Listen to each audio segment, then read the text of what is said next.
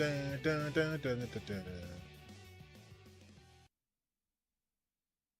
That's enough of that. That's enough of that. That's enough of that.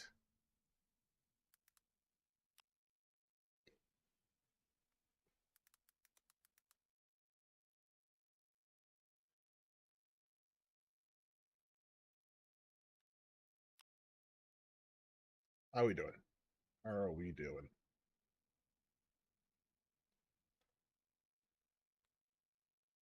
That was some fucking chill, some lo-fi.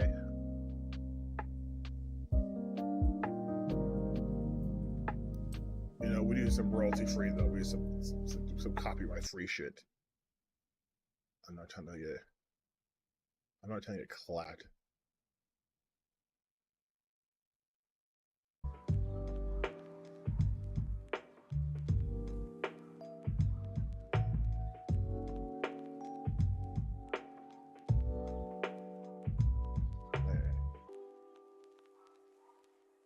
Oh, I just popped my goddamn shoulder.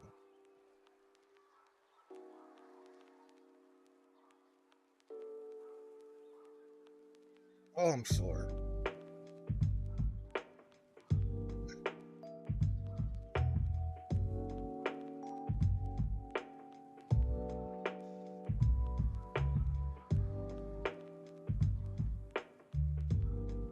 There is something just so intrinsically relaxing about just like lo-fi music. Just chill, just fucking don't even have to even think. Just vibes. We love it here. We love that. We love vibes.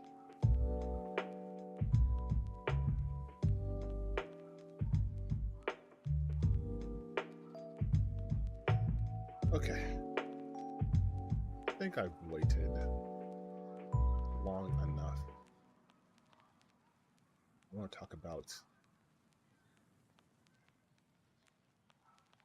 some stuff.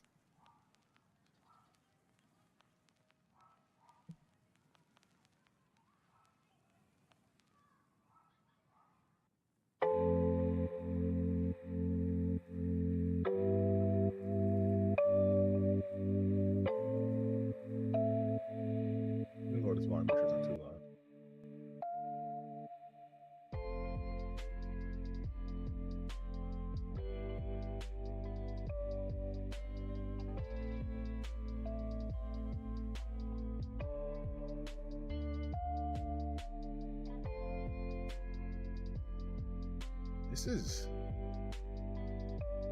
This is crazy.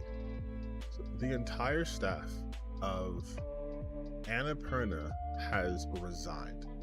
All of them just absolutely said we're done. And I heard this earlier this week. I wanted to wait to make sure like all the information was out before I start talking about it, because who even knows like what all the information is, you know? Unlike certain people, I like to wait until information is presented fully before I can like really dive into it. So it looks like, what do we have? This is The Verge. This is by Jay Peters and Sean Hollister. Annapurna Interactive, the game company famous for publishing indie hits like Stray, Outer Wilds, Gorga, Neon White, What Would Eat Adventure. Damn, dude. That's a lot of games. Bloomberg reports the entire staff of Annapurna Interactive, the gaming division, has resigned after failing to convince Ellison to let them spin off its game division to a new company. All 25 members of Annapurna Interactive team collectively resigned. Former President Nathan Gary and staffers told Bloomberg, "This is one of the hardest decisions we've ever had to make, and we did not take his action lightly." An Annapurna spokesperson told Bloomberg that existing games and projects will remain under the company. Annapurna didn't immediately reply to a request for a comment from The Verge. Last week, Hollywood Reporter said that Gary and the co-heads of Annapurna Interactive, Deborah Mars and Nathan Vella, would be leaving. Damn. THR also reported that Annapurna planned to integrate its housing gaming operations with the rest of Annapurna's divisions, which includes film, television, and theater. Hector Sanchez, who was most recently headed up the Unreal Engine games business at Epic Games and is an Annapurna Interactive co-founder, announced last month that he'd be president of Interactive and New Media at Annapurna. Annapurna, the company's film arm, has won countless awards. Okay, that doesn't really matter.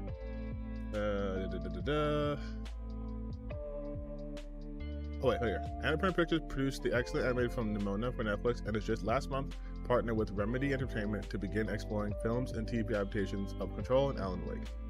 This year, Annapurna Interactive published Lorelei and the Laser Eyes and Open Roads. Upcoming games include its own developed Blade Runner 2032. I didn't know it's happening, as well as Ghost Bike and Wanderstop. So yeah, so 25. That's the whole. That's the whole team. Like that is an entire development team just gone, just walked out. I'm curious as to why they wouldn't let them spin off. Like, part of me thinks money, right? Like, I'm not gonna let you walk away and like keep all this shit and be your own company or whatever. But at the same time, from the developer's perspective, were there like constraints like working for Annapurna where like you could only do like certain types of games? Did they want to do more games? Did they have like other ideas not being heard? Because they put out some bangers. Like Annapurna, you saw. Like they put out some hits. Neon White, Outer Wilds, What Remains of Edith Finch, like that. Those aren't like, you know, whatever games. Those are huge games. They did really, really well. Stray did pretty well too. You know what? Looking at this again, I bet you what happened was they were like, yeah, you can spin off as long as we get like X percentage of total profits. And it was probably like a way high percentage. So they're just like, you know what? No. Either we get like, I'm just spitballing here. Either they're like, oh, we get it like a 70-30 or not 80-20 split, 80% to new company, 20% to Annapurna, or nothing at all. And they're just like, okay, nothing at all. And it just fell down.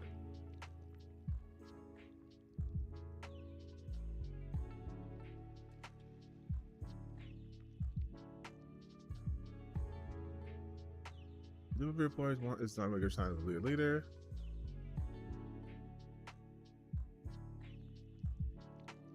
Okay, well, Annapurna was only ever the publishers of the games. Okay, so that's a little better. They were just the publishers. They weren't actually producing these games alone. But also, if people were like, I'm going to Annapurna to produce this game, I wonder if like other people were just not down to publish them. But still, that's crazy. That's crazy to have like your entire division just going like, nope, we're done. We're out of here. We're not doing this anymore. Oof, couldn't be me. I mean, it's not me because I don't use Annapurna for games. I'm not a game developer.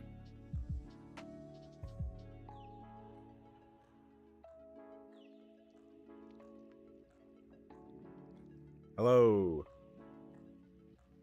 You.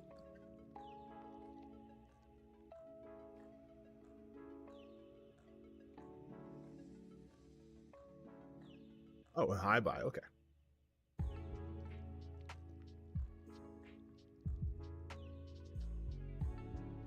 Annapurna. But you know, there's been a lot of games industries like just layoffs completely. There's been so many studios that's been collapsing. Let's look at game industry layoffs tracker. That's how you should go by. Oh, here we go. Okay, so this is just this month. We had 1, 2, 3, 4. It is month's not even done. 4 studios. Microsoft, another 650. Another 600. I think Microsoft has like the most. Back to the Verge. Yep. 650 employees in the game division. The latest cuts come a month after Microsoft laid off 1,900. Damn.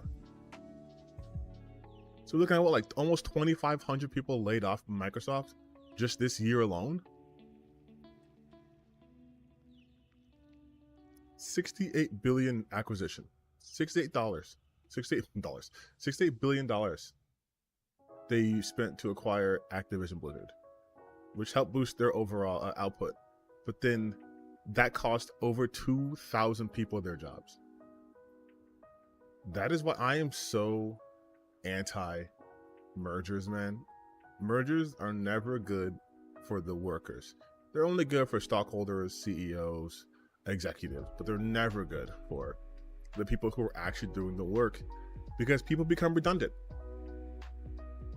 right? You don't need like 2 heads of marketing.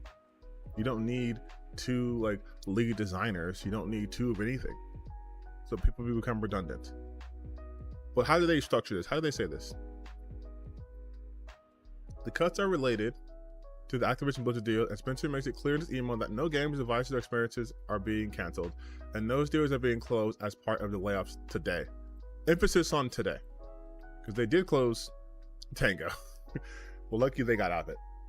As part of aligning our post-acquisition team structure and managing our business, we have made the decision to eliminate approximately 650 roles, 650 jobs, damn, across Microsoft Gaming, mostly corporate and supporting functions, to organize our business for long-term success, says Spencer. So this is all corporal speak right here.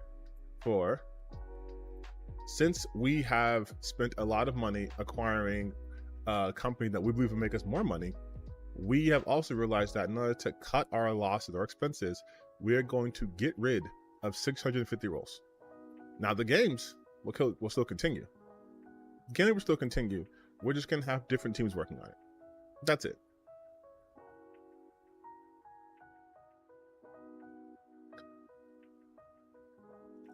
Oh, wait. Okay, so we have Phil Spencer's entire thing right here. So let's read this, dude. Let's see what old Billy Boy said. For the past year, our goal has been to minimize disruption while welcoming new teams, and they're willing to do their best work. As part of our line, okay, I said that. So this right here, our goal has been to minimize disruption while welcoming new teams, and they're willing to do their best work. That is, again, corporate code speak for we have been getting rid of positions, and we don't want you guys to focus on that. So we're going to say we're minimizing disruption.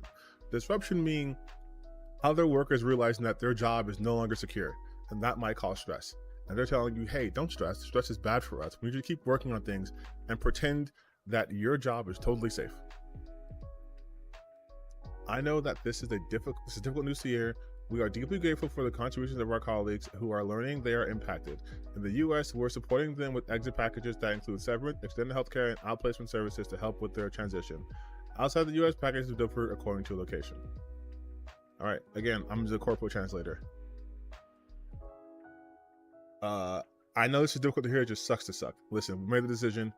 Thanks for all the work you did, but you're out of here. We will give you extended healthcare coverage, which might mean like an additional 6 months to a year, who knows. And the severance package, which may be nice, may just be dog shit, who knows.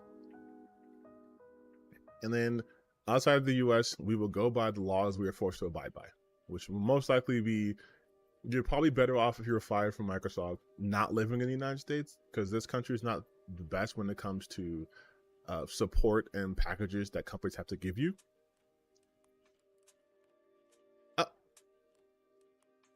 With these changes, our corporate and supporting teams and resources are aligned for sustainable future growth. There we go. There we go. And can better support our studio teams and business units with programs and resources that can scale to meet their needs. Separately, as part of running the business, there are some impacts to the other teams as they adapt to shifting priorities and manage the life cycle and performance of games. No games, devices, experiences being canceled. All right, so this part here. Really, I'm focused on the growth part. Number go up. Number needs to keep going up. We will cut as many jobs. We will take as many shortcuts we possibly can, cut as many corners as we can in order to make sure that number goes up. Whether that means getting rid of entire studios to take that tax break so that our number goes up, whether that means firing 650 people so our expenses are low, our overhead's low, so number go up, we'll do whatever it takes. This is for the shareholders. Sustainable future growth. That's for the shareholders. Throughout our team's history, we have had great moments and we have had challenging ones. Today is one of the challenging days. What about the day when you fired like 1,900 people? Was that also challenging?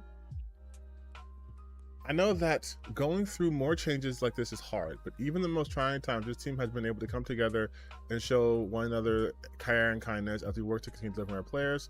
We appreciate your support as we navigate these changes. See, the whole like we part here, like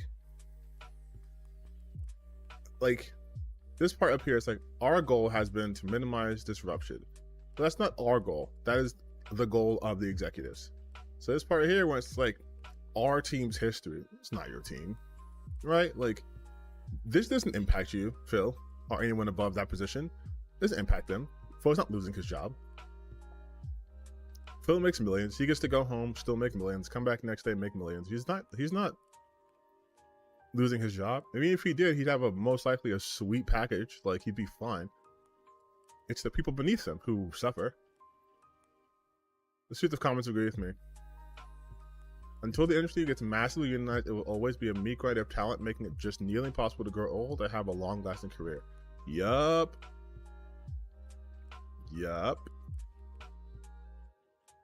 I'm once again checking in to see how all the pro-Activision merger people are doing. You guys are still standing by that position, or are you willing to make the mergers are bad for the consumer and the average worker? Maybe the fourth point of layouts will do it. See you then. You're acting as if neither Activision nor Microsoft would have been conducting layouts without a merger. In any case, my core desires from the merger, Kodak gone, and the furtherance of tech-related unions have both come to pass.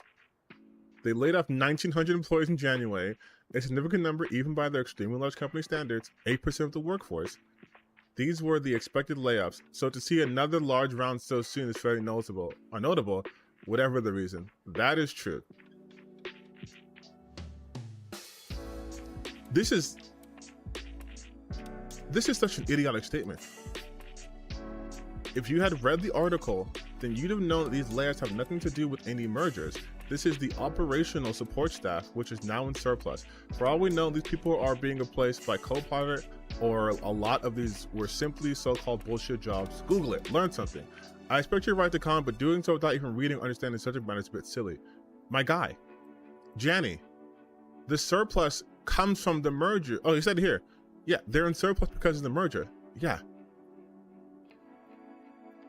Yeah, that's... and then for him to respond is like, I'm sorry, but the article quote Spencer says the layers do have to do with the merger. Yes. Like, that's post-acquisition, they had plans for the merger. Yeah, that's... Yeah, yes. People are interesting, aren't they? People are interesting. They will read something very plain and apparent and just be like, no, you're wrong. All right, so that was Microsoft, though. The Evening Star, 6 people. Wait, NetEase? Tencent, NetEase, Rethink Japan. Oh my god, this Bloomberg? Fuck, I'm not registered for this. Ubisoft, that was kind of expected. Look at these numbers from Microsoft. It's like 650, and then it's like the next closest one is what? 229 by Bungie. That was in July. So if you scroll down and see all the big numbers, that's just Microsoft. Oh, here you go. Sorry, here's Take Two. That happened in April. I remember. I covered that. God damn, dude. Look at all these layoffs, though. 1,800 for Unity. Fuck. 1,900 Microsoft. 900 Sony. Deck 9 had about 25. Deck 9 are the guys who do Life is Strange now. Gearbox, I'm surprised that they haven't laid off more, to be completely honest. Same thing for Ubisoft. Only 45. That's crazy. I would think Ubisoft would be laying off like hundreds of people. They always seem to be having problems. Visual Concept South. That's the guys who do like 2K. 22. Estimated total 12,700 losses. 12,700 people lost their job. Out of that 12,000, 2,500 of that is just from Microsoft. Just to put that in perspective. 2,500 of the 12,000 jobs lost, 12,700 jobs lost, is Microsoft. Nuts. That is nuts. And then Annapurna. Oh, was Annapurna added to that list? Okay, no, I guess that's not a layoff. They retired, in a sense. They resigned. So I guess that's not a layoff technically, but still. The game industry is going through a fucking blender.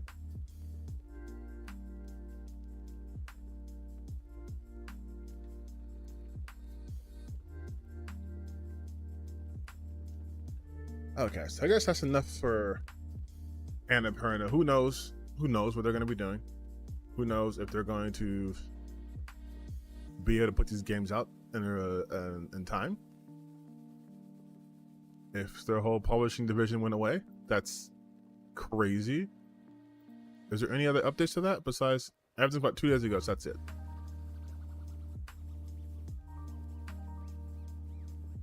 Okay, well that's that. The next thing I wanted to talk about was Lollipop Chainsaw, specifically RePop.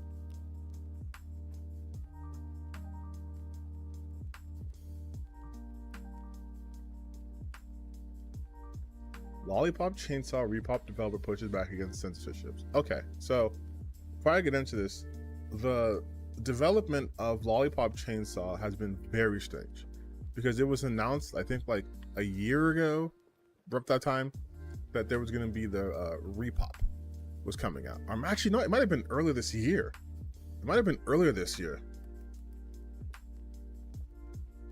Announcement.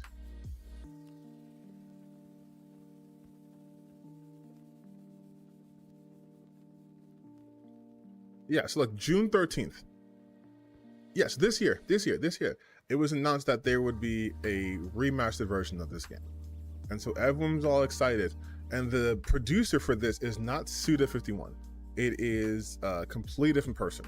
It is from Dragami Games, President Yoshima Yasuda.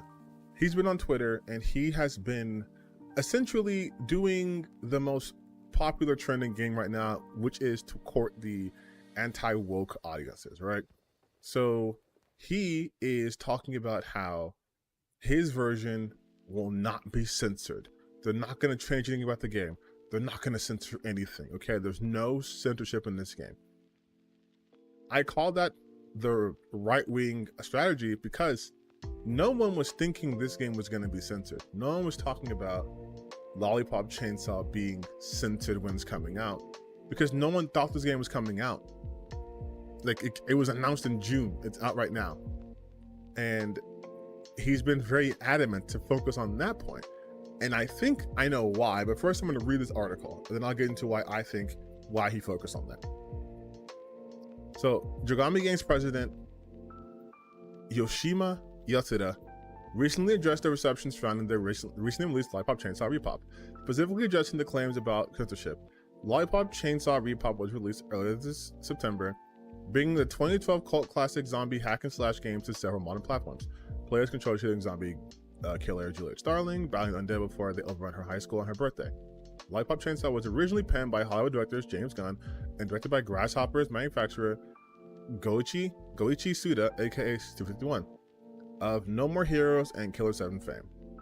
The remaster, however, doesn't involve either Gunn or Suda, with it being done in-house by Dragami Games. Already, right there.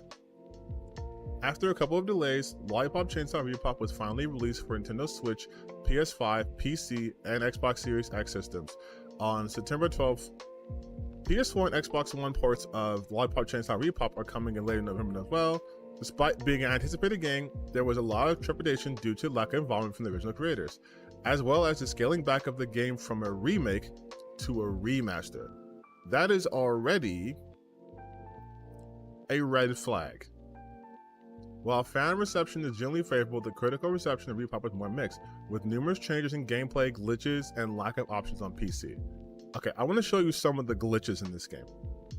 I bookmarked it. Yeah, so here we go. This is from the Switch version.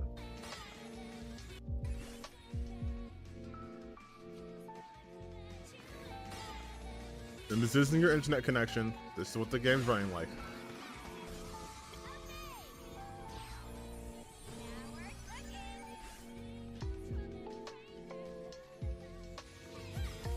Like that's the game.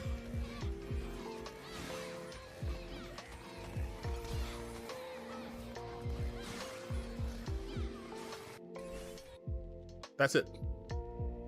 That's what it's running like.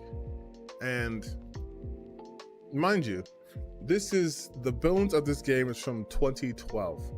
PS3, Xbox 360 era. Nintendo Switch can handle games from that era.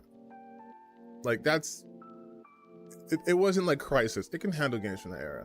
And this is a remaster, which is more told about the gameplay and glitches. Like that's what they're talking about. Yoshimi Yatsuda recently addressed several of these issues in an extensive post on Twitter, including some apparent claims of censorship.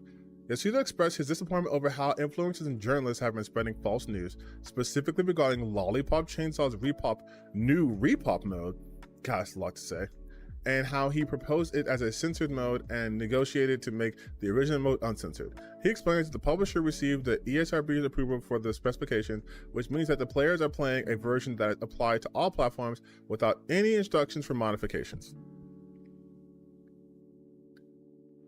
Oh, here's his whole tweet. It's insane.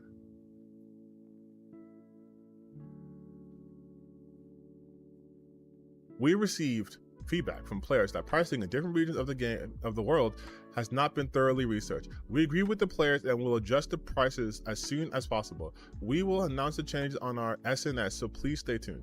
Next, we've received some bug reports and are currently working on fixing them.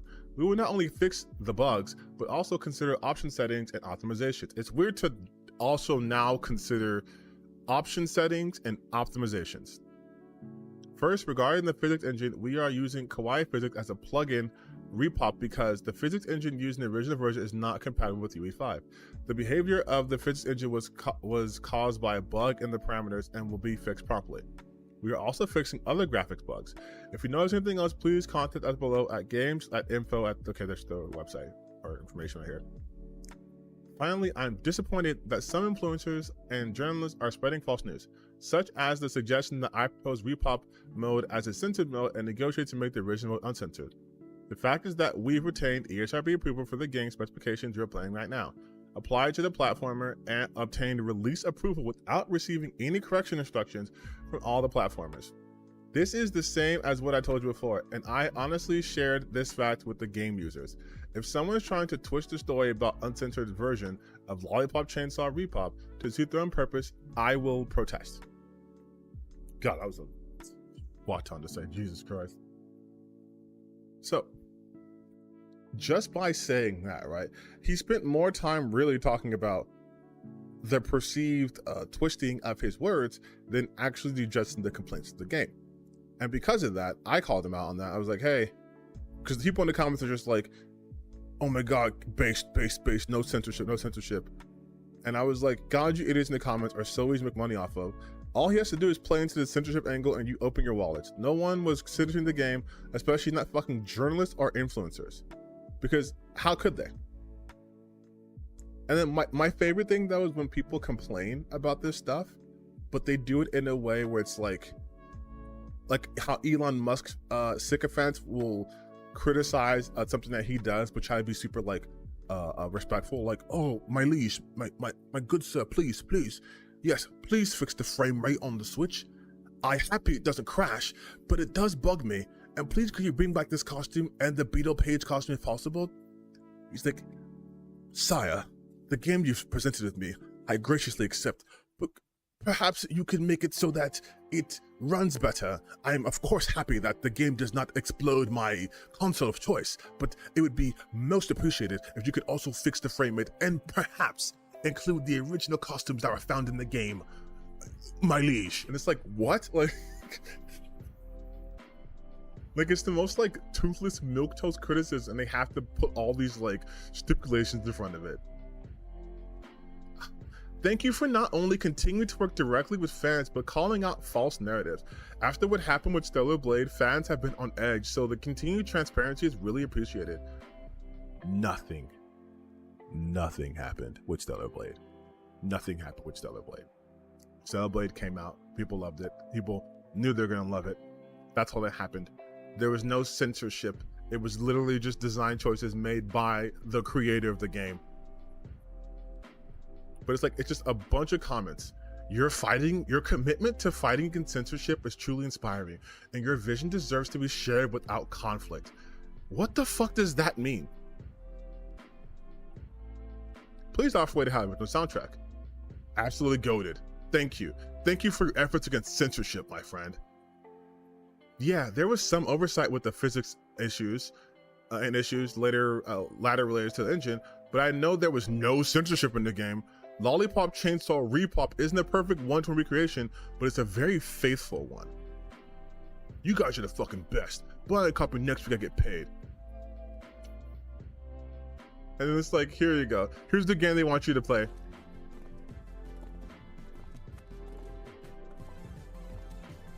I'm gonna get some water real quick, but this is what they want you to play.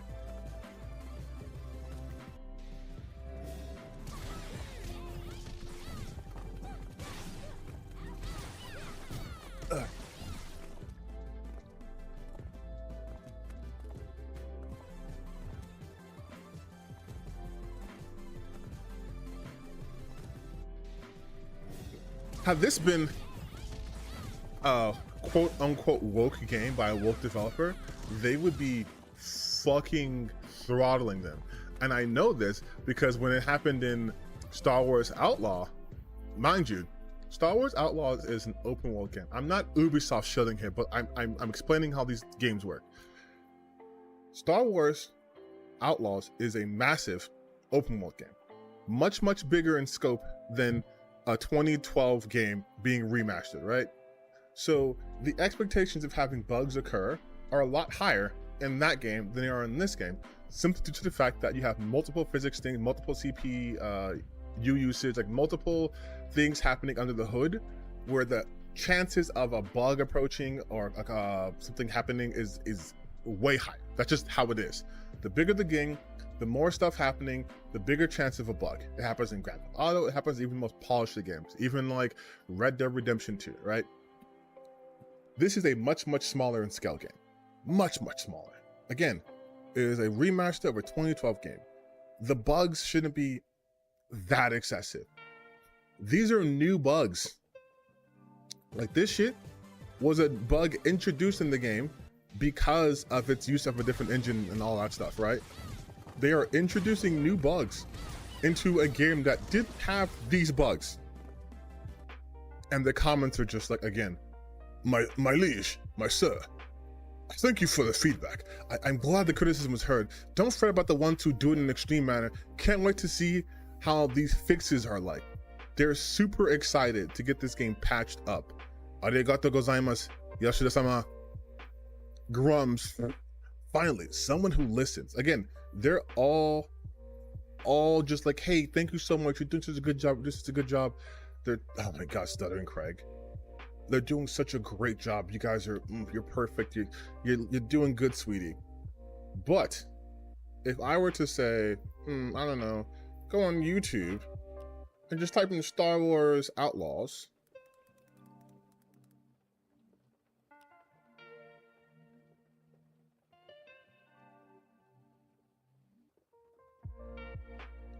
Star Wars Outlaw being a quadruple A game for 3 minutes. Let's see just what's up happening. What does it mean by quadruple A game? What does it mean?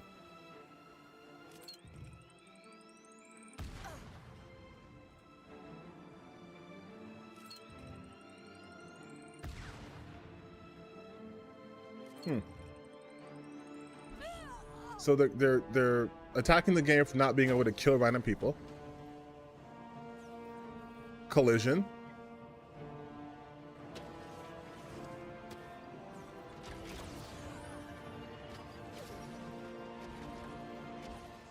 See, my thing is, what are they expecting? Do they want to be able to? Here we go.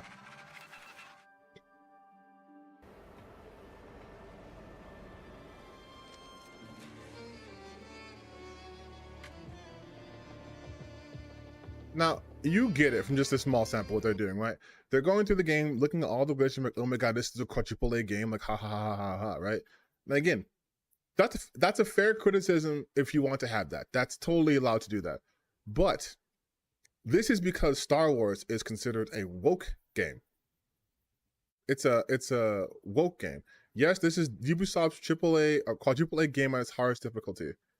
Like it's a triple A game. It is a woke game. So that's what they do. But again, this game that they say is good, this game that they like, no, we can't attack it. It's protected, you guys.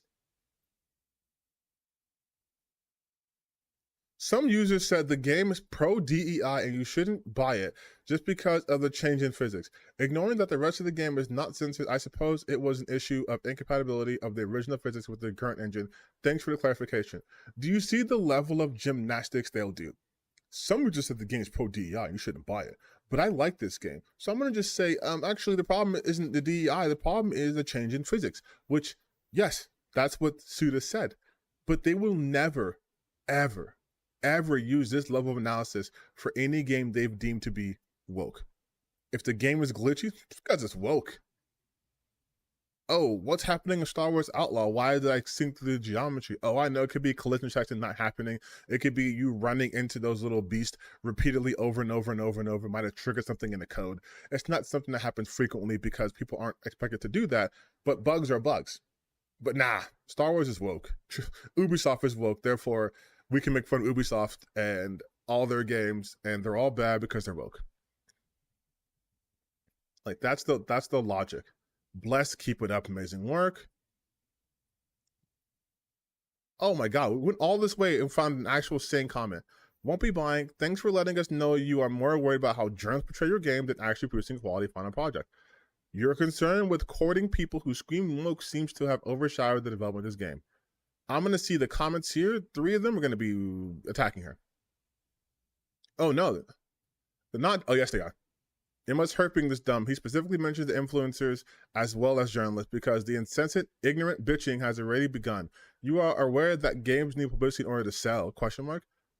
The gooners he caters to have arrived.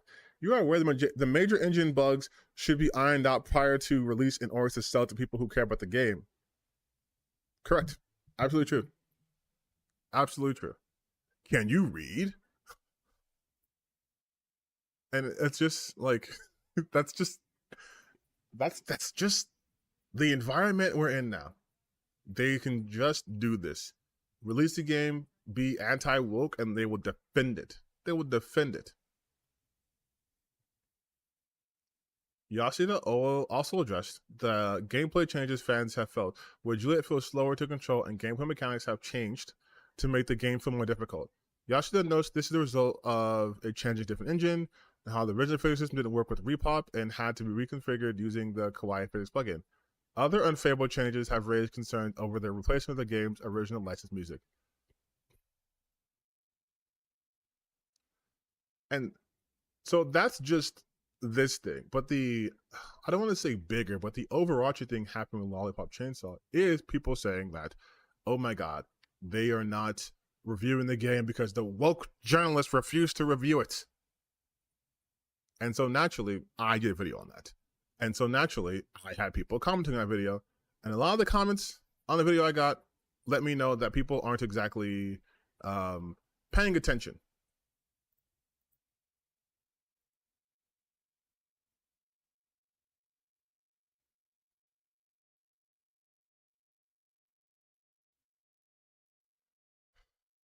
All right, so Where was that guy at? Oh, so one guy just kept coming onto my my community tabs.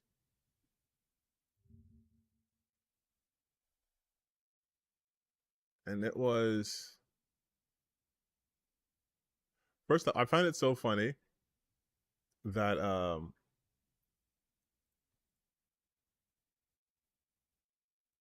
this guy just he's so obsessed with me and he's so mad that he's just like, black and gay with this viewpoint predictable. Just like, I love how their first resort is always to be like, well, you're gay and you're an ethnicity, so you know what you're talking about. Like, can I just bigger?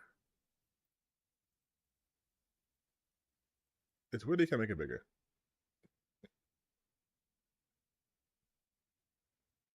Oh, he was so salty at me. He was like, the majority of gamers view what they want to view, and like, I'll never be big as Asmongold, those guys, because they don't like my stuff. And I'm like, my brother in Christ, I would never want Asmongold's audience. I don't want these people's audiences. I don't want an audience of grifters and people who can't think for themselves. But there was one guy who was like legitimately, like, really upset at me over my my post about Vera. Yes. Listen right here. Where he's like, oh, let me put this back on. When he was like,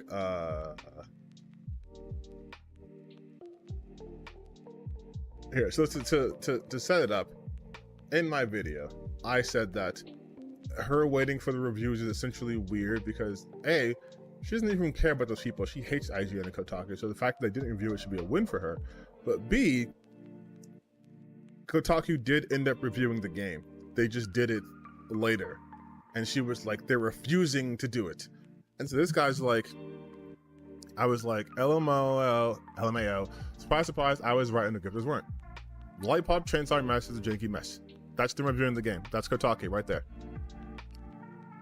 And he goes, no, you weren't, because that is not from IGN. They said IGN. They said IGN and Kotaku. They said IGN didn't wanted to make a review of the game to not triggered their woke journalists, and still there is not a review from IGN, and still the same reviews there has been no more, so again, you are wrong. And I'm just like, what?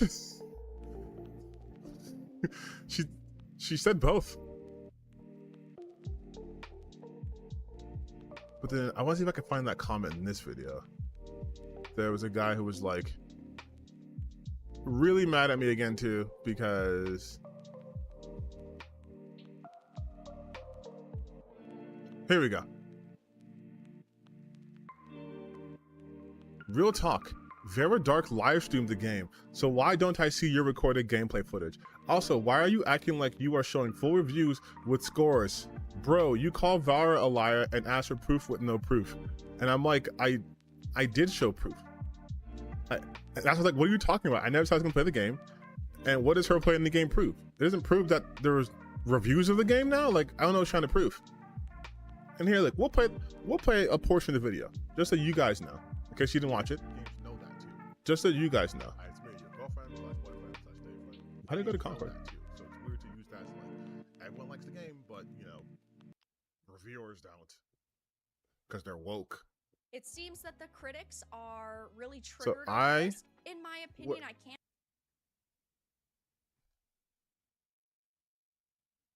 Okay, so you might hear my voice twice because the way my camera is set up, I'm going to be blocking my video of myself in that same position, but it's fine.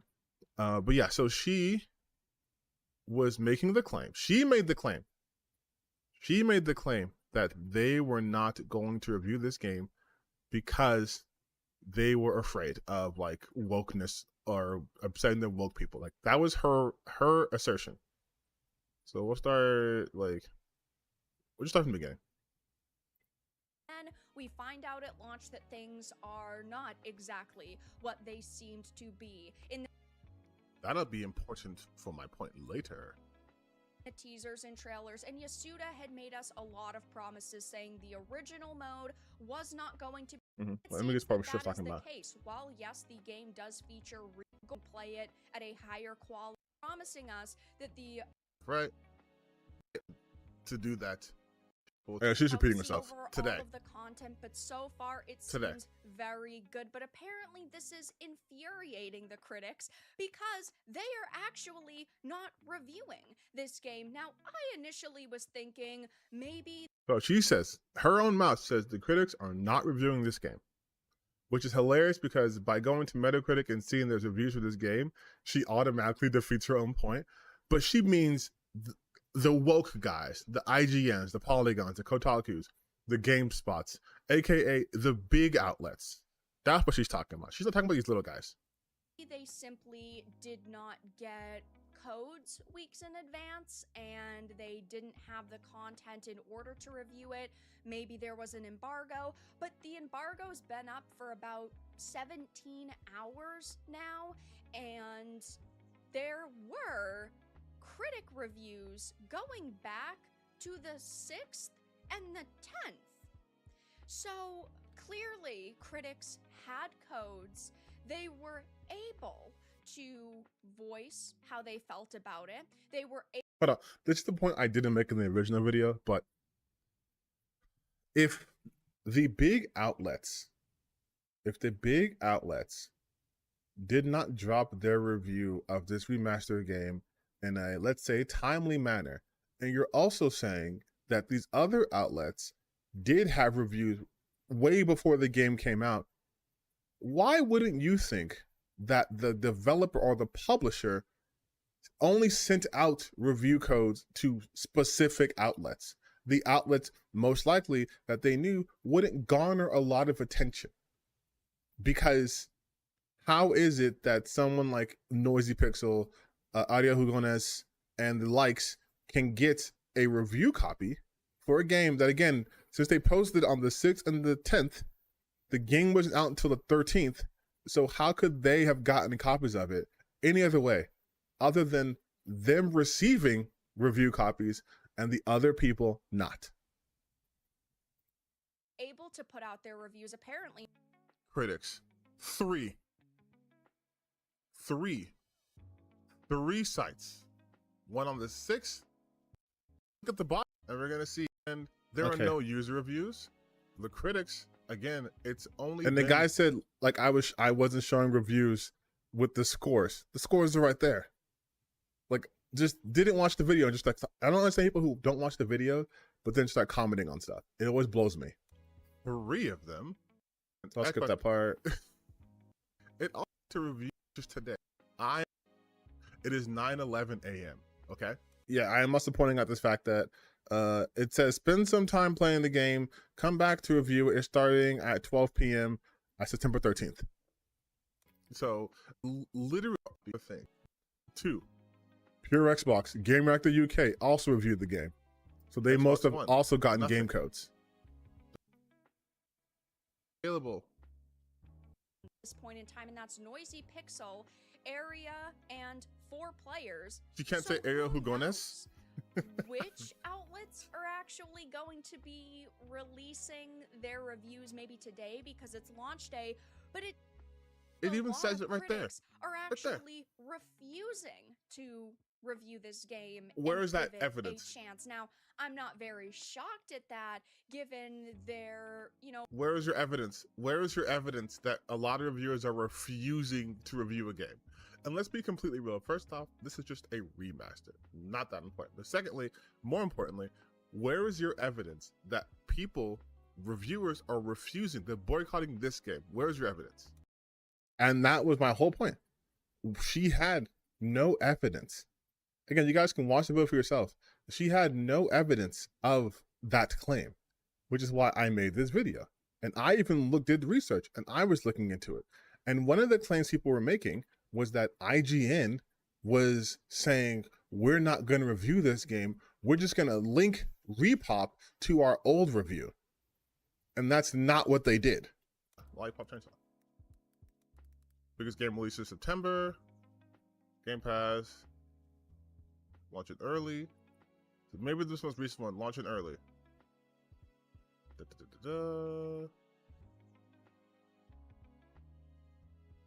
Lollipop Chainsaw is a remake of Papa's remake of Lollipop Chainsaw. The game picked up a cult following, but in our 5-rated review, IGN said Lollipop Chainsaw doesn't even attempt to differentiate itself from the genre, and most of it does try a new realm of its character and writing ultimately ends up taking away from an incredible on-paper action game. Okay. And that's it. That's it. There is no IGN refusing to review this game. There is no IGN linking their review to the old review from 2012. There's none of that. All they said was, in our previous review, we gave it a 5 out of 10 stating those reasons. That's it. But they're taking that as, well, IGN saying they're not going to review the game. And then another person was like, I think it was, who was he? I think it was a Manga Lawyer. He was talking about how, I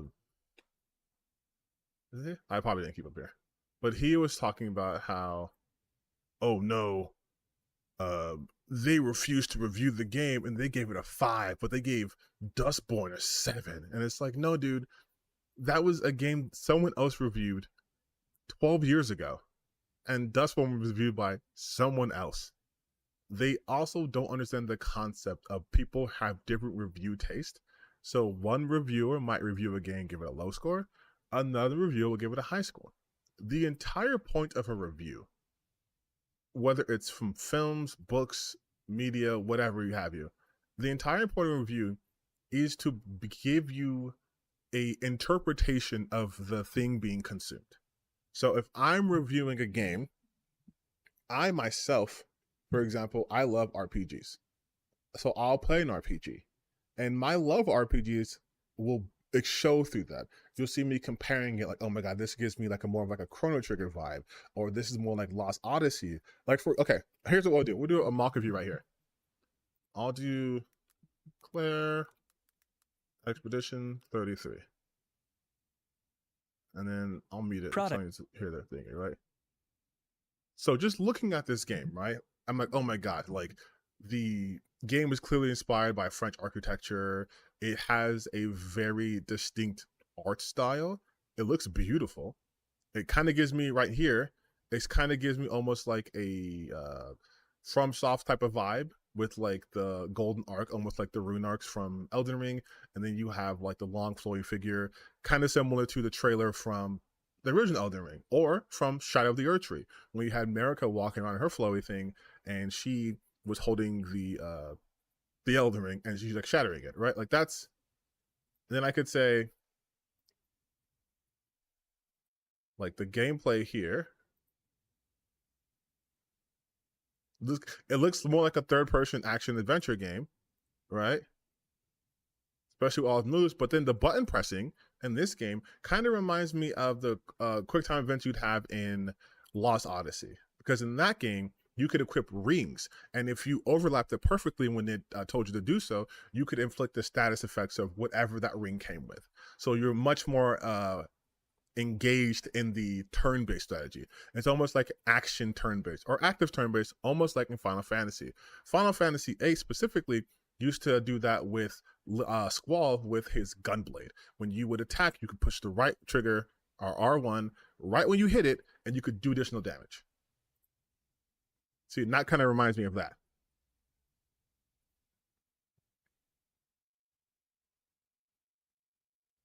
Like, that's how I would do that, right? I could say that. But someone who doesn't play RPGs, for example, is probably not going to make a deep cut reference to Final Fantasy VIII's mechanics or Lost Odyssey's mechanics, because they wouldn't know. They're not familiar with it. They might review this game and go, wow, graphically it looks pretty pretty. It kind of reminds me of Banishers, Ghost of New Eden, so maybe that level of polish and quality. But it does look pretty cool. It almost is like an action game. It looks like they had an action game and turned to an RPG. And most people would say, yeah, like an action RPG. But again, that comes with familiarity with the topic. If I'm reviewing Lollipop Chainsaw, I might have a different interpretation of that than someone who loves hack and slash zombie games. I'm not the person who likes hack and slash zombie games. But if I review it, I'm going to review it mostly on this mechanics. So like when you do reviews, there are some baseline things you have to cover. The mechanics of the game. You know, how well is the gameplay? Is it boring? Is the presentation solid? What's the actual like technical performance aspect from it? But then that's the technical review. Then there's when you put your personality, the subjective part of the review, right? And then those two together give you a review, and then you as the consumer decide. Or you can say, hey, you know what? This person didn't like this game because it was very difficult. You know, they had to really get the perfect parry window down. But you, who's a Sekiro master, you have perfect parry down. So you don't have a problem with that. That's how reviews work. Intentionally, that's how they work, right? Originally, it's how it's supposed to work. But because of this weird space we find ourselves now in the gaming space, reviews no longer work that way. Reviews are simply, let's scroll down to the bottom of the page, see what the point says, and then ignore the paragraphs of context. Let's just scroll down. They gave this game a 5 out of 10. They gave this game a 7 out of 10. Actually, I really want to find that. I really want to find, let's just do Lollipop. Actually, I could probably just do Manga Lawyer, unless I blocked him.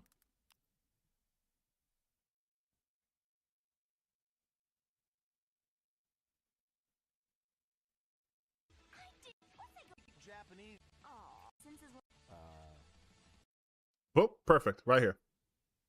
Perfect. Thank you, Manga Lore, for being the predictable shield that you are.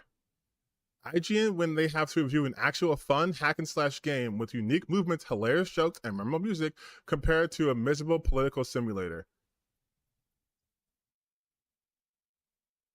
And then he crops it out. He crops it out. So there's nothing here. And then Dustborn, good. Notice how this one says Mitch Dyer. This one says Rachel Weber or Weber. Different people, different taste, different genres. Manga Lawyer, first off, Manga Lawyer is a loser, but he likes games when there's girls who have their titties jiggling and their butts out. And that's all he needs from a game to be good. That's all he needs from a game to be good. He can say hilarious jokes, that's subjective. Memorable music, yeah, a lot of it's licensed. Hey Mickey is licensed, it's memorable. And then compared to a miserable political simulator. So obviously, he doesn't like games that have politics he doesn't necessarily agree with. And because of his perspective, he thinks that this game, Lollipop Chainsaw, should have gotten higher than Dustborn, even though these games came out 12 years apart and are a completely different genre. Because he doesn't like it. He would be a terrible reviewer because he is biased beyond belief. He cannot enter a game space with his own biases checked and try to play the game for what it is. No.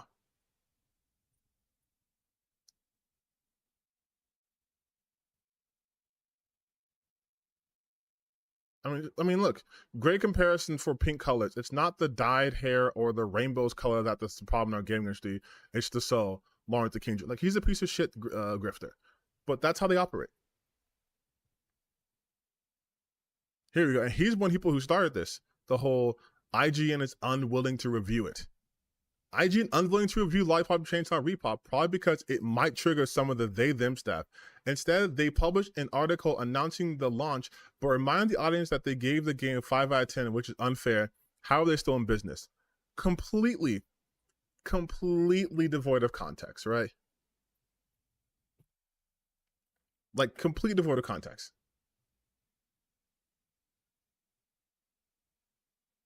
It's just, it's such predictable shit. But again, that's how these guys operate. It is very much just constant outrage farming. Like, and he is super racist too, by the way. Like, he's also a racist. But that is, like, look, Lollipop Chainsaw, RePop aesthetics versus Star Wars Outlaws. And it's this and still versus this. And this is the shot that they always use. This picture is what they always use to be like, look how ugly these girls are. They pick one fucking frame and will be like, this is why these games are bad, because she's ugly. And like, this game's gonna be good because she has boobies out. And it's like, this game's getting fucking destroyed because it's not well optimized. But they don't care about actual gameplay. They care about winning their bullshit culture war. Lollipop Chainsaw, with just 2 international game review scores, no magazine covers, amateur trailers, and controversial price of 4040, has already surpassed Concord's all-time peak. Like, what does this have to do with the game? Nothing. Nothing. Nothing at all. They don't care about games. They just want it to. They just want to win. They just want to win their wars. So I'm gonna play a video for you guys. I'm gonna use the bathroom real quick. I'm gonna play one of my own videos. I'm gonna play. Let's do the game AI one. That was a pretty good one.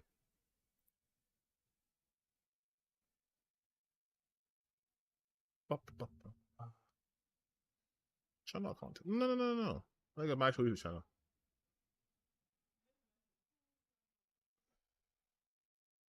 Accounts? No.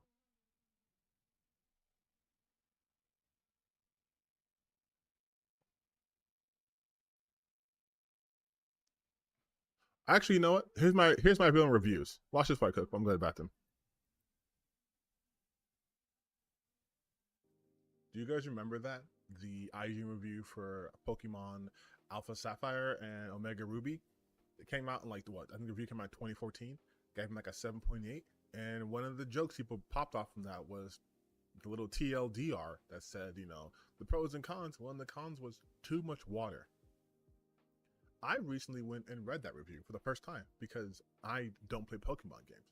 But I read that review and they were actually referencing the fact that there's lots of water, which made it tedious to like traverse, but also there was an imbalance of water type Pokemon. So like the game was making you having to like really fight a lot of water types to the point where it was too much water. Now, with just the TLDR, it seems like a stupid complaint. Too much water, what the fuck does that mean? But given the context, it makes way more sense, right? They're assuming that you've read the review so you get what they mean when they say too much water. But that's my issue. Reviews have now become too condensed into the TLDR section that people only read the TLDR. It's the same thing that happened with the Screen Rant Black Myth Wukong review. Where people are saying they docked the game because of lack of diversity and inclusion. It's like, no, that was a portion of it, but the real reason why they docked the game was because of its horrendous performance issues, which other reviewers have also mentioned. But that gets lost in the sauce because the TLDR. I do not like TLDR. I don't like TLDR at fucking all because it removes the context from everything. And it incentivizes people to just look at like 2 lines versus the like 30 lines you wrote previously. When it comes to reviews, those are one of the few things where there shouldn't be a compromise, okay? I just realized I'm wearing the same shirt. I'm wearing the same shirt in that video then. I'm wearing the same shirt. Twinsies. Okay, I did want to get to where is it? I thought here we go. McDizzle. We watched McDizzle's video on Grums. How long is this video actually? It's been a little over 2 weeks since my investigation started. 18 minutes? 18 minutes, McDizzle? Alright, dude. We'll do it. Let's watch it. Started on the crowdfunding scandal of Ember. And it's nearing its close. A lot of people are really interested in this, and a lot of people are asking questions. A larger YouTuber covered it, and through their findings and their time talking with Mark, it really validates everything we talked about was true. There was about 600,000 crowdfunded in total over 8 years when Mark himself said that a demo should take about 6 months and cost about $60,000, with only a little over 100,000 of that being transparent and overshot visible. that there, Mark. Mark took 2 years away from the development of the game while continuing to crowdfund it hard during that time, while making everyone think that he was developing the game and it was his full-time job. And lots of deception. We're going to dig into all that. Remember, Mark's not making a game, he's just making a demo, a spiritual successor to a game he's already made called Firefall. And he's not the only one making a spiritual successor to Firefall. Look at this, it's called Nexus Drop. It's only been in development for a year and a half, and it appears to be a lot more feature-rich and just as far along as Mark is. It's one person, part-time, with no money, and it's a stark contrast to what's going on with Ember. In today's video, I bet you they started doing to 1 year's time, so they were very aware of Mark stalling on the Ember demo. Mind you, like they said, this is supposed to be a demo. The original conceit was this supposed to be a vertical slice, and then he's supposed to present this to people and do a Kickstarter to get people excited so people could, make the game for them, right? A demo. It's been almost a decade, and there has been nothing to show for this game. Nothing. we're going to discuss the crowdfunding scandal of Ember. How did we get to where we are at today? And why it should not be surprising that Mark Kern is an absolute mess when managing money. We're also going to talk about what happens next. The whole thing is kind of jaw-dropping. I'm actually pretty proud of myself. I took on one of the largest voices in gaming, exposing a pretty large crowdfunding scandal, and it was just a bonus because it was Mark Kern.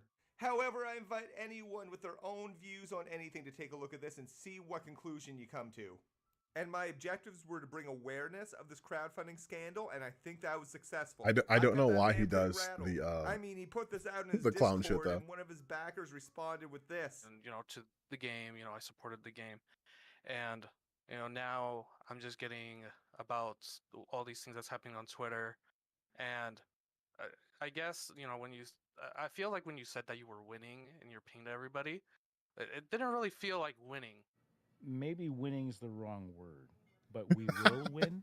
Maybe future tense. That's just a taste of the statements and questions Mark has been getting about Ember. Keep in mind, lots of people have contributed lots of money with the expectations set by Mark that they would have this done in early 2018, or at least the demo anyways. Let's lay out a bit of history about Mark Kern, because with his history, none of this should be a surprise. Okay, I'm pretty sure I'm fully aware of what this history is, right? Him working out Blizzard. Allegedly, he's a breast milk aficionado.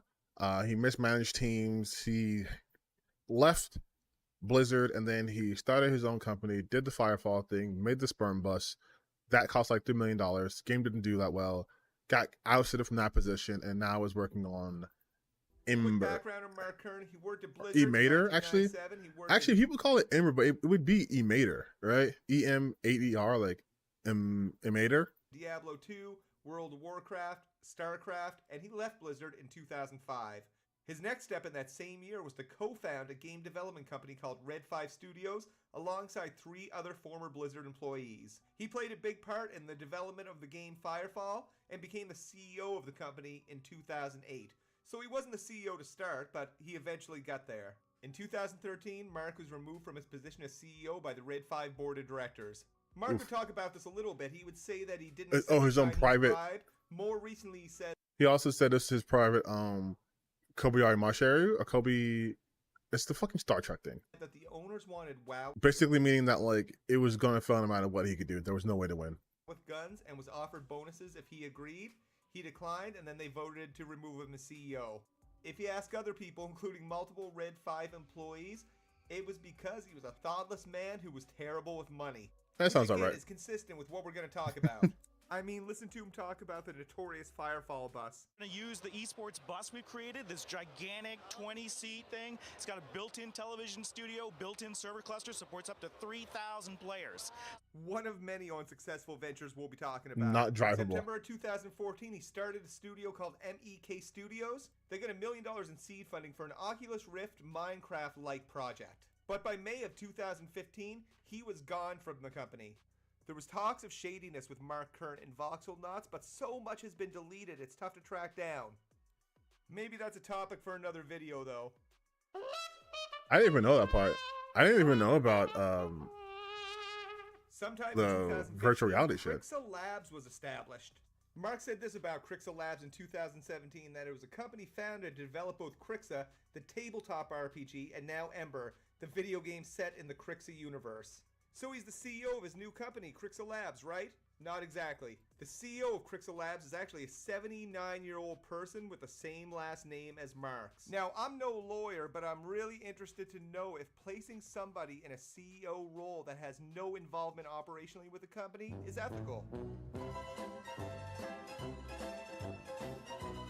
In June 2016, Mark Kern started a petition to make a spiritual successor to Firefall. You know, the game that he claims he's the creator of. And I'll even question that. Firefall. I feel like all he does is just make petitions. Like that one thing said, he's good at fundraising, and then that's it. He'll get you the money, and then that's it. That's it. That's all he'll do. He'll just fundraise like crazy, and that's it. Was made by a team in which he was largely absent from. But his own ego wants him to take 100% of the credit for any success that it did have. Mark publicly tried to get Firefall to tank so he could buy cheap IP. Imagine a former CEO wanting all of his ex-employees to lose their job because of his own ego. His change.org Sounds about right. was really successful because people believed in Mark at that time. At this point, he was a big advocate for gamers. I think it's pretty clear that's because they're going to be his best customer. And there's a lot of things that Mark is really bad at, but one thing he's really good at is raising money. I should also mention that it looks like in January of that same year, he had a tax lien placed on his house for $265,000. Here comes the money. Here we go. Money talk. Here comes the money. Oh, Shane O'Mac. He launched his first Indiegogo campaign in the summer of 2016. It was for one milestone of forums, website, and art for Ember. They delivered that and moved to the next milestone a month later. The next milestone was asking for $5,000. They smashed that and got over $20,000. This is for a number of things, including starting to build some 3D assets. This is where things start to lose the plot a little bit. So the plan is to break up the funding of the game into deliverable, playable milestones. Currently, each milestone is designed to be funded and delivered in less than 2 months. Sounds like a reasonable plan. I'm sure it'll go really well. He's got a bit of funding. He believes in this milestone format, which is similar to what publishers do. You know, you get to a certain point, you get more money. But every 2 months would be a crazy schedule. Milestone 1 was completed pretty easy. Milestone 2, on the other hand, took about a year. Whether it's a year or a couple months, the reason why we're talking about it is Mark specifically designed his milestones to be completed within a couple months.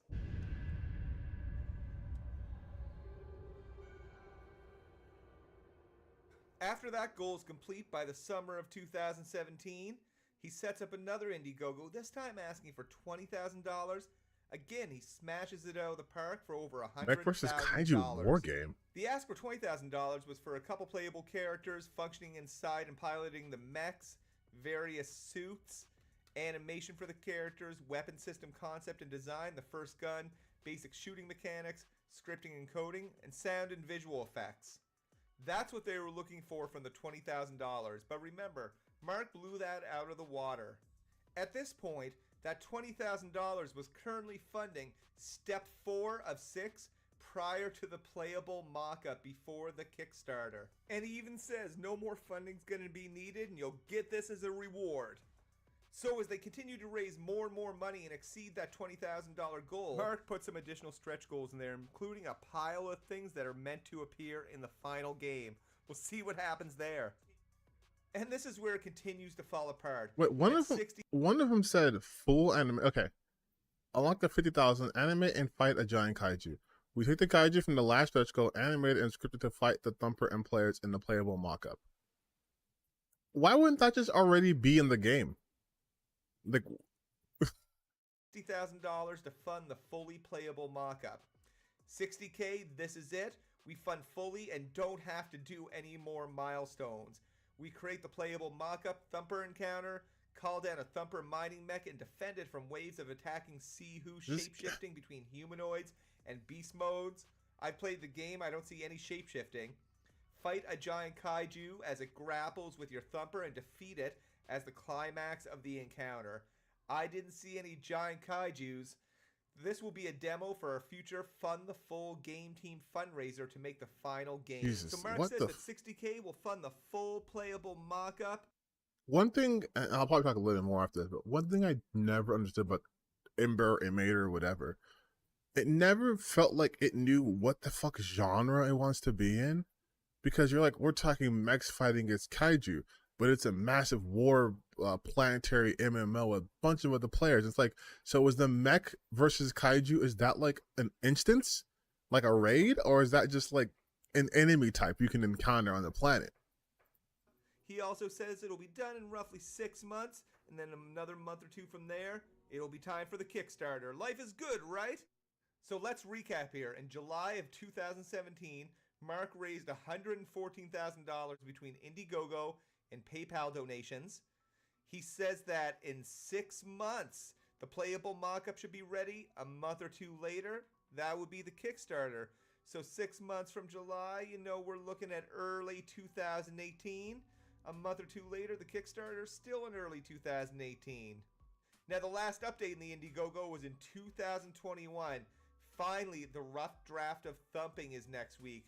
Remember, that was supposed to be included in that playable mock-up that was going to be done in early 2018. As well, a lot of the... See, this is what I mean, though. Like, if this is an MMO, there were just certain things in the MMO you don't need. Like, if the whole thing is you're playing in giant robots, then you really don't even need pilots. You can just have the giant robots, whatever, right? But if you want to be like, oh, it's like a Gundam or it's like a whatever type where you want to see your pilots, okay, cool. Done. Animations for players, characters run, walk, board, and exit frame.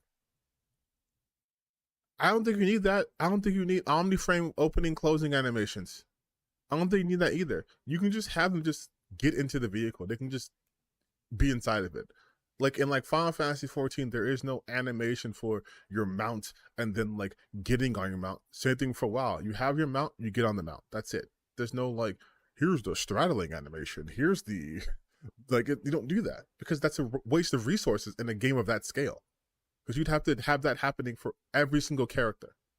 The things that were meant to be done with that $20,000, including that playable mock-up that was used to drive that funding at $60,000, was not done and nowhere close to that playable mock-up. What was done were a number of things out of scope of that milestone, like a novel and tabletop game, but not even close to the playable mock-up. There was no kaijus, there was no shapeshifters, just a couple different sandboxes with some different features. Isn't this... And that's a bad idea. Why would you want to make it a novel? First off, Mark is the one writing the novel.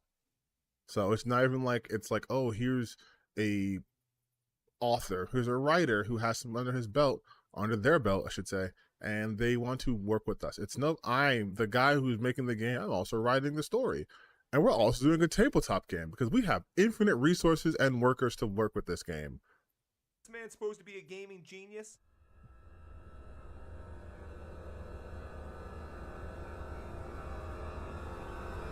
Everything was pretty quiet until July of 2018 when Mark upgraded the website to allow people that back this Indiegogo milestone to upgrade their package and pay more money.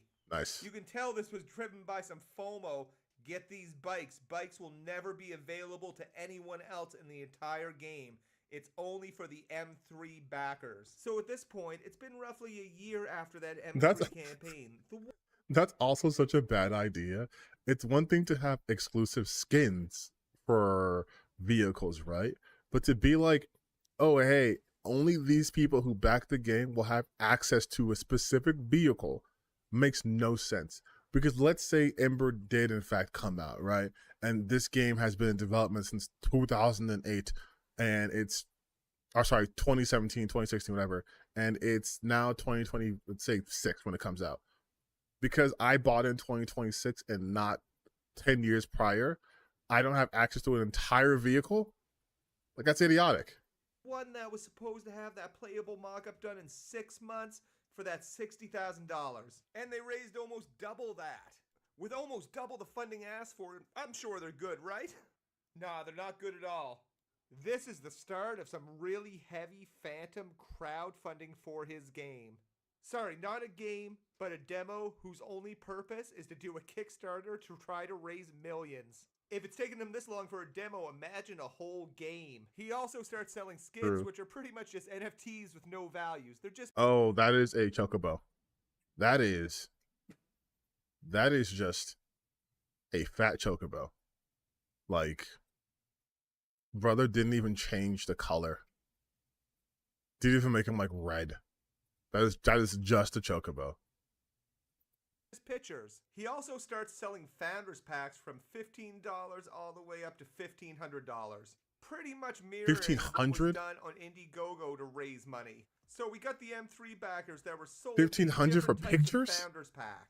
After he met the goals in Indiegogo, he started selling the same packs on his own website to raise more money for that M3 campaign. But wasn't 60K supposed to fully fund the playable mockup?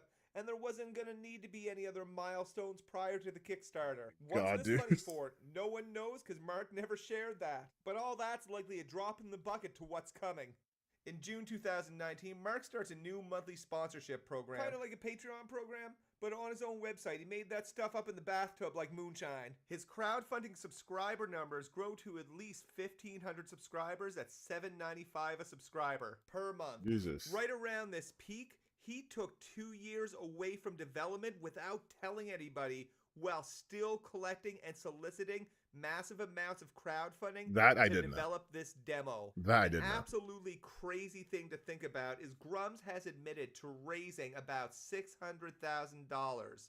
Based on the information that we have, it looks like $250,000 of that $600,000 was crowdfunded at a time Grums wasn't even working on the game. And he didn't even say anything about it until he was called out. He blamed it on medical issues with his kids. He willfully knew this and continued to crowdfund. He didn't have time to develop the game, but he certainly had time to shill the skins and such on Twitter. Yep. Grums got paid about $250,000 not to work on his game for 2 years. Again, this is just for a demo to do a larger Kickstarter. This ties into the reports from Red 5 Studios where Mark would take extended absences all the time. It also ties into the stories of the mismanagement of money that we've heard. Oh yeah, he would shoot like music videos and shit. Fast forward to a little over 2 weeks ago when I did my investigation into Ember. Grums got wind of it and said an anonymous YouTuber was spreading misinformation about him. Grums was recently interviewed by a larger YouTuber named Upper Echelon. Nothing we've said has been incorrect, from the stealthy fundraising reaching about $600,000.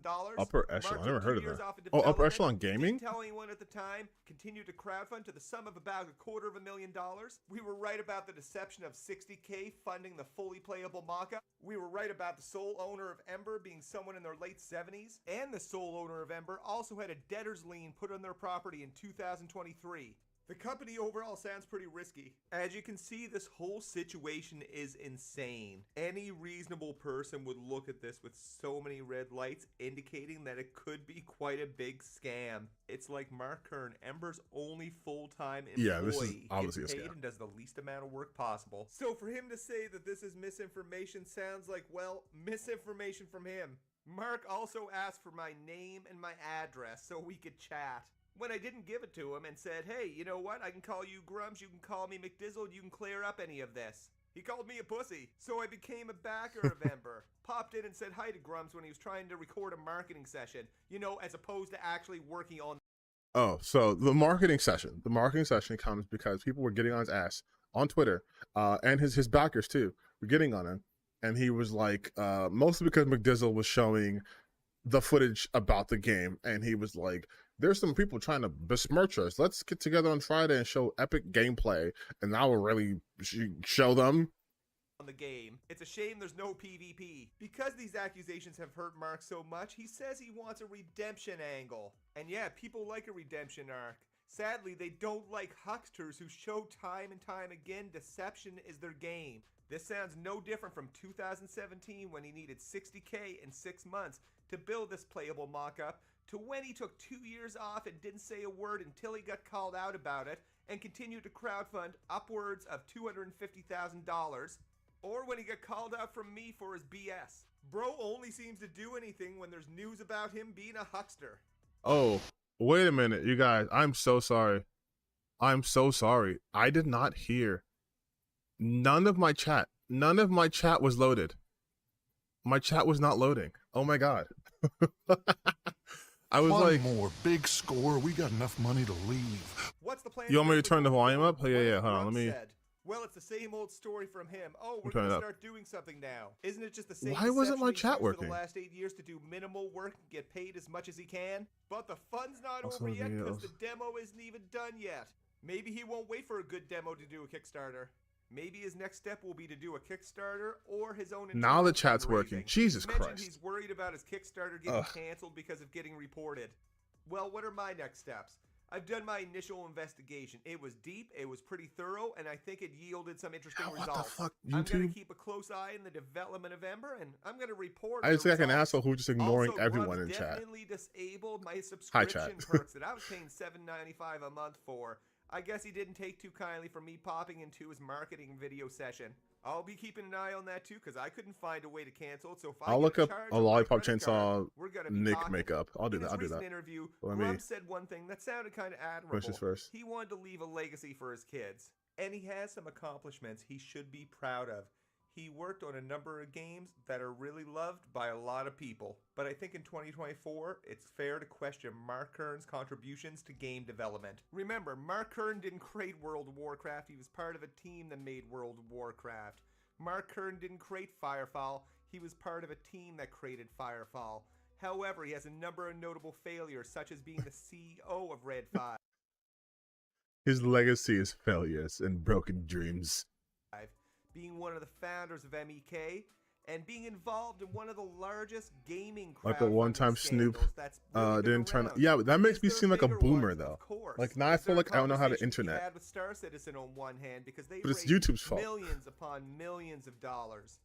But this is about accountability to the people that crowdfunded you, deception, transparency, predatory business practices, which are another big problem in gaming overall, but you're not really talking about that a whole lot. I mean, how can you say out of one side of your mouth that you're an advocate for gamers and the other side of your mouth employ these incredibly predatory monetization processes, selling a bunch of stuff that doesn't really exist? And of course, the litany of other things that we talked about. In fact, there's perfectly reasonable discourse that you are scamming gamers. While Mark talks about completing this game being a legacy for his kids, you have to stop and wonder, is his legacy going to be completing this game even if he completes it? Or is it going to be being Also, legacy with his kids. Doesn't he owe child support? Like, am I wrong? I'm just saying, doesn't he owe child support? a creep about belly buttons and impregnating girls young enough to be his child?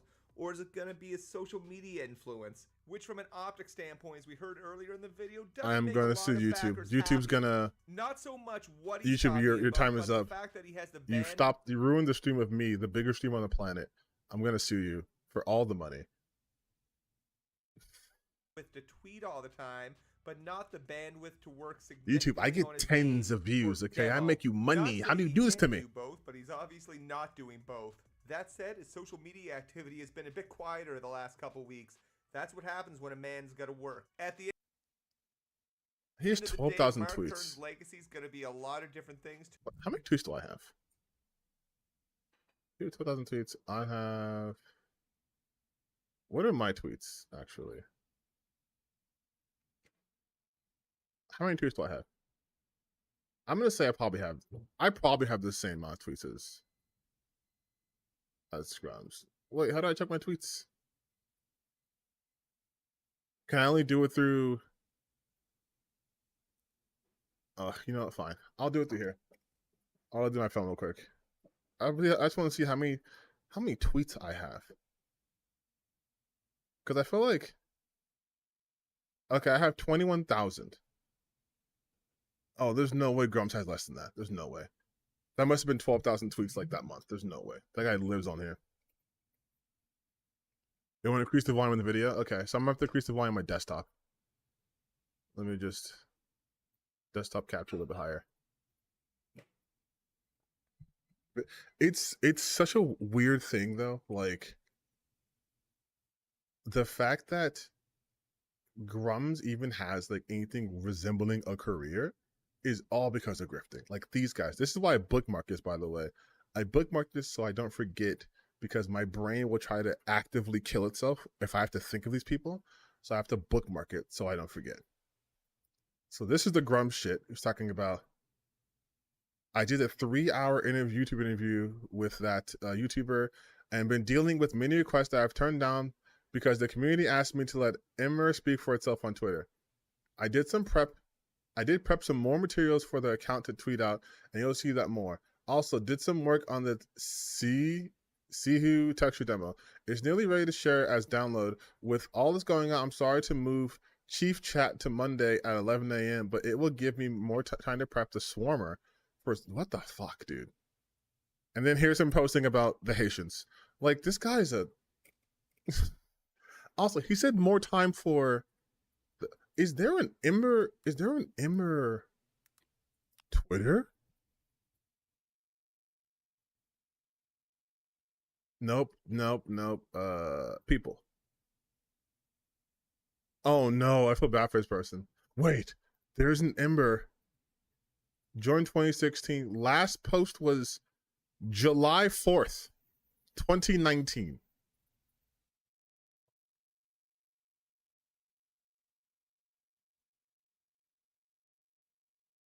Why the fuck was he retweeting Chrissy Teigen's daughter? What the fuck?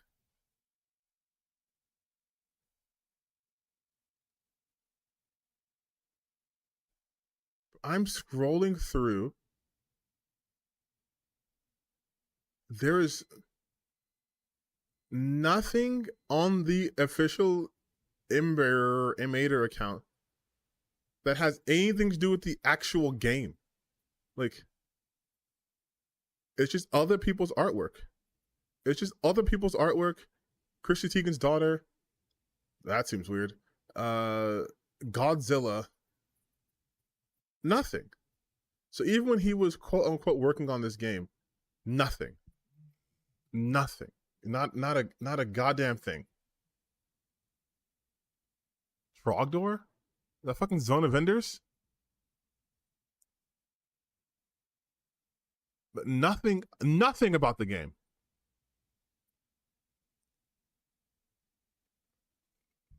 One follow it though, in case it does actually make an update. Nothing about the game.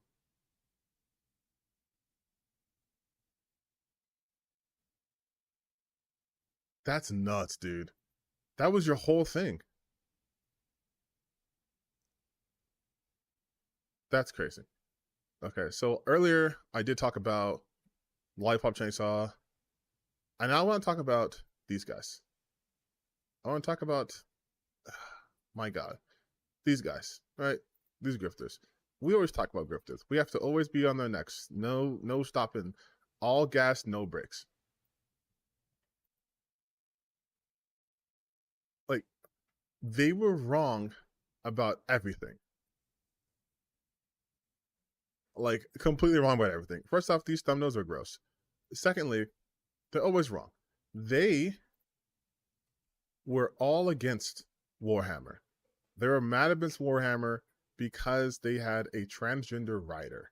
And now, when it's successful, it's the same account. Real gamers win again. So, because I hate myself, and by extension, you guys, we're going to watch a video. We're going to watch a Synthetic Man video. Watching Synthetic Man. All right? We're watching his Warhammer video.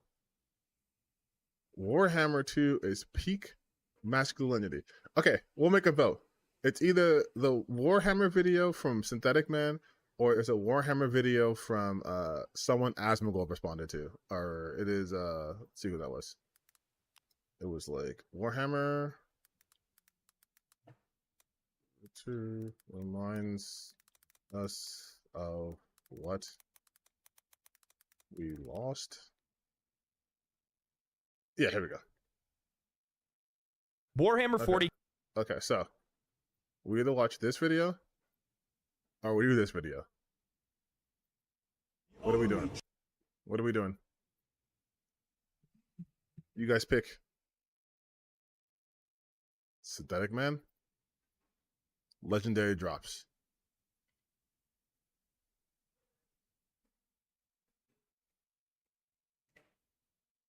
Viewer's choice. It's viewer's choice.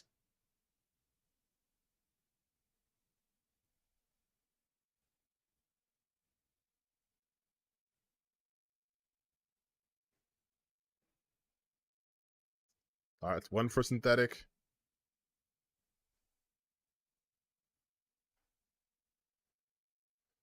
Two for synthetic. I think I know this is going. Soylent Boy, that's 3 for synthetic.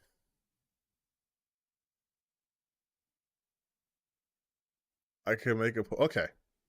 All right. Synthetic. All right. Okay. All right. Fine. Fine. Doing synthetic. All right. But here's what we'll do. I need to prepare myself. So I'm gonna get some drink. I'm gonna get some water. I'm gonna get some water because I have to be in a, let's say, a certain state to watch this guy. So I'll make a big screen for you guys to get ready to enjoy looking at his face for like a couple. Matter of fact, I'm gonna do it to where it's just you guys, because you're gonna suffer. You're just gonna look at his face until I come back.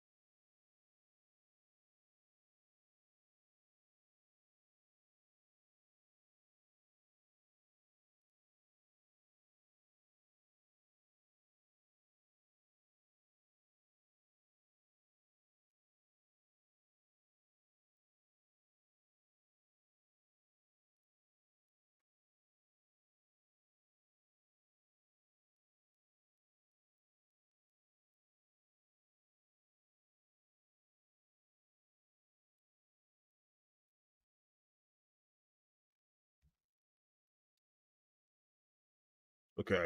All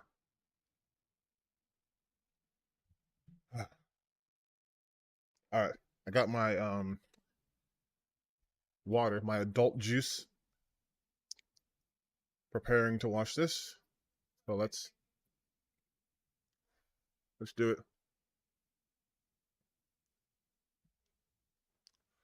Oh. Only true ground you will find down there will be each other. Yeah, have faith in your brothers. Yeah. Everyone except him. I sense heresy from this. Wow. 11 seconds. 11 seconds. 11 seconds.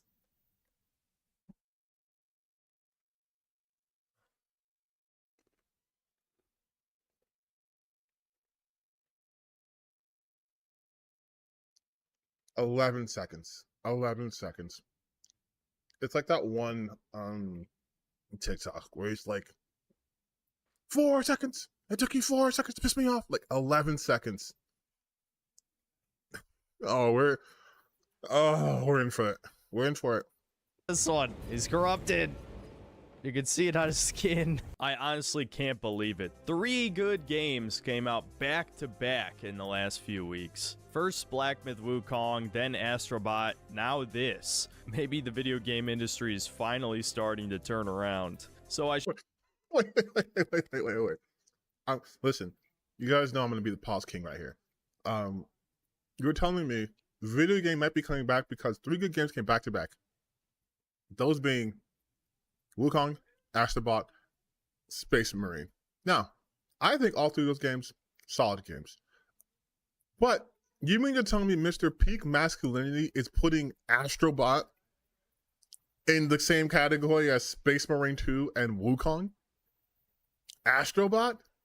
Again, looks fantastic. I don't have PS5, but I would play the shit out of that game if I had a PS5. But as you guys know, I play a multitude of video games. In fact, I have a surprise game we're going to play later on. But this person is like masculine. I like shooter games. I like pew games. And then he's like, 3 good games came out. Black Myth Wukong, Space Marine 2, Astrobot. I should probably just get out of the way first that I'm not the biggest fan of Warhammer 40k. I like the aesthetics, I like the themes. You guys already know I like any edgy, dark stuff. And all of the gore and senseless violence definitely appeals to my inner 12-year-old. I mean, damn, dude, he's doing my commentary for me. That said, I am nowhere near an expert on the lore. Not that it really matters for this game, because there's really not that much story, but I just thought you should know that going in. I'm mostly just going to analyze this as a video game first and foremost, and I think this game does a pretty good job at achieving the niche it's trying to fill. Mainly as a sequel to the first game, which was a cult classic from the PS3 360 era, and also just in general as a horde shooter hack and slash hybrid game. I think it nails both of those aspects fairly well. Certainly not a flawless game. It definitely has a lot of the same flaws that other games in this genre do, but I think if you can manage to convince 2 of your buddies to play this with you, you can have a damn good time. Now, another thing I want to make clear is that I really don't have... Honestly, you know what? Again, you guys know me. I'm impartial. I'm not a...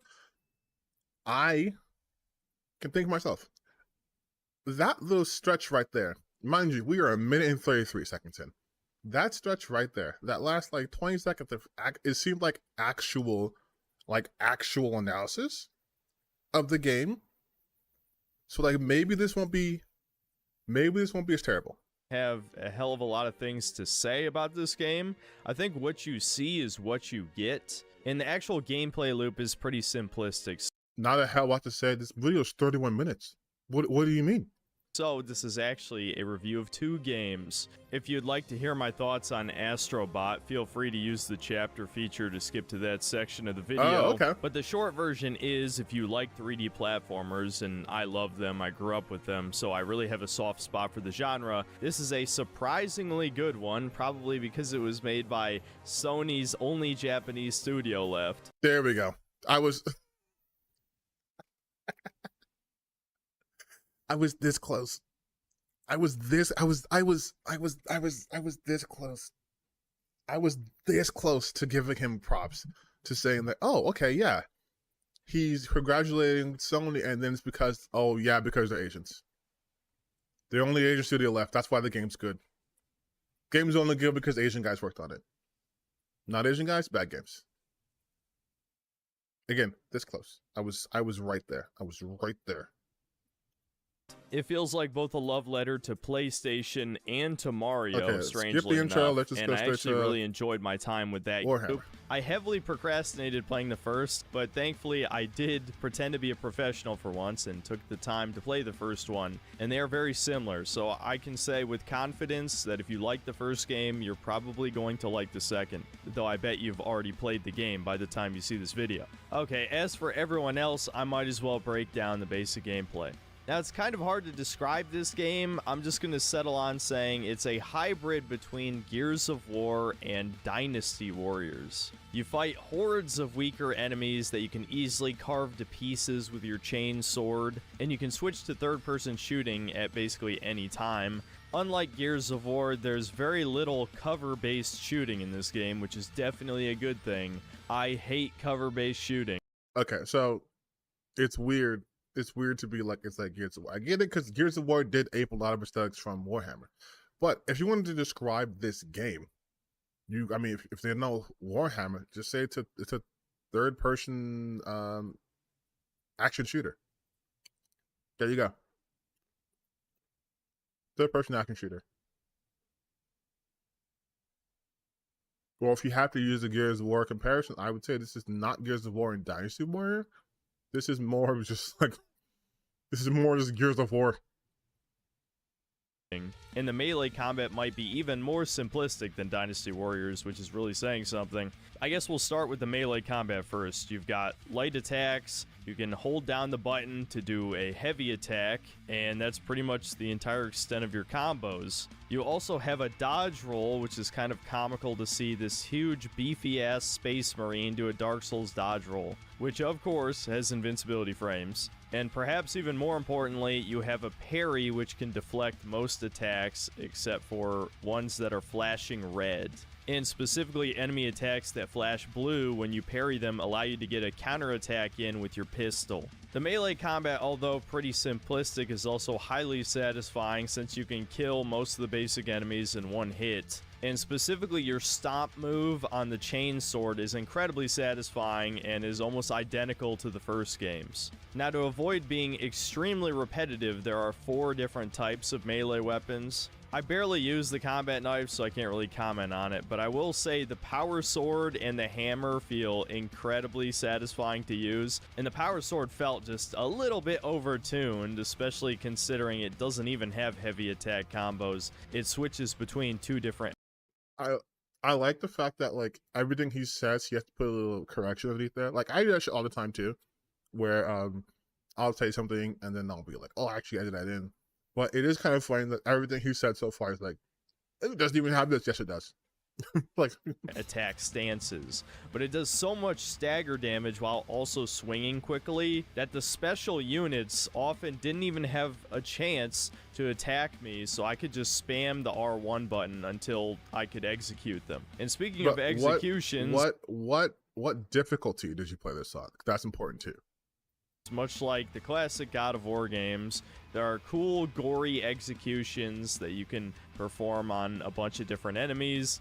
Now, the main difference between the first game and the second is that in the first Space Marine, performing an execution restored about half of your health, whereas your armor functioned more like Halo's shielding, where after a few seconds of not getting hit, it would regenerate back. This helped the first game maintain a relatively fast pace because rarely were you required to take cover. All you had to do is hit a basic orc enemy type with a strong attack and it opened them up for execution. This kind of now looks in like the sequel, Darksiders. the health system is completely changed. Performing executions now gives you armor back instead of health, and so now your main way of maintaining health is through the new Bloodborne style rally system where you can hit enemies to regain recently lost health.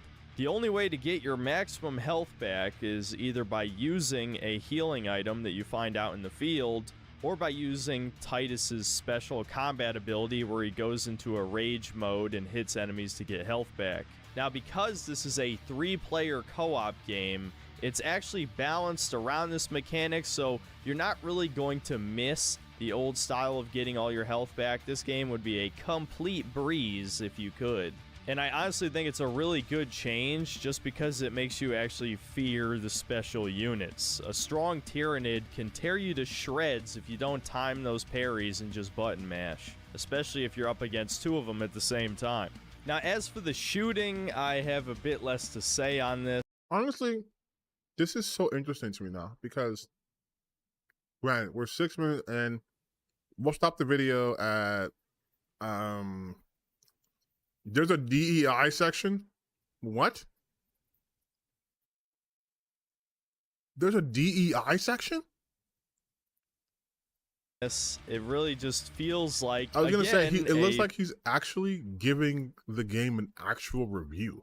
PS3 era third-person shooter. You guys have probably played a shit ton of these if you're watching me. So if you miss that era of gaming, you'll probably be just fine with this. I do want to note here that I played this game on Veteran, which honestly wasn't that difficult, at least when I played it with 2 other real people. The bots in this game are ass, so I won't be surprised if people playing this by themselves on hard will probably struggle. I think the game might be just a little bit too easy on Veteran, and we'll get into why, because it's directly related to the shooting. So because Space Marines are absolute units, as you would expect, their guns are just as massive. But for some reason, pretty much every variant of a bolter in this game just doesn't do the damage it should. In the first game, I think I did just about as much shooting as melee combat, whereas in the sequel, I felt much more incentivized to do melee, partially because of how the health system works, but also because shooting just wasn't that strong for roughly the first half of the game. But of course, as the I'm still blown by this. So It seems like he's actually doing a rather decent job reviewing the actual game, broken out to the mechanics. Then we have, let's just go down to level design and variety. As for the whole orcs versus Tyranids debate for the main enemy type of these games, I definitely prefer the orcs conceptually and aesthetically. I like that they're based off of football hooligans, basically a bunch of violent idiots who just want to fight. And the fact that all their machines are basically just cobbled together scrap metal that shouldn't work, but just does, is a really good concept. Whereas Tyranids are just the same alien bug species that wants to devour everything that I'm sure you've seen in a bunch of other sci-fi media by now. But if we're talking about gameplay, I just think the Tyranids are more fun to actually shoot at and fight. The problem with the orcs in Space Marine 1 is that the game was way too afraid to show you new enemy types quickly. Given that you're fighting for about 95% of that game, you're going to end up fighting the same 5 orc enemy types over and over and over again. I pretty much got tired of fighting them about 2 hours in, whereas I didn't start to feel repetition fighting this game's enemy types until the operations mode. I won't break down every enemy type, but to get into the specials, I think the standard warrior units felt just deadly enough that if you weren't paying attention, you could easily lose half or more of your health, which was a really smart decision for the first major enemy type of the game, because it teaches you early on when the big boys show up, you can't just mash. Okay, so like, why? Well, I don't want to do story company spoilers. My thing is, why have a DEI section? And one more thing I gotta briefly mention. Like he says, I gotta mention. I don't think you have to. Is the small amount of wokeness in the game, depending on your definition. Basically, the only left-wing propaganda I noticed while playing this game is the comical amount of diversity. The most offensive being the major of the Cadian guardsmen, who is an Indian woman, an ugly one at that. Okay, so that's the show I'm talking about. Like, if you could look at their brains, and let's say the brains were divided into very simple parts, like the regular human part and the brain-rotted, racist DEI, ESG part. If you could just, like, excise that part, you would get, I mean, I wouldn't say the first half because he was kind of rich here.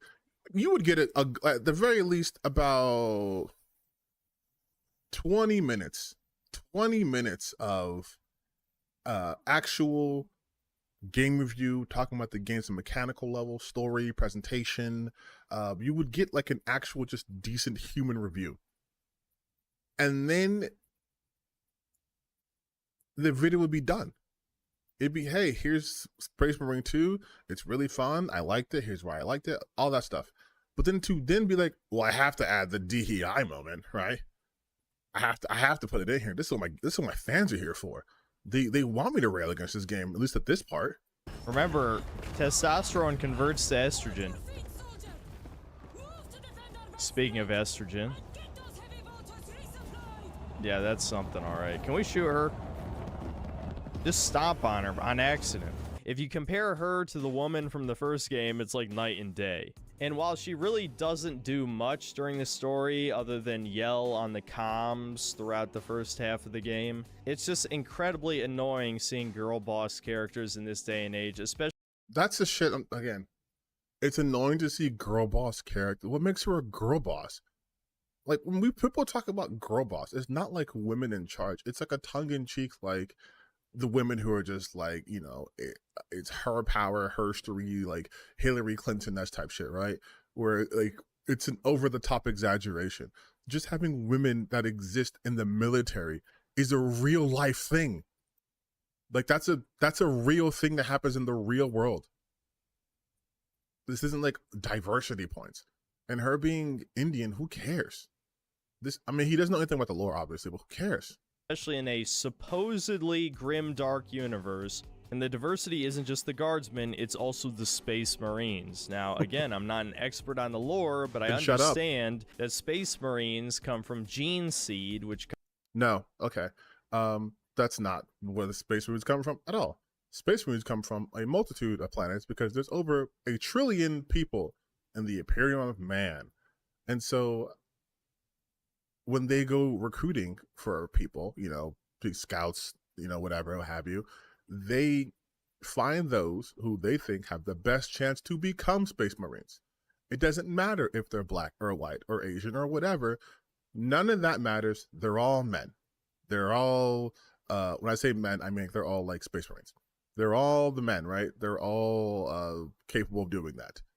And then once they start the implantation process, putting the genes inside of them, giving them extra hearts, what have you, that's when they become a Space Marine.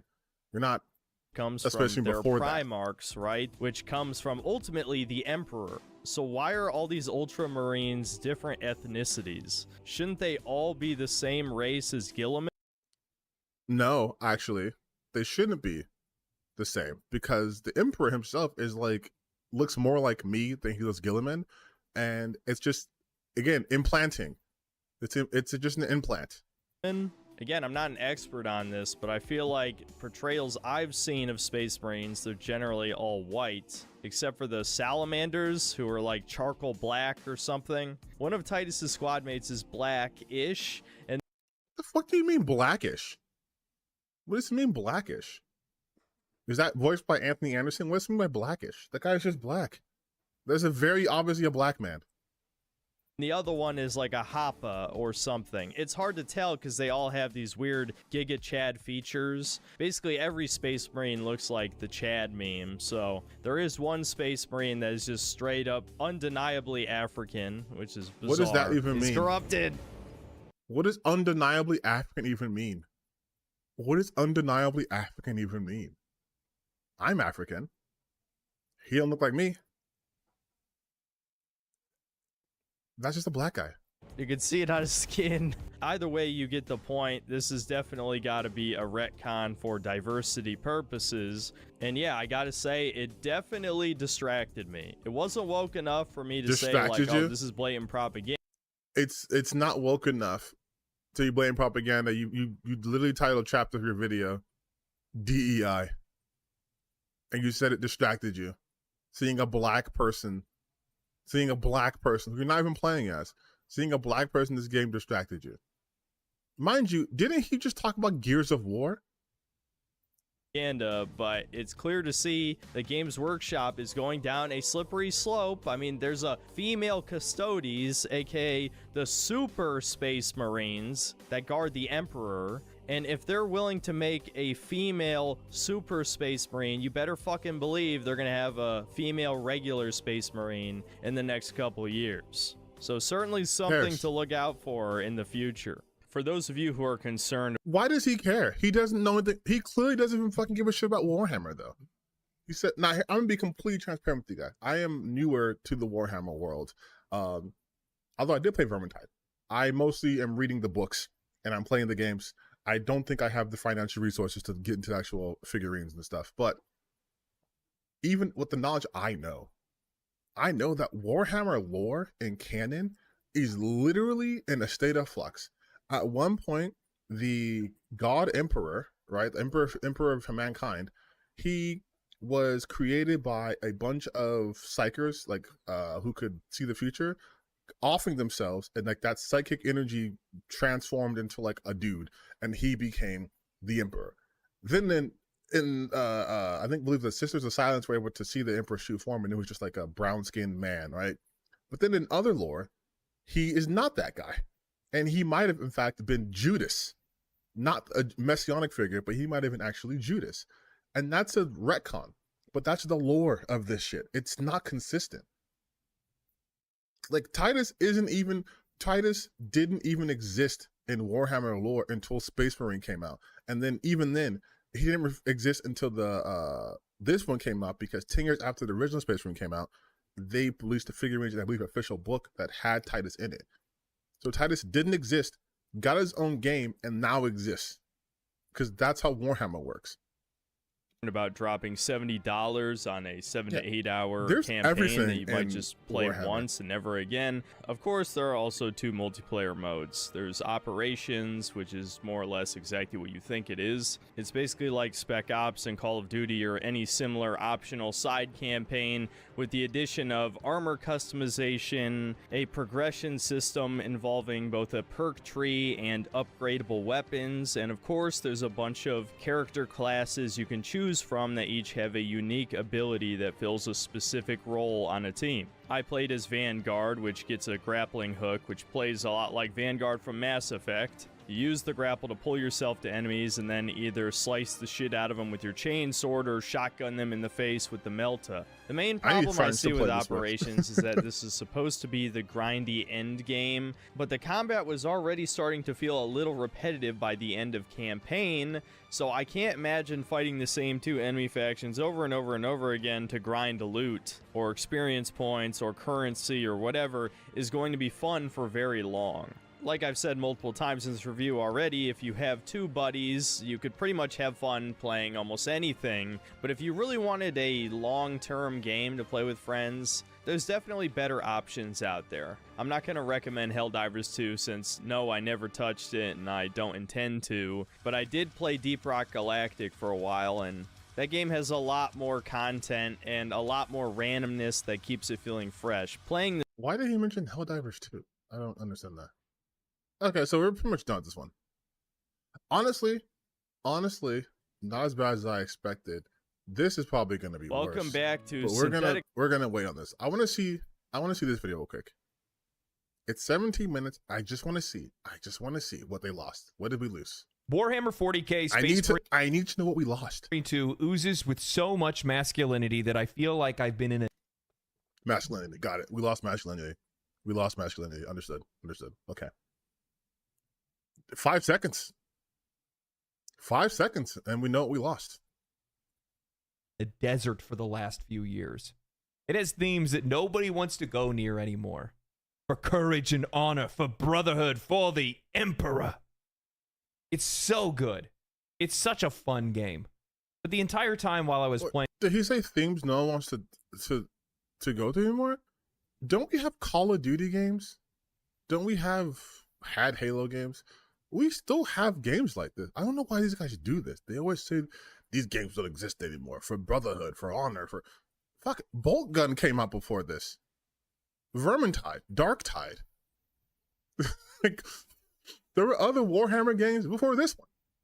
Playing it, I couldn't help but shake this feeling of nostalgia. Like, the game reminds me of something I've lost. No, that's what I'm saying. It was an oddly... I would say 70% of that review wasn't bad, besides just the random racism. Thing that we have lost. You know, I used to play a lot of games. I still play a lot of games, but I used to play a lot more. Games were far more consumable. You pick it up, I could put it down, I could enjoy it for a while, I could play it with my friends, and I could leave it and not feel guilty for doing so. But we've gotten away from that. No, we haven't. Space Marine 2 is one of those games. I picked it up, I've played it, I've enjoyed it, I've played it with some friends, I plan on playing more of it and doing some of the co-op and the PvE and all that good stuff, but at the exact same time, I'm not committed to it. I can walk away at any moment. And while you may say that's true for other games, I think that we've lost that feeling. And I want to talk about that. I want to talk about my experience playing Warhammer 40k Space Marine 2, but I want to talk about what we've lost. The middle ground. I love Space Marine 2. I love it so much that I've now spent hours upon hours watching lore videos from Bricky and Wes Hammer on YouTube. Hey, shout outs to Bricky and Wes Hammer. I've also been watching them on YouTube. I think the game is so good that while it's not going to be as widespread, it's going to have a similar impact as Baldur's Gate 3 did on Dungeons & Dragons. A well-crafted, well-delivered experience in a universe that you know little about, that's going to drive you to want to know more about it, to have context behind what you've seen, or to answer questions you have and push you to find more experiences to enjoy. Space Marine 2 is an improvement over its predecessor, but regardless if you've played that game or not, it's a great introduction to the 40k universe. It's grotesque and ugly, yet beautiful and fascinating. It's merging of man and machine, fantasy and reality on a scale that leaves you awestruck. Scale. Now that's a word this game embodies. I cannot tell you how many times I slow walked through areas, panning the camera around, drinking. No, listen, this game, I agree with this guy. This game has some of the most surprisingly breathtaking vistas. Like, just like the color palette they choose in certain homeworlds, the massive size, like, it truly feels like an alien location you're in, even if it has the familiar trappings of like here's buildings and walkways, they're so gigantic. And it's there's a I'm so mad I'm blanking on this, but there's an artist who you had a background in construction, and also the mangaka for Blom. But there's another artist who had the architectural background, and they would do these pieces that were just these monstrosities, but they still had that human element. So it'd be like a bridge, but the bridge would be like 12 times the size of a normal bridge. Like the bridge would look like you could transport ocean liners on those bridges. Like it was like, it's not built for humans. It's built for a purpose that we don't know, but it looks familiar-ish because it has a similar trappings. Like you see a lot of that in Warhammer.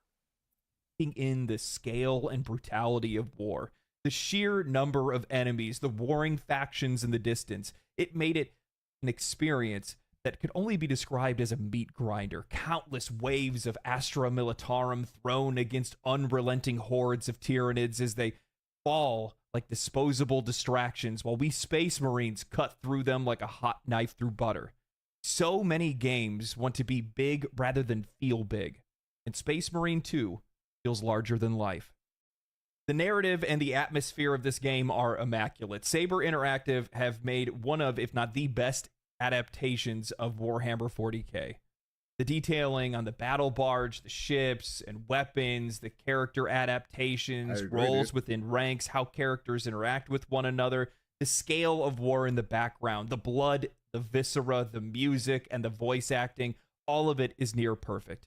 From a visual and audio perspective, I felt like I was in this war and in this universe.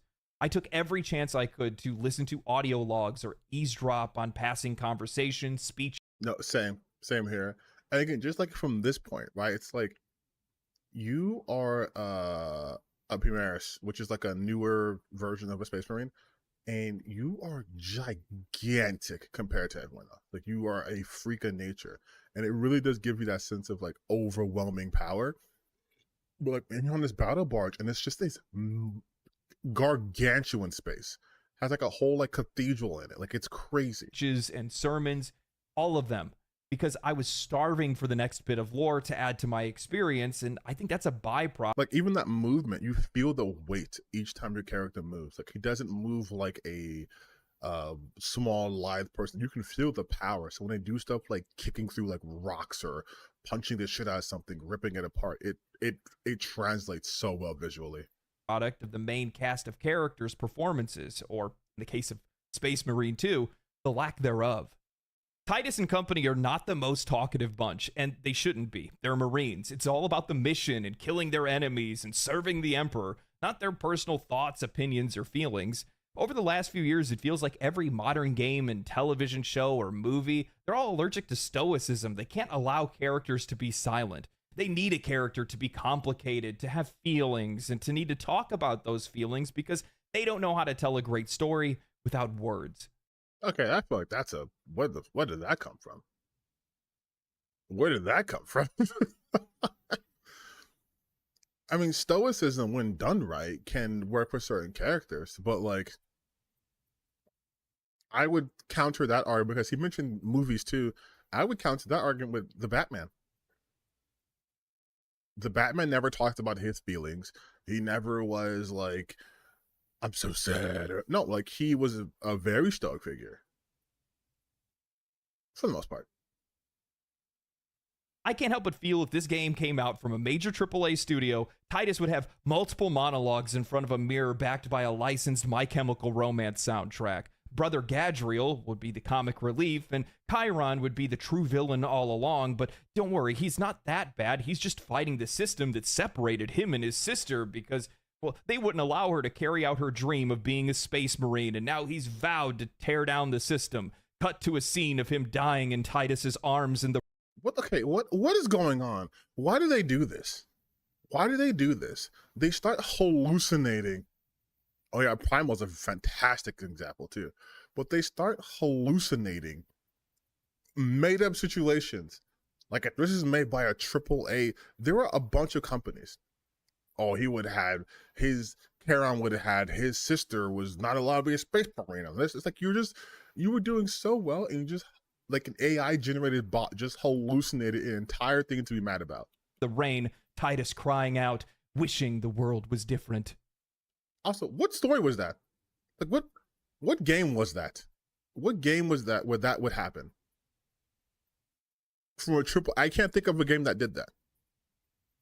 That's one of the first things that I noticed when I started playing this game, is that it was simple characters, simple story. Even in cutscenes, there really wasn't a lot of dialogue. There was no long, drawn-out exposition or anything of that nature. Even in the scenes where characters were showing some doubts or suspicions of Titus, it was all drowned out almost immediately. Because think about it. Thoughts, opinions, feelings, this stuff is heresy. These are space marines. Any humanity they have is buried under 2,000 pounds of armor, genetic enhancements and manipulation, body enhancements, and, well, faith in the Emperor. Over the last few years, games have really dove into this idea of telling simple stories through complex characters. There's no such thing as just a regular villain anymore. All of them are a victim of circumstance more than anything else. They have tragic backstories that we need to feel and we need to empathize over, rather than just being a bad guy and good guys being good guys. Okay, what the fuck? This is like a... Listen, if you want simplistic storytelling with simple motivations, isn't that just like Star Wars? Like OG Star Wars? Bad people were bad. Actually, no, not... Yeah, OG Star Wars. Darth Vader was bad, so he did bad things. The Emperor is just bad because he's evil. And then Luke Skywalker is good because he's good, and that's it. And that's fine. Like you can have that. But I hate so much when people act as if only one type of story is allowed to exist and nothing else exists. If you want a simple game that's just, again, good guys, bad guys, those exist to this day. They still exist. Simple good guy, bad guy. We're not complex. Just kill the guy. But you seem to take issue with games and TV shows and films that want to do more with that want to explore more. Some of the best characterizations of villains we get is because we understand where they went wrong and we see their downfall. Like, let's just do Final Fantasy VII, right? Sephiroth. We know Sephiroth's story. Sephiroth was not always a villain. He was a soldier like Cloud, like Cloud and Zack and all those guys. But then throughout finding through his creation, how he was created, what happened to him, how he felt, he lost it. He burned down Nibelheim. He, attacked Tifa. He did all the things that he did. But now that we have that history with Cloud, it makes for a much more compelling ending. Good characters are good characters. What makes a villain, in my eyes, good is not just if he's bad just to be bad. Okay, but how does he impact the protagonist or the hero in that story? What actions are they forcing the heroes to do? Are they forcing the heroes to confront their own darkness? Are they forcing the heroes to stay true to their convictions or challenge their convictions? Like, that's what's interesting to me. But I wouldn't then say, games don't let you do that anymore. Games just want to go to one spot, punch people, leave, and go to the next spot. Like, that's not a real concern. Though, to be honest, in Warhammer, I mean, everybody's kind of an asshole, so it doesn't really matter that much. Yeah, because it's grimdark. But it's just gotten to the point now where they think that they're trying to do something theatric, but in the end, all they're doing is giving stories that are uninspired and completely predictable. They're doing the same as everybody else is doing. Can you give me an example? Space Marine 2 is a game of few words, as it should be, and it feels damn fun to play. I love making reviews like this because it gives me the opportunity to help my viewers get to know me a little bit better. So I'm going to let you guys in on a secret. I love third-person shooters. I love the perspective, the aiming, the way it makes melee combat look and feel. I have thousands of hours across the entire Gears of War franchise, especially Gears of War 1, Canals and Mansion were my MLG-level slaughterhouse. Space Marine 2 takes me back to those days. The chaos of the... What, he mentions Gears of War, the Gears of War series. The Gears of War series does the opposite of what he said. They do talk about their feelings and emotions. Like, what? And he talks about like people like fighting systems or whatever and dramatics and theatrics, and they don't work out. Well, Gears of War 2, Dom. I'll leave it at that. Gears of War 2, Dom and Maria. I'll leave it at that. Overwhelming enemy numbers, the gore on screen at every moment, the slow and methodical movement and firing make you feel like you're a bipedal tank. Firing weapons, using grenades, jumping in the air and slamming down on enemies, it all felt incredible. I still remember the wave of third-person shooters back in the late and early 2000s when it was a fad for developers, but it was a fad because players loved it. And I think the reason why we loved it so much is just because we could see that much more. First-person perspectives are restrictive, FOV. limited, and tunnel-visioned. In third person, you can take in all of your surroundings, react to what's happening next to you or behind you, drink in the immensity of the game, all the while playing it more tactically. In games like Space Marine 2 or Gears of War, I feel like I'm playing chess with a mobile wood chipper. I'm shooting an enemy, I'm pushing forward. Okay, but that's more of intention of design, right? Like he said that first-person shooters, it's more essentially focused. You have narrow vision, like, but that's by intent. Like, yeah, you would. It's because the focus isn't on all of this things happening around you. Its focus is on what in front of you. That's why it's a different genre. Like, I don't know. I mean, you could say you like that more, I guess, but like you can't ding it for being what its genre is.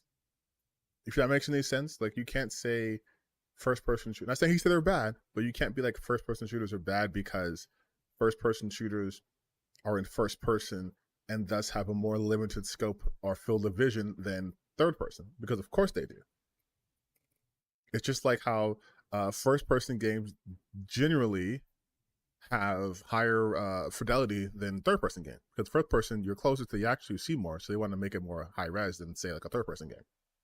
I'm going to execute this one, turn around, throw a grenade over here, switch my weapons, use melee on this group, switch back to melee, pick up that ammo over there, and then move to the final group.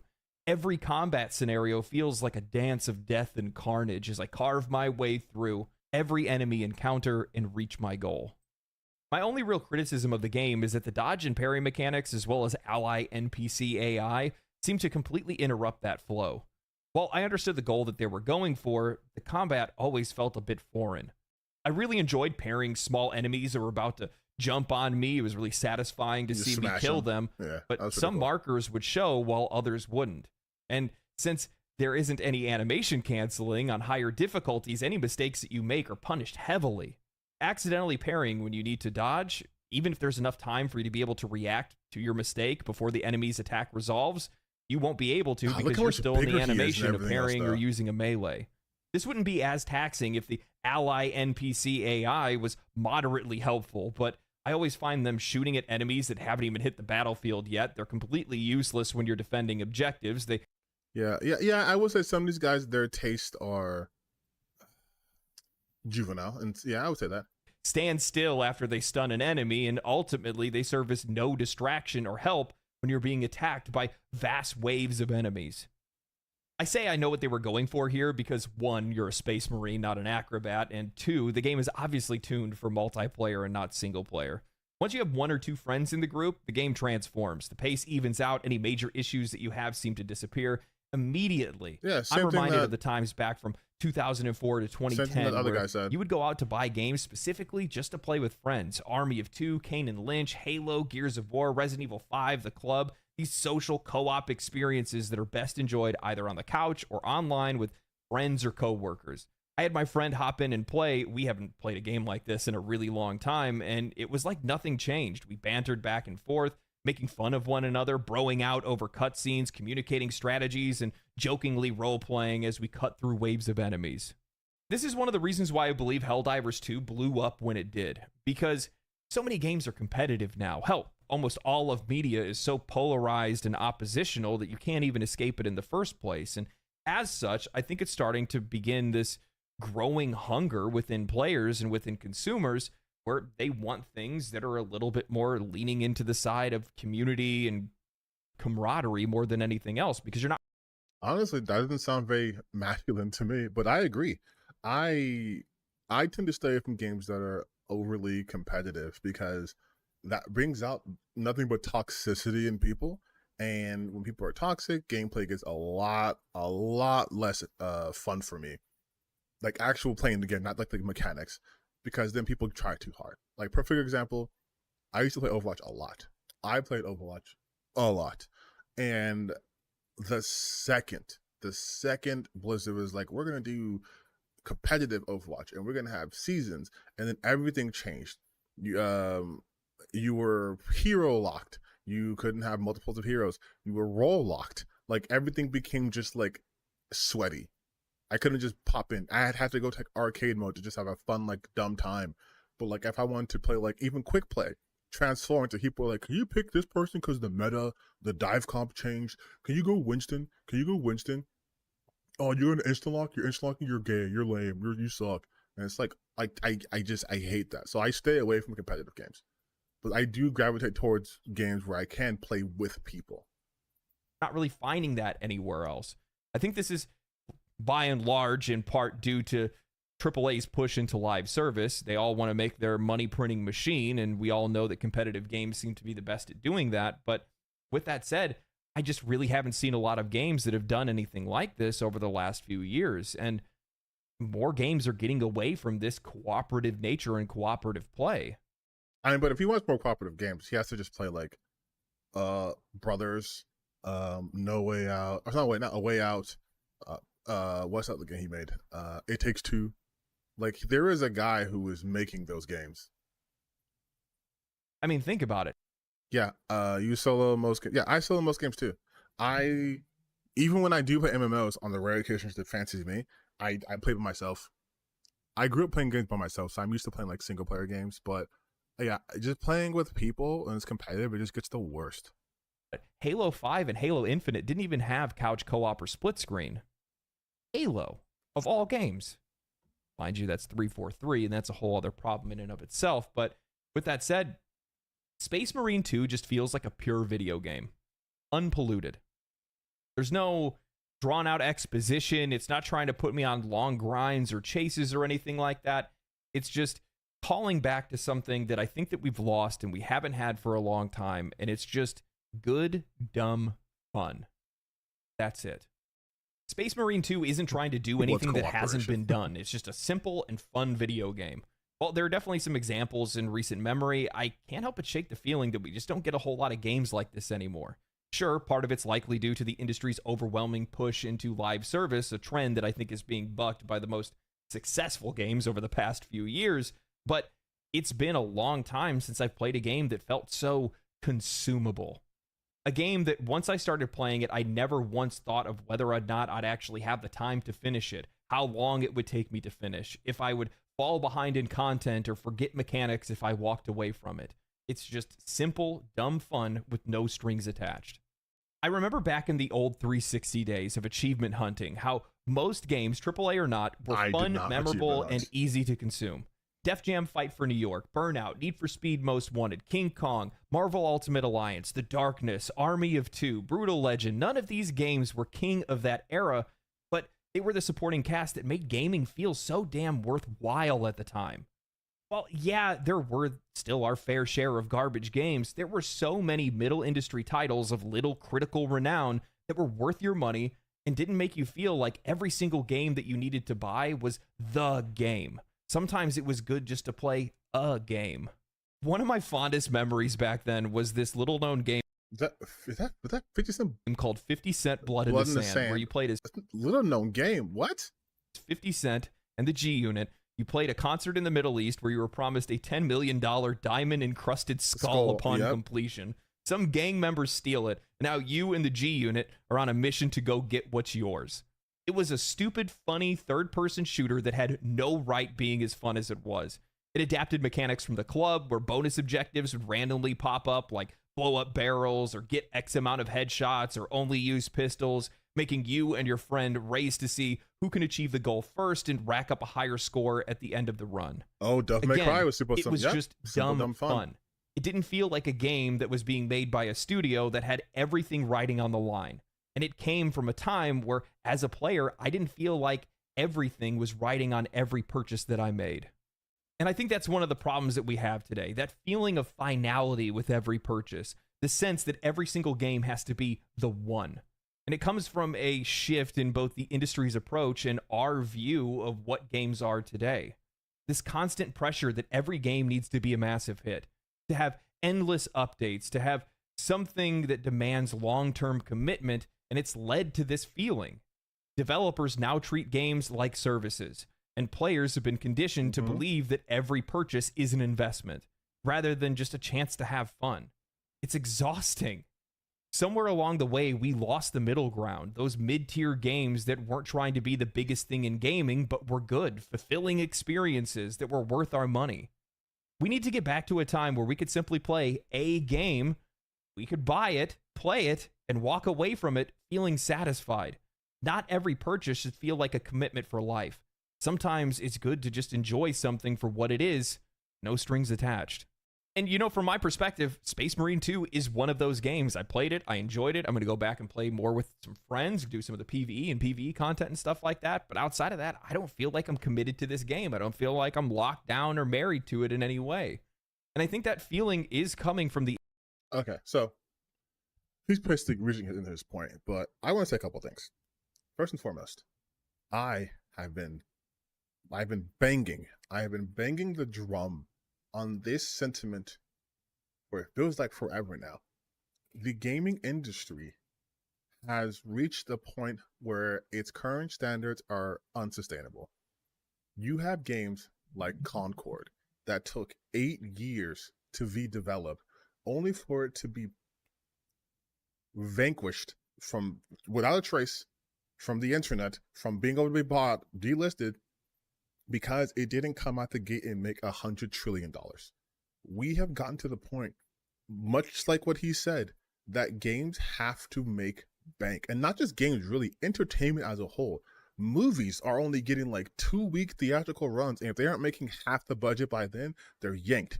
You have TV shows that are getting canceled after winning multiple Emmys, don't get another season. We are in this era of the need for massive returns because we're in the era where every single company that does anything in the creative space wants to make it a subscription-based thing. They want to make it a live service. They want you playing their game and only their game forever. And if you aren't playing their game forever, then they're going to delete the game. They're going to take it out back. They're going to send you a photo with their gun to its head saying, you better play Concord or else. And if you don't, it's gone. It's your fault, right? And I saw this coming a mile away. And the biggest red flag, which is a surprise to no one, Suicide Squad Kill Justice League. That game was the perfect encapsulation of everything wrong. You took a franchise that was known for its strong single-player gameplay, forced it to become this weird hodgepodge of not quite Fortnite, not quite an Arkham game. Oh, we got rid of the fluff that would make it more of a battle passy type games, like, but it's still a game as a live service. We're gonna do constant updates, you guys. Don't worry. We're gonna have seasonal updates. We're gonna have new characters every season. It's like that model don't work no more. People are still playing Fortnite. People are still playing Fortnite, and that game is like pushing almost like 6, 7, 8 years, 8 years, 9 years, a decade. It's been out for a while, and people are still playing that. People are still playing Roblox. There isn't really that much room for live service games like that. It's just not. One completely dominates its space, and then everything else has already carved out a niche for itself. You don't need that anymore. But these investors never take the hint. They think, oh, well, Fortnite's still doing well, so we just have to copy Fortnite. It's like, no, Fortnite's doing well because it's Fortnite. You don't need to copy Fortnite. We didn't need Suicide Squad. We didn't need Redfall. Redfall could have been an amazing game if they didn't try to make it a live service, first-person like shooter zombie game. If they would have allowed Arcane to stick to its strengths and put interesting design and compelling gameplay in the first-person environment, basically make another immersive sim game, I think Redfall could have been a banger. But they didn't let them do that because they were chasing that horse. and it never came to fruition. And now the studio gets closed. We are in the age of games where there's nothing that's consumable one time. It's a continuous consumption. That's why I would differ in my opinion than his. It's continuous consumption. You don't get to be done with it. Once you start drinking, they want you to take another beer, another beer, another beer. They want you to become a gameaholic just for their game. They want to be your number one supplier. And it's just not sustainable, because if every game wants all of your attention, you can't play every game. And then there is no room for the mid-tier games. There is no room for the AA 7 out of 10 games, even though those games were the ones that supported gaming throughout the PS2, PS3, Xbox 360 genre era. God Hand, Okami, Beautiful Joe. None of those were big, huge system sellers, but they were fantastic games. I loved playing growing up. You don't get those anymore because we don't allow them. And if we do get them, it's from certain companies. Like Focus Entertainment did a Plague Tale. Plague Tale is a perfect little AA game, double A game. $30, $40, it's 8 to 9 hours, perfect. Just a game you can play, finish, be done with. But we don't get that from a lot of companies, because a lot of companies want to make that big jump to AAA, which means they need to make it either a live service or have like a Call of Duty-esque scope where we're hiring all these real big actors to digitize themselves and play. I love Cyberpunk. Now I do. When it first came out, I could barely play it. But now I love Cyberpunk, right? Cyberpunk didn't need to have Keanu Reeves, didn't need to have Idris Elba. They did a great job, but didn't need to have it. But people see the success of like those games. You see that those games' successes, don't understand the reason why they're successful, and then try to emulate it. And it never works out. The industry itself, I feel like the players, the consumers, can feel the pressure that these studios are exuding on their employees and exuding on these games. And it's because of their mismanagement of money. They're not investing the right way. They're putting way too much into one boat. And if that boat sinks, well, then the studio's done. Yeah. And it shouldn't be that way. You know, I've seen a lot of people talking about game prices and how they need to go up again, talking about $100 and things like that. $70 is a lot of money. And I think that's also on the side of the players. We feel the pressure because they're spending so much money on these games in the first place, but there's no flexibility there. I'm on the side asking for more flexibility. It's one of the reasons why I mostly buy indie and AA and single A games, is because there's a lot of price flexibility there. More times than not, I end up getting a way better deal for the money that I spend. I spent like $15 on Core Keepers. I put like over 100 hours into it. I think I spent $5 on Terraria at one point. I have like 1,200 hours in that. So I want to see more flexibility in experiences and in prices, and we just don't seem to have that as much as we used to. I desperately want to go back to the days of junk food games, where even from some of these AAA studios, they would put out games that would be more like middle tier releases than anything else, and Space Marine 2 kind of feels like that. Don't take any offense to this. I know some people are going to be up in arms about it, but this doesn't feel like a Game of the Year candidate because it's not doing anything extravagant or incredible or different than anybody else, other than the fact that it's using themes that apparently people are allergic to nowadays. But with that said, that's a weird. It's just a good slight. game. It's just a damn good game, and that's it. And okay, I think we're done with this video. I think we've more or less heard what we have to say. But yeah, I, for the most part, agree with this guy. We have absolutely lost the ability to just have games that exist to be games to be played with, and then that's done, right? Just a good afternoon time sink. We don't have that anymore. You have MMOs, you have games as a live service, you have these 80-hour games that want you to take your whole life to play them, and it's like all this other stuff where it's just, they just want your time, but they don't really respect the time that you have. Like, I don't know if I can show, I can probably show this, right? I have my Steam account. Okay, so like if you look at my library right now, I have like I told myself this year I would expand my gaming, like the genres that I play. So we have 1,000 Resist, 23-hour game. Didn't get all the achievements. Again, I'm not an achievement hunter. But I beat the game, loved it. I was always going to do a review on this game, but I never felt like I could do it justice. I don't think I'm, as a creator, I don't think I'm there yet to do those games. And then you have Animal. Again, not all of the achievements, but 17 hours in this game. I'm probably going to go back to it. Fun game. I've been doing Anno on and off. Baba Is You, a puzzle game. I didn't finish Spanisher's Ghost of Eden. I barely played it, to be completely honest.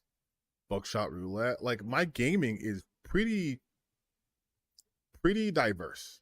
It's not just one type of game. Oh, Dustborn. I didn't finish Dustborn yet. Let's update. Everhood. Fallen Aces is an immersive sim. I'm still waiting on them to give me episode 2. I beat episode 1. I played it. Hades, 137 hours. Hades 2, 37 hours. Hollow Knight, didn't finish. Iconoclast, I already beaten the game, but I'm playing it again. Indie game, very cheap. You'll notice most of my games here are indie. They're not. Crow Country, I haven't played yet, specifically because I'm doing Crow Country for October. For like Halloween and shit. We're playing Crow Country on Halloween. But a lot of my games are not AAA games. They're just smaller games that I can take my time with and not feel like I have to rush to play them. Like, the biggest game I have installed right now is literally Resident Evil 4. Like that's literally the biggest game I have. I have Undermine. Like, which I put, have you guys even heard of this game? Have you even heard of Undermine? I put 54 hours in this game. 54 hours. Haven't even done everything. Indie game. Pools. Pools is like a walking simulator. It's kind of weird. I have a couple videos of it out. Just a strange game. Paper Trail is a puzzle game. I played for 10 hours. What do we have? Rogue Legacy 2, Risk of Rain 2, Indivisible. Like, a lot of my games are not big, huge titles. Although, don't get me wrong, I do have big games here on my list. Like, I played like Baldur's Gate 3 is on here. I uninstalled it though, but I reinstall Baldur's Gate 3 every like other month. I have BioShock Remastered. I didn't finish Conan. I have Code Vein, which game sucks. Celeste was hard, but I loved it. Darksiders 3, Dark Souls Remastered, I beat that. Dark Souls 3, obviously beat that. Dark Souls 2, I didn't beat because it literally wouldn't let me finish it. So I was like, okay. Divinity, I have so many hours in Divinity too. I have 300 hours in Divinity. I think that's probably the most hours I have in any game. But yeah, I also, if anyone wants to ever gift me a game, if as long as it's not like a literal adults only like sex game, I'll stream it. I'll stream any game gifted to me that isn't something that's gonna get me banned. But the point of all this was, yeah, I have always wanted to expand my gaming, and there's so many other options out there that aren't these games as a live service type of game. Anomaly Agent. People probably haven't heard this game. I streamed it a long time ago. Again, Baba Is You. Public game. Really hard. The Anomalous Hour. I finished downloading the game. I forgot I downloaded this. GTFO. See, the thing about GTFO is I don't have people I play games with that like those kinds of games. The people I play games with do not like those sort of games, so I don't play those games. Like, my friends tried GTFO, they didn't like it, they uninstalled it. Never played it again. Same thing with Don't starve. All right, what time is it? It's we got plenty of time. Yeah, dude, I am mostly a solo gamer. I wouldn't mind at least trying those games, but I'm mostly solo. So this was a decent video. Let's go back to bad videos now. Let's do our boy Synthetic Man again from 3 months ago. Let's see how different he was 3 months ago. Let's see. Synthetic Man's incredibly cynical breakdown of the Summer Games Fest. And much like last year, it is somehow even worse than the lowest lows of the last few E3s. It is truly impressive how bleak the future of gaming looks. I know many of you want to see the return of the woke counter, but first of all, there are way too many woke moments to count here. Almost every single game shown had What's a woke moment? Some form of left-wing propaganda. Left-wing propaganda, and it's just a black woman. It's just a black woman. I know that sounds ridiculous, like I'm going off the fucking deep end. Synthetic Grifter is just telling his audience what they want to hear, right? I'm seeing woke in everything, as the tourists like to say. But my god, dude, it doesn't get much worse than this. I watched 6 hours of these showcases, and maybe 15 minutes of that contained games I'd be actually interested in playing. I have never seen so many diverse female protagonists in my entire life. How can someone say that in a sentence as an insult, as something negative, and think that they are a well put together human being? Like I said in a previous video, this is a showcase of future flops. These games don't even have to make money because they're funded by BlackRock and the Canadian government. Jesus Christ. If you think indie games are exempt from this, you are delusional. Obviously, the AAA games are no better. They're man jaws galore. Yeah, you guys, Dragon Age is gonna fucking flop. Feel bad for anybody who's been begging for a Perfect Dark remake or reboot. Holy shit, talk about a monkey's paw wish. That woman's gorgeous, and you don't even have a chin. Also, you're pale as fuck. Like, why are you making fun of people? I don't get it, dude. But for this video, I'm going to change up my coverage a little bit. Like I just said, there's not going to be any woke counter. Oh my god, Games dude, Fest showcase, which was 2 hours long, yet just showed absolute slop for the vast majority of that runtime. Shockingly, there weren't like breaks for musical numbers or celebrities like the Game Awards. It was truly mostly game trailers, and yet somehow nothing looked interesting outside of a handful of games. Now, of course, that handful of games were games that I wanted to play, like Kingdom Come Deliverance 2, which will no doubt be the chud game of the year. Praise be to our Lord Jesus Christ. If we want to fight against all of the propaganda forced into our media, I can't think of a better game to support. So even if the gameplay of the first wasn't exactly my thing, I certainly will be buying and reviewing this. Let me wait. Sorry for the accidental fast forward, but let me get this straight. The first game, you said your gameplay was not your thing, but you're gonna buy the second game just so you can help fight back against propaganda.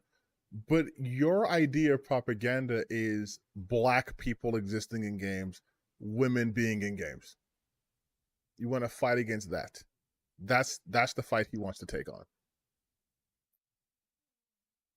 You guys want to know a little secret? Kingdom Come Deliverance 2 will be woke. I'm so sorry. Because there's diversity. There's diversity in it. They have diversity.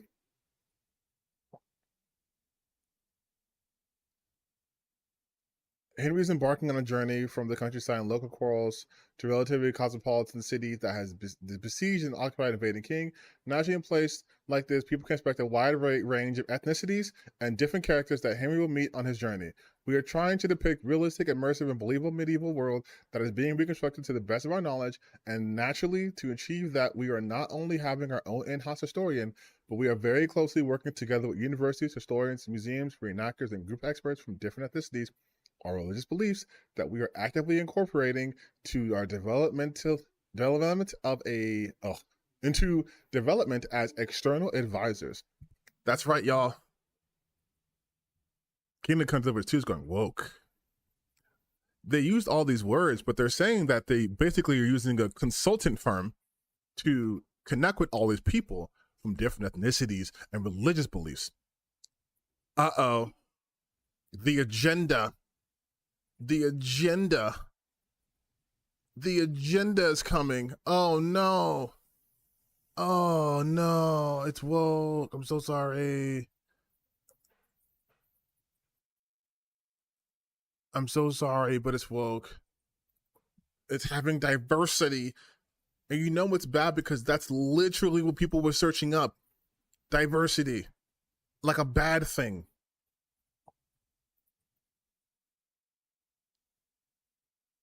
Oh my God.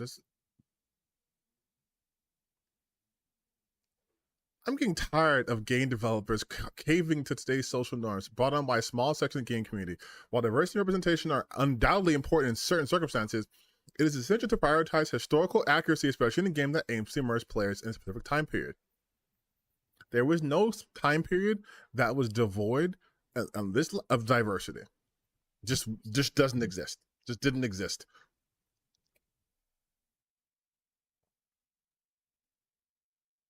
Bohemia in 1403 was predominantly homogeneous.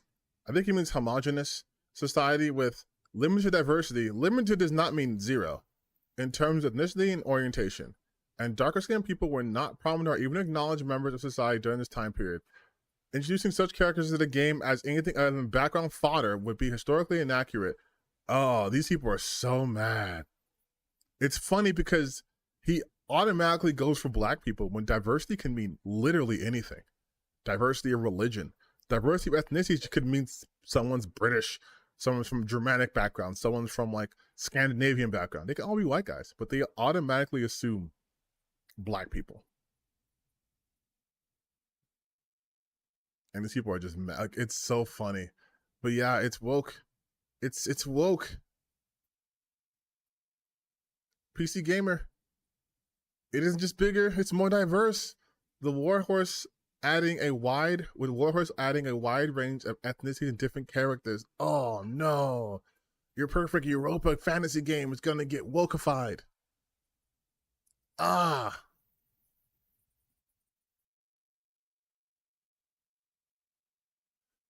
For context, here, in an interview with IGN, Warhorse was asked directly about philosophy on historical action in the first game, and whether that philosophy has changed in the second. To this, Warhorse responded, "Henry is embarking on a journey from the countryside." Okay, different ethnicities. Okay, for context, the original game was criticized for including no people of color beyond a handful of Turkic Kumans. In response, Warhorse vociferously defended its position based on the grounds of historic accuracy. In a statement from 2018, Daniel Vavra, who is a Gamergate supporter, mind you, claimed that the nationality of his characters reflects what we know about Bohemia in 1403, which included entire family trees and property rights. Vavra admitted that the situation at the time looked more heterogeneous in some other countries, but that for the specific area of Bohemia the game represented, there were no people of color around that time. This stance became a topic of some debate among historians. Some concurred that the ethnic representation of the era Kingdom Come depicted made sense given its primarily rural natures. Others felt the absence of proof did not constitute proof of absence. With the sequel, Warhorse does not explicitly state that philosophy has changed. In response to IGN, the studio explains that the story and the plot of Kingdom Come Deliverance has evolved.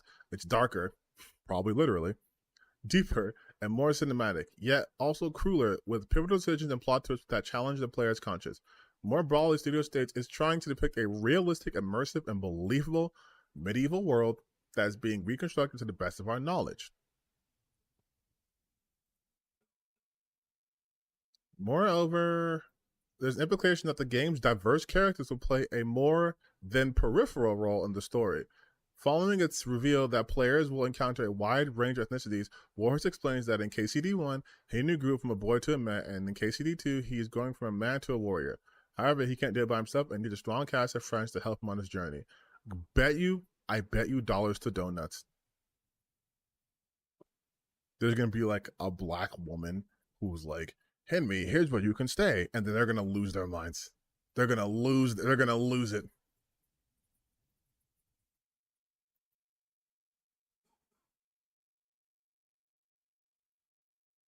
And I have no doubt that it will be a quality game at the very least. Other highlights of the show were more Monster Hunter Wilds gameplay, which I personally is woke.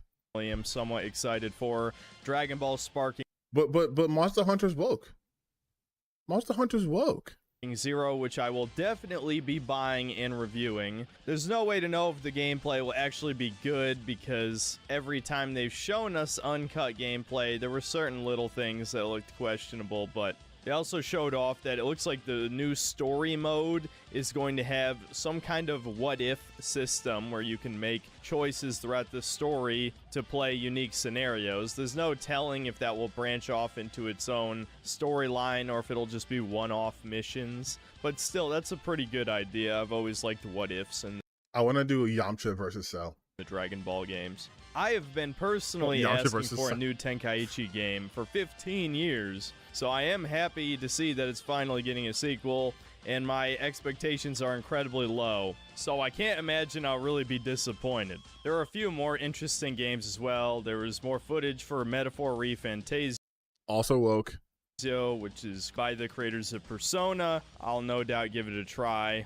There's Phantom Blade Zero, which is a fast-paced action game that might be a Sekiro-like, or maybe just a hack-and-slash game with some Souls-light mechanics. Hard to tell at this point, but I know I'm not showing it right now, but I'm super excited for Dragon Ball Sparking. Like, I'm legitimately excited for that shit. Like, I'm hyped. gameplay did look pretty fun. There was a little bit of gameplay shown for the re-release of Sonic Generations with new Shadow the Hedgehog levels, which I will definitely be purchasing. And no, I don't care that this is effectively a remaster with a DLC stapled to it. Sonic Generations is still way more fun than the vast majority of games that come out each year, so I'm sure. And that's how I know this guy's takes are such shit. How can you be like, these games are all slop? Sonic Adventure is better than most games that have come out. Get out of here. You can enjoy Sonic Adventure. You can always enjoy 7 out of 10 poorly received games. I'm a staunch believer in that. But get out of here by saying most games aren't as good as that. The Shadow the Hedgehog levels will make it worth a buy for me personally. There's also the mech game that kind of looks like an Armored Core clone called Mecha Break. That looks fairly interesting. And finally, the game I'm sure all of you wanted me to mention, the Killer Bean game. Yes, you know, the ancient internet meme, the Killer Bean animation. Yes. I realize Killer Bean is dressed up as like almost like Dr. Disrespect, just minus the wig and the glasses. This looks like pure slop, like a streamer bait game, but I'll be honest, I actually want to play this at least. At bare minimum, I expect to be able to laugh at it, which is still being entertained on some level, something modern gaming doesn't understand. Games are supposed to be fun. This looks fun. This is so funny because we saw the video earlier where he's like, there's been 3 games released in a row, and now here previously he's like, modern games aren't fun. Even if maybe for the wrong reasons. So yes, I am kind of looking forward to the Killer Bean and also games fun is release. so subjective. And that's it for all the good stuff in the show. The rest of the trailers shown range. You know he's playing Infinite Nikki. You know he's playing that. You know he's playing that Infinite Nikki. He loves those dress up games. From Shit, I might cop it. mediocre slop to actual leftist propaganda being shoved down our throats for the millionth fucking time. Leftist like I said, it wouldn't even propaganda. be Here we worth it to have a go. woke counter. All you have to do is count the amount of brown female protagonists. Oof. Oof. That is. Oof.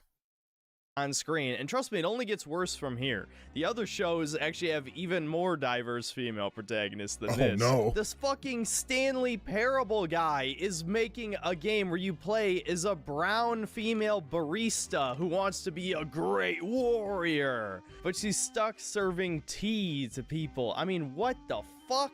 No. Oh my god, a game that has a twist as a concept?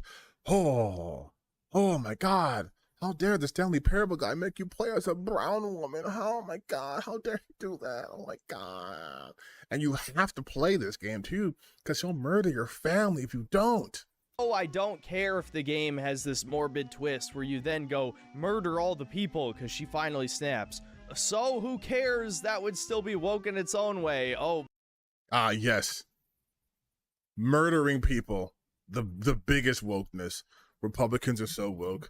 Netanyahu's the wokest man to exist. Man, tiny woman goes psycho and murders a bunch of people. And if it's not that, then it's just boring-ass, Animal Crossing-esque chore simulator. I don't care, man. And then there's the climbing survival game, once again with a diverse female character. There was an indie game where you play as some Scottish dude leading an army, and they slipped in a black Scottish woman and thought we wouldn't notice. They didn't think he wouldn't notice. Normal people don't care about that. And black Scottish people exist. The new Doctor Who is the black Scottish guy. Black Scottish people exist. You have very ignorant when it comes to world populations. And there was an Abby Zilla type character as well. Look forward to seeing more muscular women in the other show. Hell yeah. What? And this is a bad thing? What? Cases. There was even a higher budget adventure game where you play as an Indian woman. Of course, they only showed like 3 seconds of gameplay, so I couldn't even really tell you what type of game it is. Oh, and we can't forget the blatant shilling of Alan Wake 2 once again. It's obvious Remedy is about to go bankrupt, so now I love how bad this guy's instincts are. I love how bad. Synthetic Man, you are the gift that keeps on giving.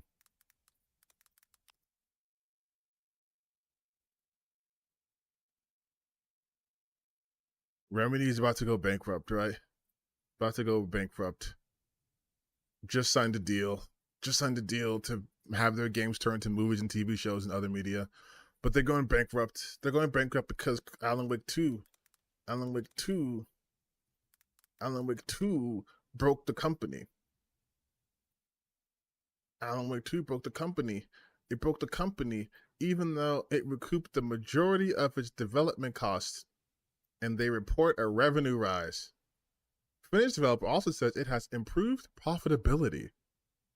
Oh, but you guys, but Saga's black, so the game was bad, and they're just trying to shill it because they're obviously going out of business. Just the worst instincts. Just the worst instincts. a year later, they're releasing. Oh, you know he didn't play Team Fortress 2. You know he didn't play that. Physical copies of the game, and of course DLC to try and bring back the fans by having the chick from Control and the dude from Quantum Break. Do not fall for this desperation. Let Remedy die. They get what they fucking deserve. And even Remedy is one of the best game companies out there. They are doing things quite literally that no one else is doing. They are a rather successful, triple A studio that still has that indie spirit of experimentation. The blend of meta narrative with real life action footage with gameplay, mixing them all one and the same. The fact that they built a real stage just to have a musical number in the part of the game, and then the technical challenges they have to overcome with that, so a player would get the full experience of the actual performance while still playing the game at a good pace. Like, no idea. He has no idea what he's talking about. He has no idea what he's talking about. Discounting all of the woke stuff, there were just so many games that nobody asked for or cares about on any level. Like the Lego Horizon Zero Dawn game. I mean, you're right, dude. There's no kids who like Horizon Zero Dawn or Legos. People hate family-friendly games. That's why Astrobot's so terrible. Oh, wait. I'm getting a report from you in the future who actually likes Astrobots that also has these same fucking characters. This is the same almost idea. Oh, weird. Really, Sony is just not gonna give up trying to make Aloy a thing. It's never gonna happen. She looks like fucking Nikocado Avocado. The only thing that's interesting about Horizon are the robot dinosaurs. The humans are disgusting. Oh, and as a punch in the balls, there's a teaser for a new Batman Arkham game. And guess what? It's a VR game. And they purposely don't show any gameplay. As the biggest cringe moment of the show, we had the creators of Among Us come out on stage and tell us they've started a fund for indie games. I'm sure they will only support the greatest that indie games have to offer. Games made purely for fun and definitely don't have any modern politics in them. Again, his instincts, you guys, they're so good. They're so good. They're so good. You want to know a game that Inner Sloth or Outer Sloth helped make? So, Outer Sloth, they funded a game. What projects did they fund? This looks sick as shit, but they also helped fund Click Holding, which was done by Strange Scaffold. Like, they are funding fun, interesting games. Battlesuit Aces, dude. Like, and you know what the funniest part too is? They are funding the games that they would like to play, that they would like to make. If their games, let's say they tank, let's say they doesn't sell well, why do you care? It's their money. Like, why do you care? No one's forcing you to buy these games. Holy shit. Eka, creative director of Outer Loop Games, makers of Thirsty Suitors and Falcon Age. What? In our new Thirsty game, Suitors? In an upgradable mech and cook up tasty dishes for local communities. Fight off corpos, discover new dosa recipes. Oh my god. Fight off Lahagan Corpos. You're being funded by a soon Fight off Corpos. Bro, have you never played Cyberpunk? Like, shut up. to be Corpo that made all its money off of a fucking meme game. Maybe when there's an Among Us movie. A meme game? One of the biggest games to come out, especially exploded because of COVID, is a meme game? It's not a meme game. It's a game that got memed. Among Us movie and a TV show and amazing indie games aren't the I don't only know. thing coming How much out of money do they have to Slot. make before they're Did you know that Corpo? there's going to be an Among Us TV show? Well, I was joking. Like you did. I was joking. Among Us TV Oh show. my god. Check No out this fucking way. Oh, and how could I forget? There was also shilling for Inside Out 2, and guess who was in the crowd? None other than our favorite YouTuber, Yong Yeah, who, despite his incredibly terrible voice acting reputation, somehow landed a role in Inside Out 2 as a The dude was Poochie in JoJo's. fake video game character. Welcome to your eternal fate. Oh, even one line sounded terrible. Yeah, I really have nothing to say about this one. And as for the last real highlight of the show, Blumhouse has now gone from just making horror movies to now horror games. And they show a compilation of indie games here, some of which look promising, but of course there was one that had an incredibly diverse art style. But I can't really say I was particularly interested in any single game. The entire rest of the show... He just said he was, though. He just said he was. They show a compilation of indie games here, some of which look promising, but of Just look promising, which means you have interest in it. course there was one that had an incredibly diverse And a diverse art style is good. Like, this guy art has style, the worst but I criticism. can't really say I was particularly interested in any single game. The entire rest of the show was just completely mediocre, forgettable slop, even though there were a handful of games that looked interesting. So then it's not mediocre, forgettable slop. God. How in one breath do you say the rest of the game show was slop and terrible, but there were interesting games that I actually want to play? Like, what is it? Like, It was just so unbelievably boring. There was so much garbage there that it was truly awful. Worse than some of the worst E3s. and gives you without a no doubt. details, mind Now, you. moving on to the Xbox game showcase. This was probably the best one, but it definitely still wasn't good. Its greatest strength is that it was only an hour long, mercifully. Starting off with the highlights, we have Doom: The Dark Ages, a prequel to Doom 2016 and Eternal. Now, if you've been a fan of the channel a long time, you'll know I was highly critical of Doom Eternal. I really was not a fan of the direction that game took with its core gameplay mechanics, namely having It's because he was bad at it. It's because he's bad at Doom. to switch weapons constantly, and the high-level difficult gameplay funneling you down a certain particular play style. It felt very autistic, bordering on speedrunner territory. So although the tiny bit of gameplay here looks cool, we won't know until the game comes out if the devs decided to listen to some of the more casual players' criticisms of the game, or if they're going to try and please the cult fan base that has formed around Eternal's gameplay. This is such a funny complaint because he calls people tourists all the time. But now he's saying because the game was too hard for him, meaning the game was not for someone his skill level, they need to tone it down, or they can listen to the cult that surrounded the game. You'd be like the millions of people who played it. How much did Doom 2? Doom Eternal sales. 3 million copies. So 3 million people. Minus him, played this game. So that cult, who do you think they're gonna cater to? Those guys or you? Like, let's do the numbers. How is he also ableist? Dude, he's every ist possible. He's sexist. He's a ableist. He's a racist. He's definitely a misogynist. He's like, again, if you guys watch that Dead Domain video, this guy is incel Nazi. Like, he is an awful human being.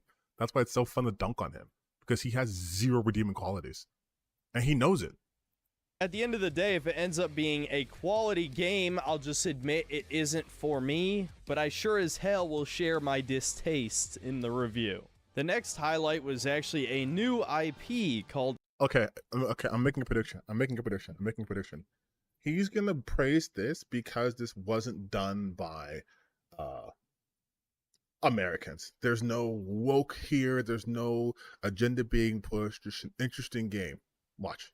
Expedition 33. Now, when I first saw this, I was a little bit confused. The gameplay looked strange. I could barely even tell it was a turn-based RPG. But after... Didn't I use this game as an example early in the stream? About like how if you knew RPGs, how you would interpret this differently? Was I not bang on when I said that? After giving the trailer a second look, I gotta say I am cautiously optimistic about this game. The first good sign is that there's actually an attractive female character.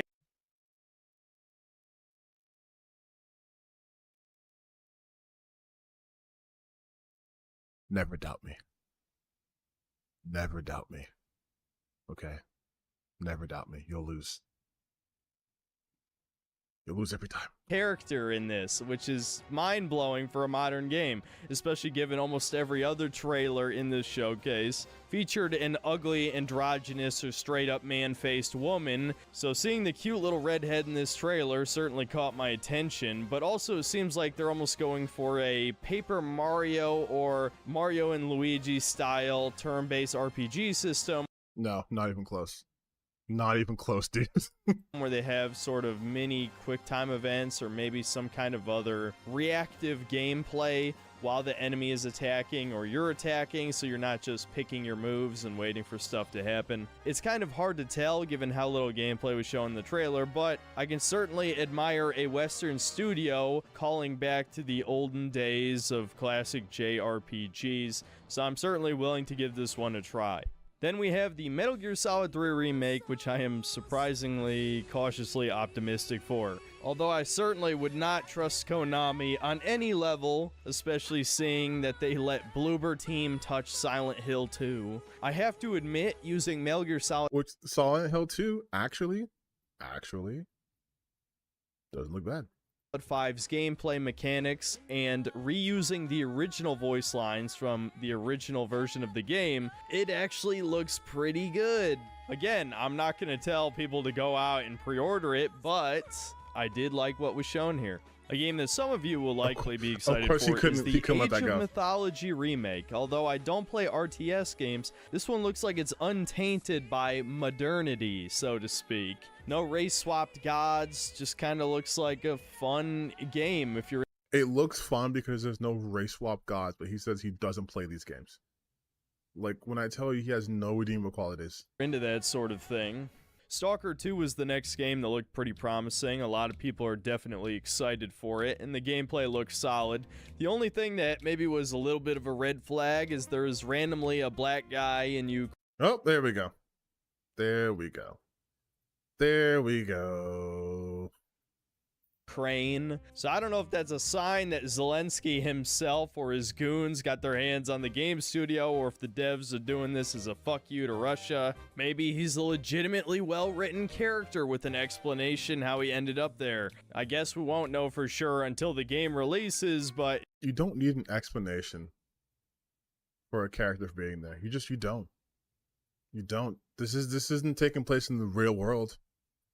His presence certainly stood out to me. And for the final highlight of the show, we had the reveal for a Gears of War prequel. Finally, another game for the dude bros to chew on. However, I think there's definitely a bit too much hype around this reveal. It was just a CG trailer. The last couple Gears games weren't that good, apparently, and I'm not even a fan of Gears of War. I don't even like cover-based shooters in general. I think in most games, it is incredibly lazy and boring style of gameplay that requires little skill. And although Gears of War is definitely one of the better ones, it also unfortunately created this trend of copycats creating easily the worst subgenre of shooter on the market. The bad parts of the Xbox showcase. Don't worry, there were easily as many bad trailers as there were good. First off, we have the new Dragon Age game that looks... He's saying Dragon Age is going to flop. It's going to fail because minorities. He has never played a Dragon Age game. I know. In fact, if he thinks this way, he's never played a BioWare game. Like, ever. Ever. So goddamn cheap, it's unbelievable. Cheap. I didn't even know it was Dragon Age until they revealed the title at the end. It looks like a fucking mobile game, and it's already been confirmed that all of the characters will be pansexual. So I'm sure this is going to be the new Baldur's Gate 3 of degeneracy, but without the quality game design.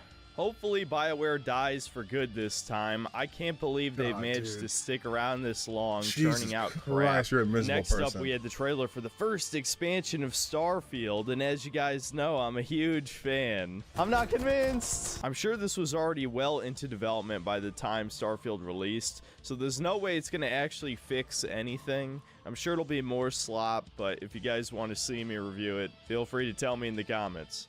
Next up, we've got some gameplay for... Ooh, okay. What's he going to say about this? Woke, dark-skinned black chick from Louisiana, probably something girl boss.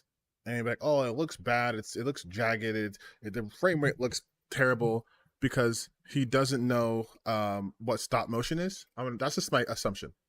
Or south of midnight, we have to pay reparations. So every white person here has to pre-order the Mega Ultimate Edition of this game. It's the only way we can erase our white guilt. Am I right, Redditor? And of course, it looks like a cheap-ass middleware cash grab. I find it hilarious that this was the first uncut gameplay we got to see during the Xbox Game Showcase, because they knew they had to show a little bit of gameplay to fool some people into thinking this is a real game instead of a propaganda piece. And of course, it just looks like slop.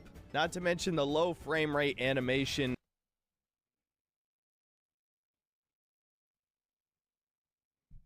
Like I said, never doubt me. If you doubt me, you will lose.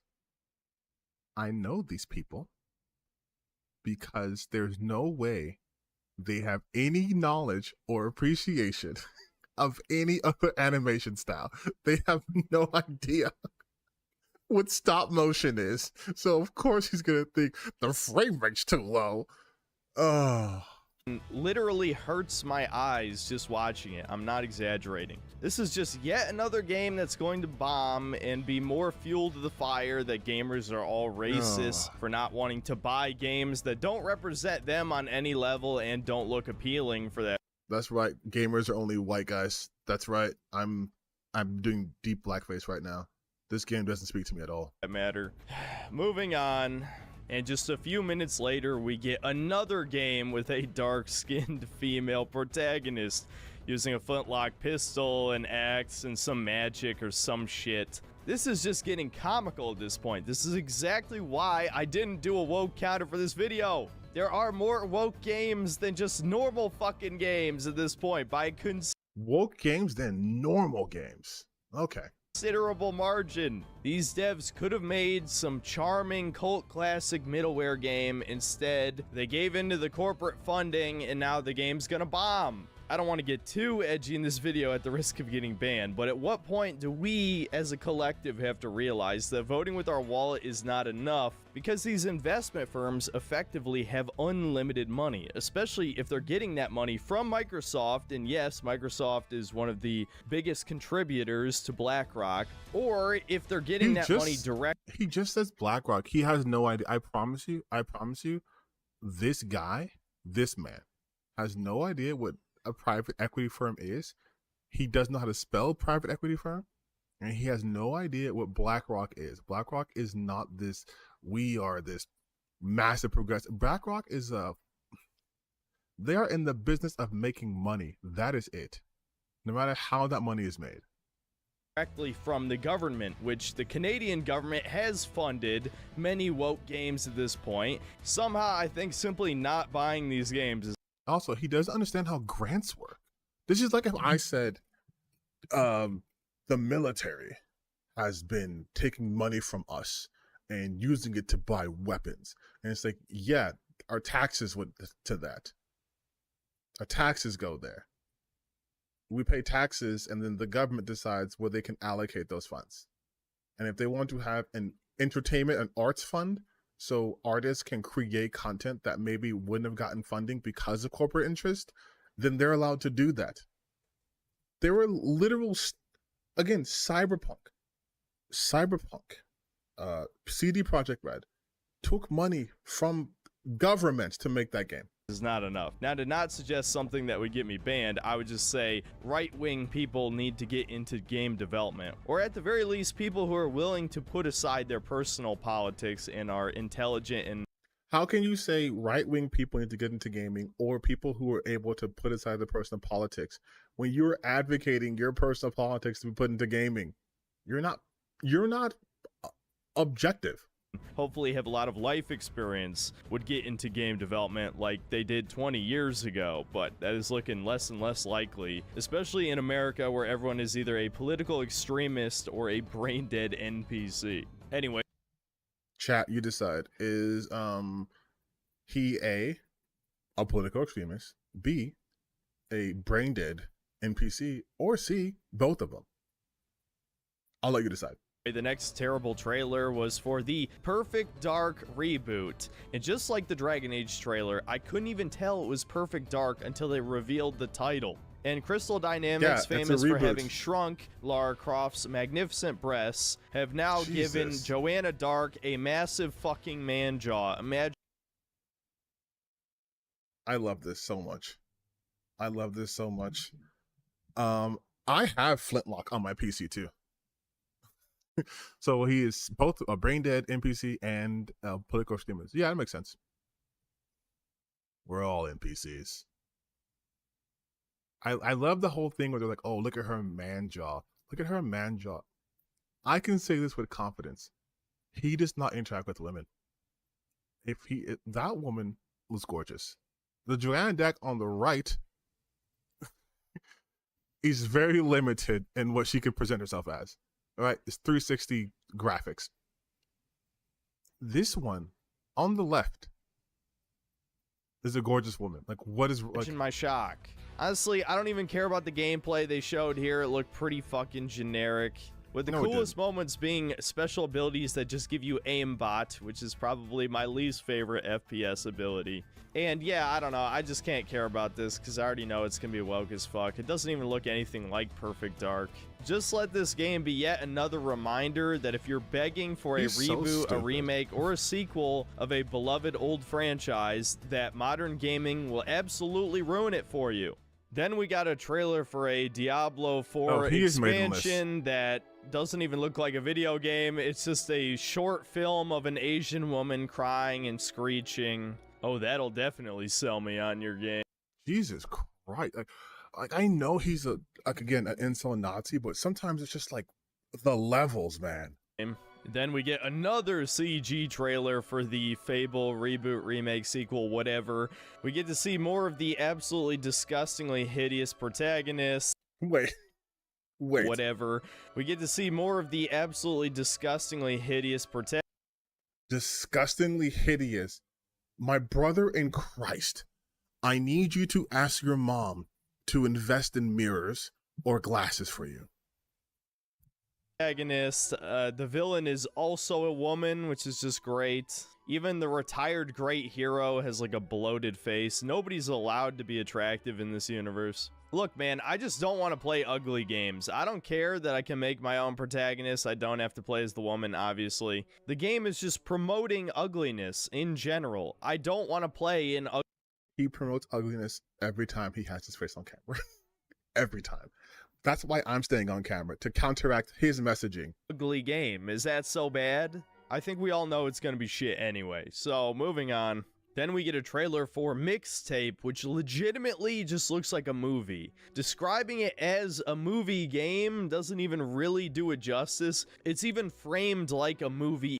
Yeah, it's called cinematography. Oh my god. In the trailer itself is cut to look like an 80s movie. And yes. Of course you play as a woman in this too. So, you know, I already didn't care, but now I'm annoyed on top of being apathetic. And of course, this is another game trying to ride on the coattails of Spider-Verse with the low frame rate, ugly animation. So he doesn't understand animation, because the other game, South at Midnight, he just said it had low frame rate. But now he's saying this is trying to copy Spider-Verse low frame rate animation. That's stop motion. The first game was stop motion. Oh my god damn it. As if I needed another reason to not want to play. And also, does he think Into the Spider-Verse is the only thing to ever use low frame rates? And you might be surprised to hear me even mention this next game, but Flight Simulator 2024 somehow managed to slip in propaganda. Female pilots. A woman even...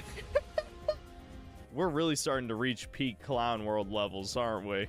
Next up is a trailer for yet another Life is Strange game, bringing back the original protagonist for another adventure, and this new art style just looks ugly, honestly. And I don't even care about these games outside of my stream chat just begging me to play them because they have nuclear levels of cringe and usually some political propaganda alongside it, so... Even though I'm sure it'll be dog shit, I'll probably end up streaming this at some point. Then we had a trailer for the new Indiana Jones game by Machine Games. And may I remind you that Machine Games made Wolfenstein 2: The New Colossus possibly one of the most woke games ever made. It was far ahead of its time at release, featuring racism, miscegenation, bizarre female supremacy / fetish content, glorification of communism, and somehow managed to make the Nazis look like the good guys. Wow. So again, it's not just me saying he's an incel Nazi. Literally him. He said it. He said it, not me. Well, I did, but he also reinforced it. So I expect much of the same from this Indiana Jones game. If of course you would expect the same from Indiana Jones. Indiana Jones famously fights against Nazis, like in almost every movie. He famously fights against Nazis. Like if there's one group of people you would associate Indiana Jones killing and fighting and punching are Nazis. And he's going to be like, oh, the women are going to be there. Indiana Jones always has women. If not worse. No doubt the female character will be the real protagonist, will save Indy on multiple occasions. Lisa Nagaib. Also, I can't Gaib myself because I have seen Indiana Jones and he never has. So he doesn't know that's how it works in Indiana Jones movies. Indy gets saved by women all the time, but he's still the protagonist. And will be better than him in every way. Already this dialogue looks incredibly cringe. The only gameplay shown was like 10 seconds of vertical slice cut shit. So no doubt this will be crap.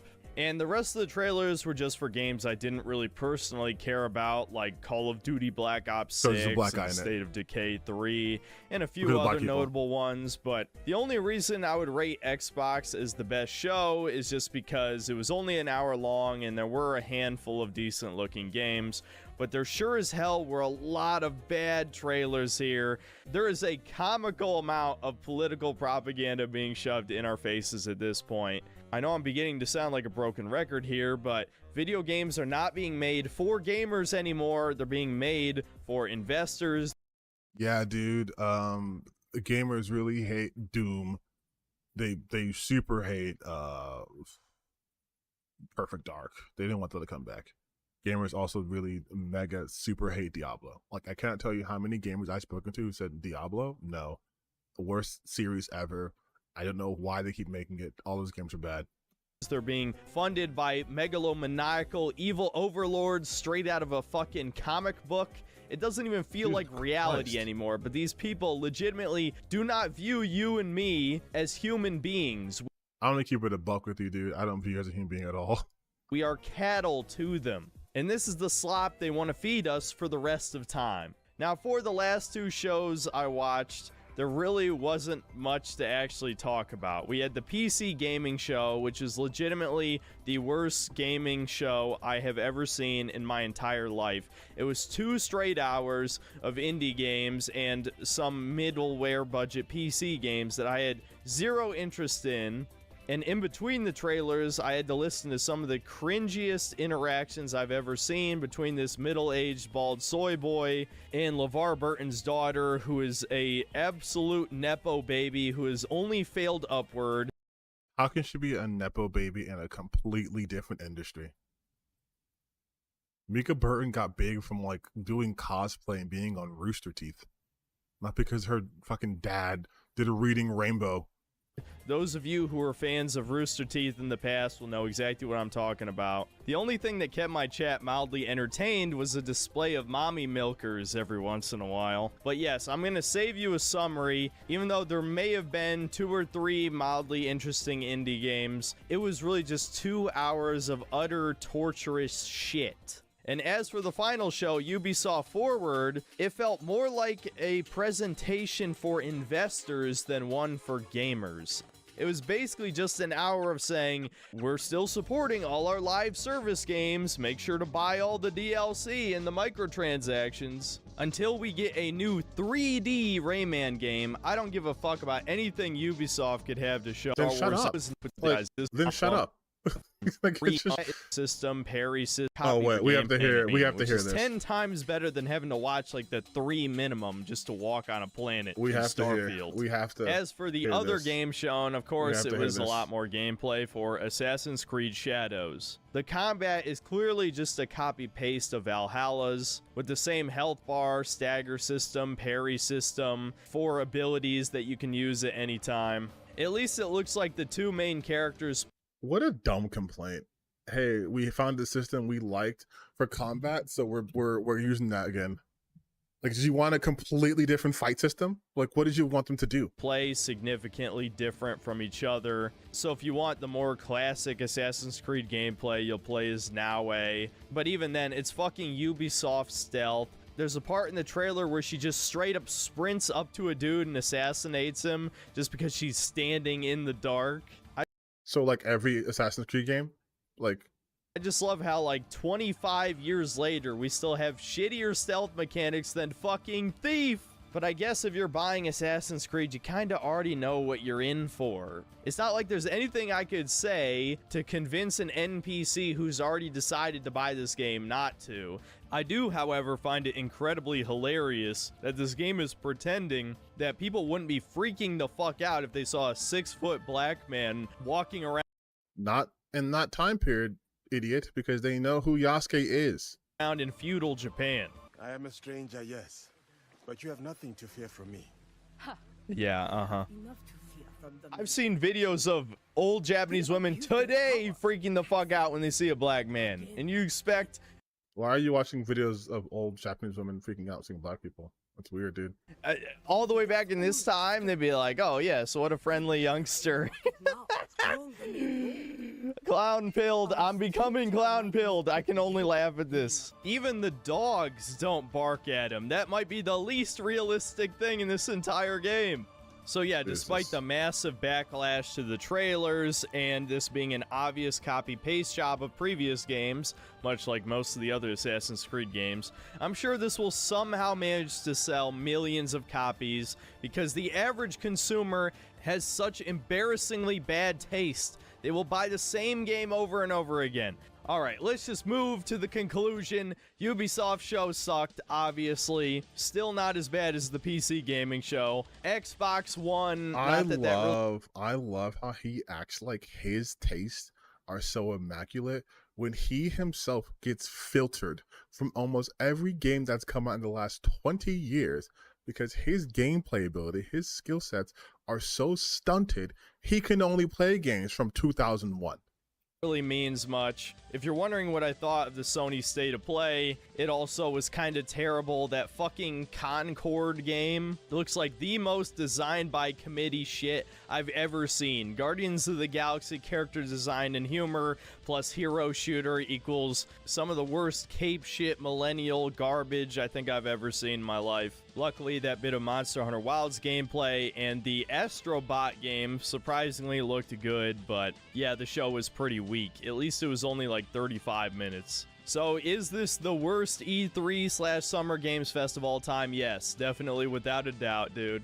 I don't want to repeat myself every single year, but I truly miss the presentation cringe of E3. And I miss genuinely huge game reveals that everyone was excited for. I get the feeling that most hardcore gamers like myself have simply stopped playing new games and they just play old games. And see, that's exactly what I was talking about. No. Most people who play video games still play current video games. You're the only person who plays these old games. I should say you and other groups only play these old games because you are so fragile that any person who doesn't look exactly like you makes you feel uncomfortable, so you don't want to play. And for that guy, he literally looks like a science experiment gone wrong. So like he wants to play like he should play like Abe World Odyssey or some shit like that. Like I don't know why he keeps talking about I really wouldn't blame you. Honestly, that's the best. And also, didn't he say he wanted to play Dragon Ball Z Sparking? That's a new game, my guy. That's a modern game. It's new. It's not from 15 years ago. Advice I could give you if you haven't completely given up on this hobby, just play some of the greatest games of all time in your backlog. They're better than anything that releases today, no matter what lefty shills will tell you about indie games. They're full of just as much, if not more, propaganda than AAA games because they're actually made by leftists. I love that. I love that so much that he's like, these games are made by leftists. You know why? He's wrong, but you know why that'd be the case? It's because people on the right do not create. They are incapable of creating things that actually worth anything. The best they have is hatred and then what? Some Matt Walsh movies? Like they're incapable of actually creating things that sustain themselves, that last on their own. Everything they create is to show how much they hate things. Literally hatred is about hating things, hating everyone and everything. Matt Walsh's stuff is all about how much he hates trans people and queer people and people who aren't white. That's his content.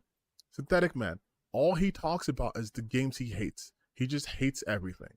He hates everything. Even if it's a game that he likes, he has to mention that he hates DEI. He sees a black person, he dedicates a chapter of his video to DEI. He says, I got rid of woke kind because these games were too woke. You play as an Indian woman. What? What? But then there are the same people who will tell you, make your own games.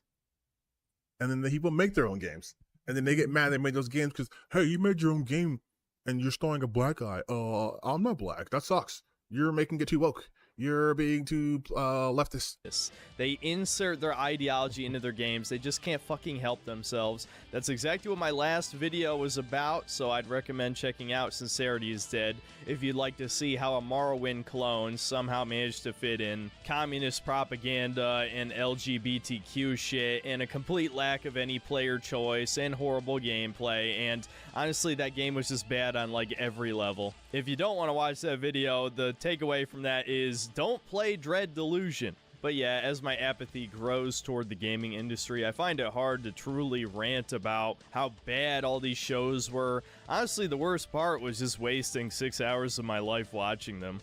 There's really no point in watching the live shows. You might as well just wait until they're over and then watch the few okay, we're done with Synthetic Man. This guy sucks. He's just, his content is just bad, dude. Like, it's just negative. And there's a bunch of losers. Like, look at this. Woke game, like, black, woman, lesbian, ugly, arrogant, and bossy. Just a bunch of racist losers. All of them are racist losers. How much did that, how much did the video do? Only 100? I just say only, because I still impressive, but, like, this should be in the millions. Like, this was a takedown.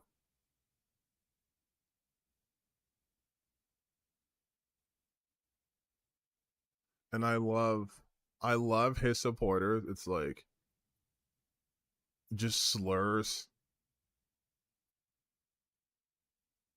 The laughable attempt to take down Synthetic Man. It's like these guys are LGBT breadtuber video editors are back in a big way. It's a hit piece. It's literally his own content. They go over his own content. Like, it's his content. That's so funny to me. All right, but we are done with this portion of the stream. We're gonna play Lollipop Chainsaw, the original. We're gonna play the OG Lollipop Chainsaw. That was a secret game. That was a secret game I said I was to play later on for you guys. Oh, Lollipop Chainsaw Nick makeup? Okay, hold on.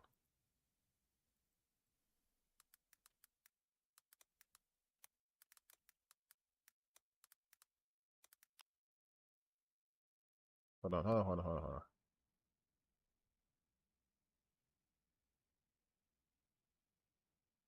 Oh, this shit right here? Oh, isn't this woke though?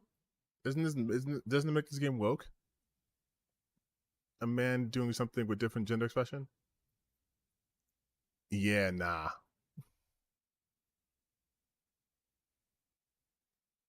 Ugh. Oh no, I can't play this game now. It's too woke. It's gonna hurt my fragile ego and masculinity.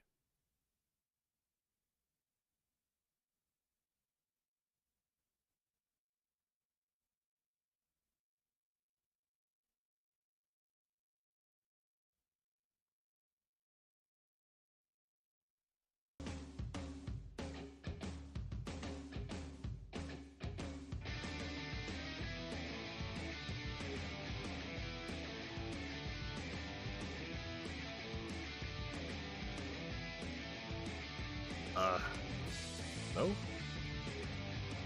Oh, hold on. Let's fix this. Let's fix this.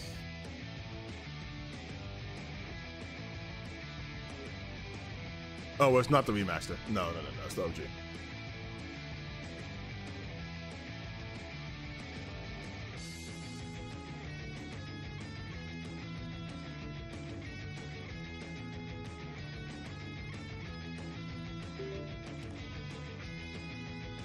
Have to use a different controller.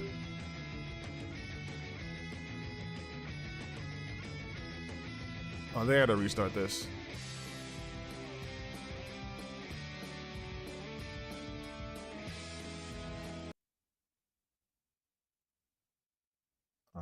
Input.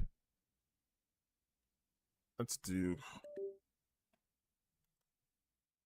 I got different inputs. Registering.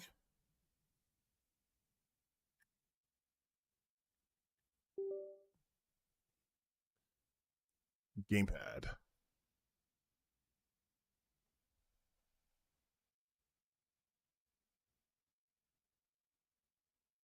Move handler. Oh my god. All right, in the meantime, here, so you guys are staring at my face. Let me give you something else to do. Why don't we just do some music?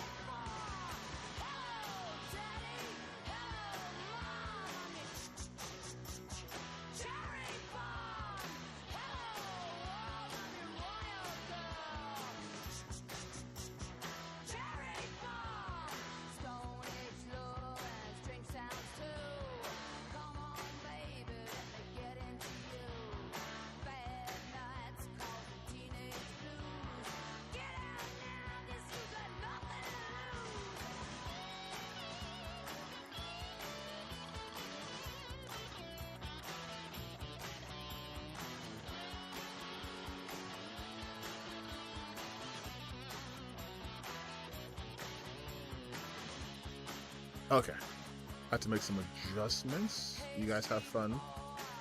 I'll be right back. Listen to some copyright. Definitely copyrighted music.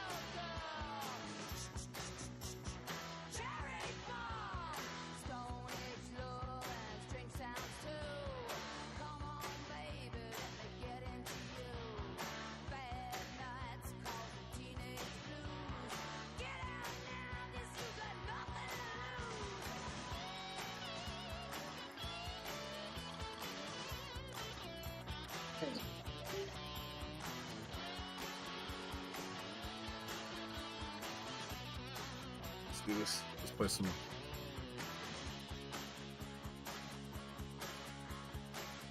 This Lollipop, some chainsaws.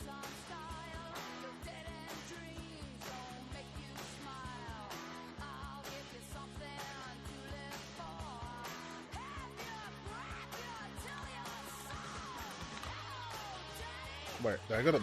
Let's go to.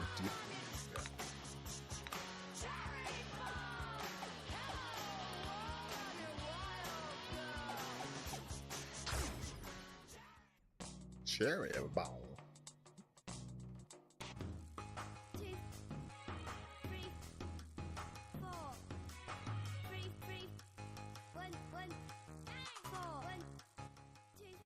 Beat my dad's high score. Oh my god! What the heck happened? Gross! Back off! No! Yeah! Oh shit. Seriously? Dude. The hell? Oh, I just have that. Just off rip. And on my birthday, too. Like I'm not already late enough. Gross. Stupid. Undead douchebags. Oh, this is Terra Strong. 100%.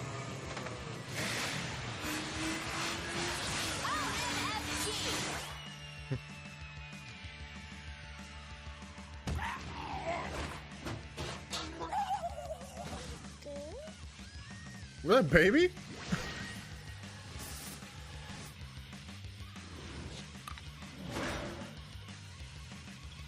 This is so irritating.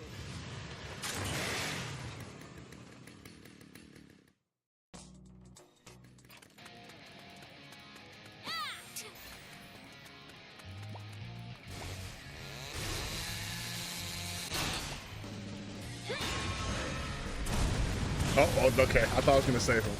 I was gonna save those guys. Nah.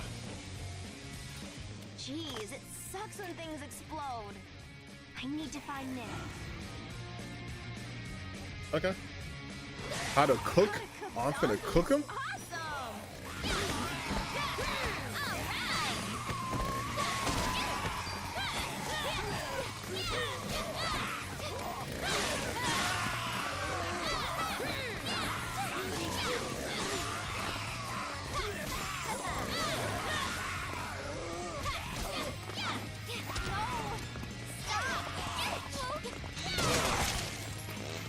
Okay.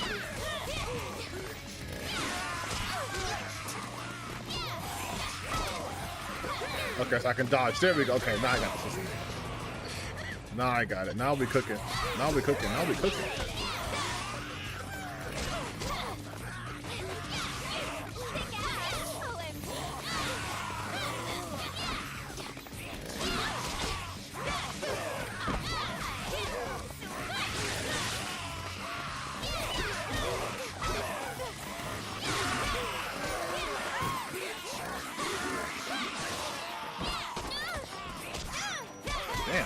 Damn.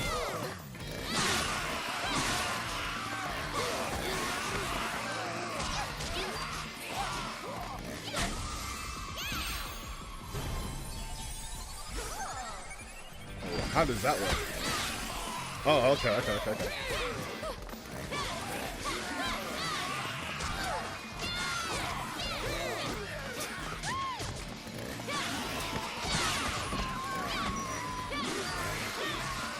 Can you like target?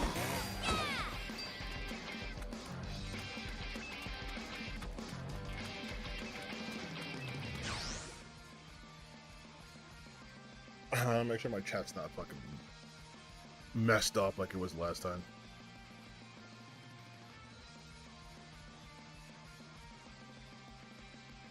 Okay, if chat's chatting, I don't know because it's not loading up anymore. I don't know why.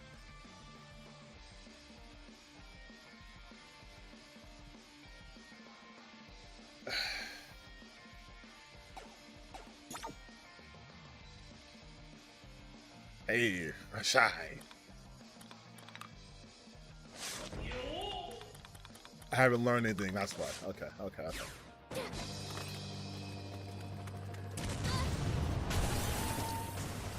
Ugh.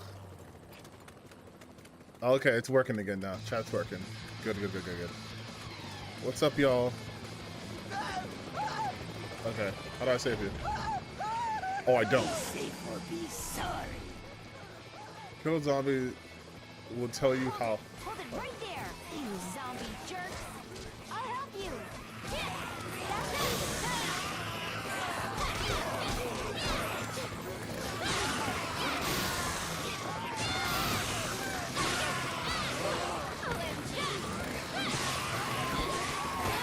I get after stun.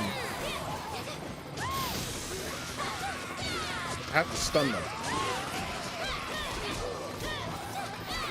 So, pom-pom stuns, right? That's what I'm assuming.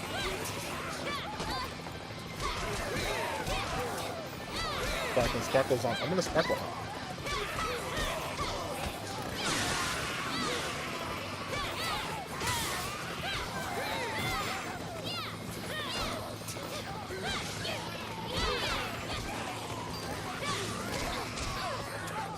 Jesus. Okay, fine. There's no sparkle hunting for me.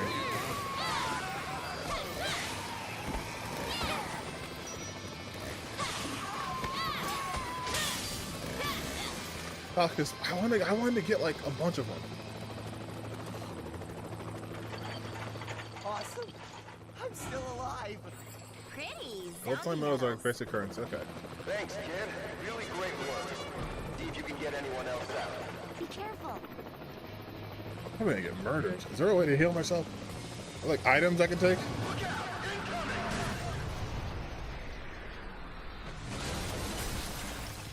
Whoa, I can't believe. zombies suck dick at driving. I can't. People were like gooning over this though.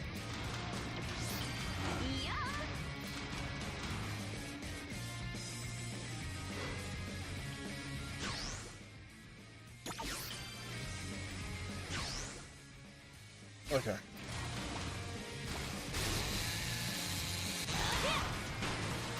Like, she seems fun to play as, but like, I'm not a. Maybe because I touched the woman before. Like, I don't need like all of my games to be that way.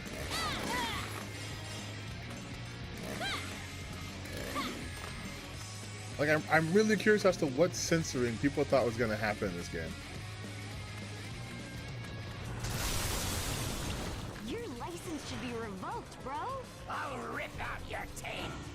Like that stuff? This isn't gonna be as easy as I thought. Like ripping out someone's tank? Was that supposed to be censored? Don't be looking at my skirt.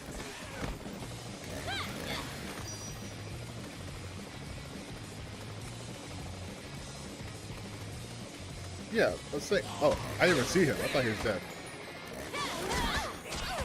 Oh, they're all here.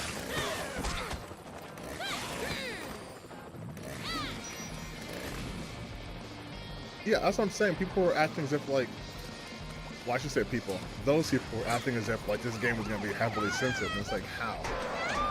How was a zombie game gonna be censored? I'll take care of him. I'll make one.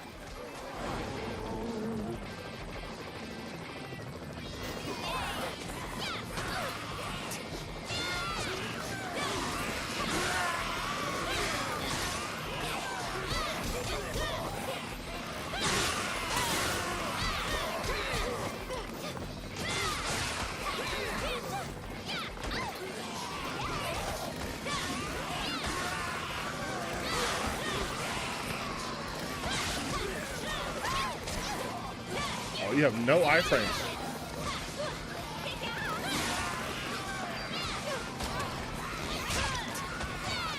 Okay, that was kind of sick. I'm not gonna lie.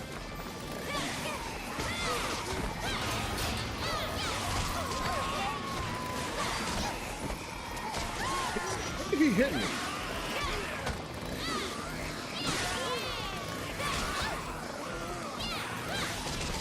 Oh, there's zombie on the ground.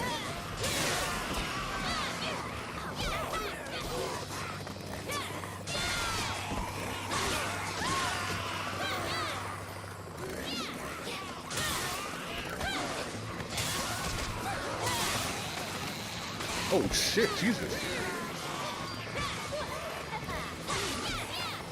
Wait, no, wait. Can I sting you too?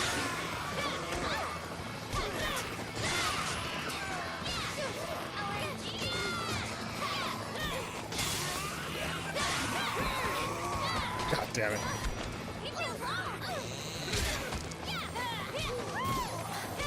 God damn it. I was gonna get the Sparkle Hunt. I wanted the Sparkle Hunt. I couldn't get it. Alright, I need a lollipop. It sounds so weird to say, but I do need one.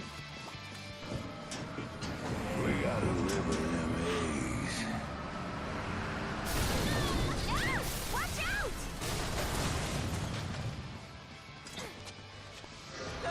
Come on, get away from me! I'm gonna die. Hold on, I'm coming! Don't be a pro, look up skirts. Okay.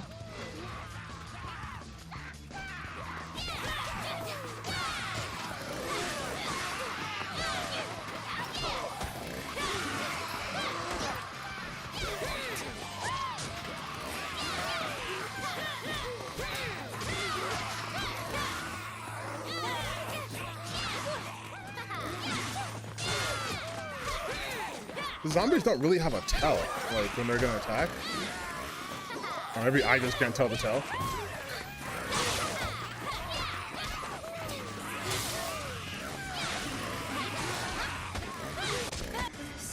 Oh, gee, what? Like what? Oh. Only I had protected you. I'm not gonna lie, I did start with.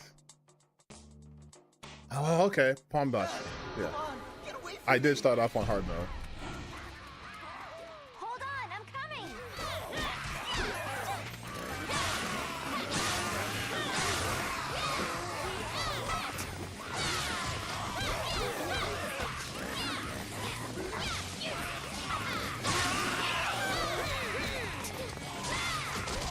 Oh.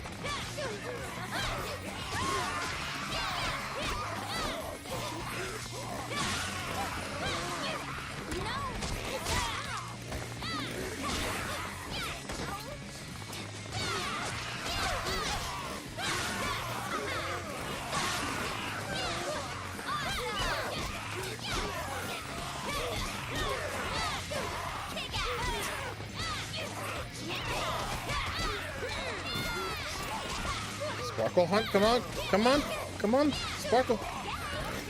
Yes, wait. Oh, wait.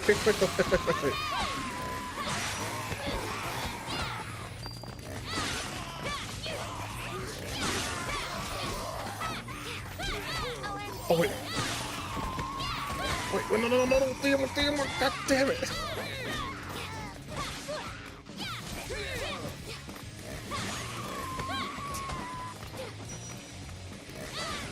I can't Sparkle Hunt to save my life. My favorite president is Warren G. Harding. Okay. Oh, not the rescue. Somebody's life. Well, we got these ones, but I see a whole group of these undead bastards incoming. Meet me up ahead. You know what? This game probably would have gotten a sequel by now if Suda was allowed to like make the game she likes to make.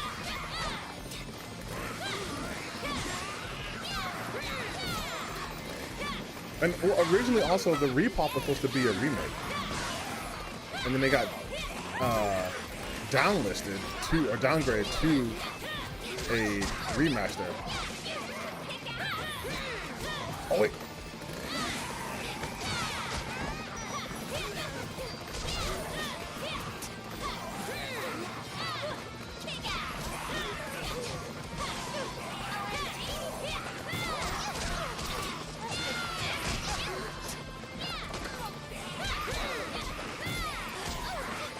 Jesus.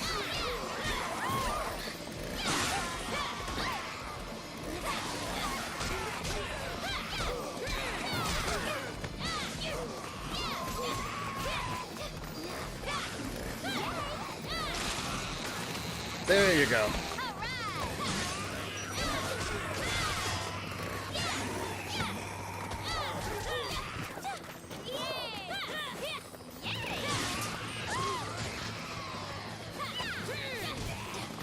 This game would benefit so much from a lock-on system.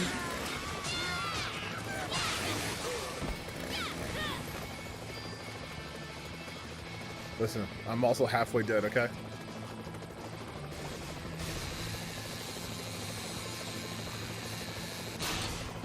So I'm gonna figure this game out. I'm gonna figure out the mechanics. I'm gonna get more combos. I'm gonna be a god at this, okay? Oh, I still have to do this?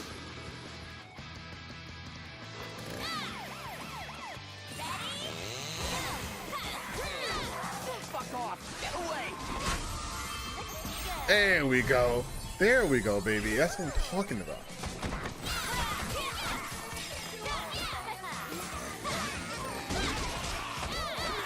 Oh, wait, the sparkle mode does Hey Nikki? Oh, this game's peak. This is peak.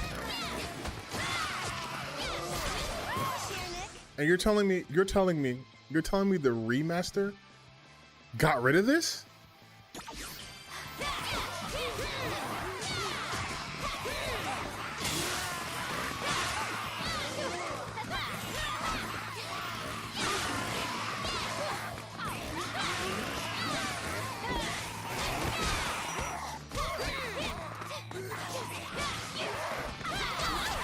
Wait.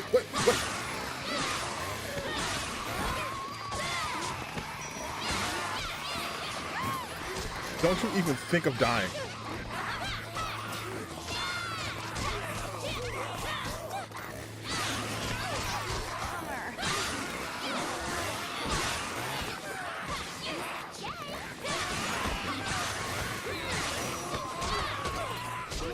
No! Are you kidding? I was right there.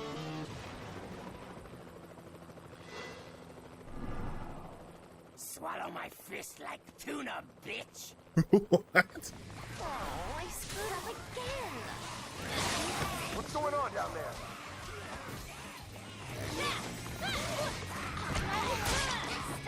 I was not expecting that to happen.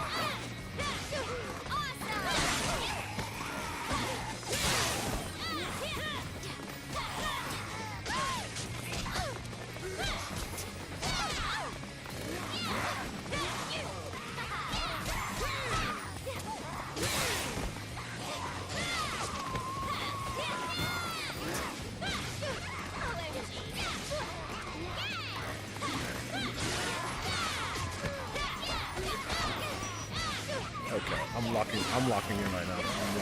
I'm locked in.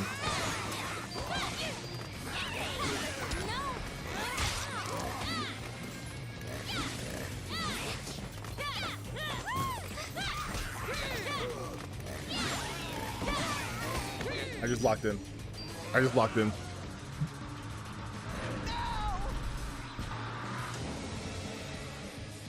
Feed is for suckers. Feed is for suckers. Bro.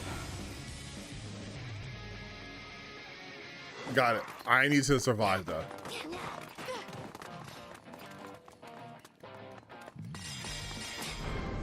The best calories. Give me that. Thank you.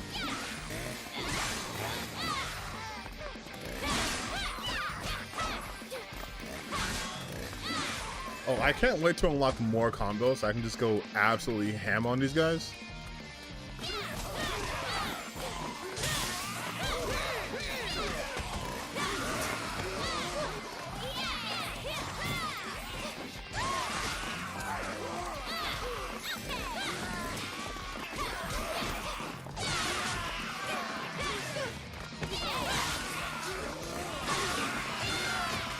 I like how I use items in this.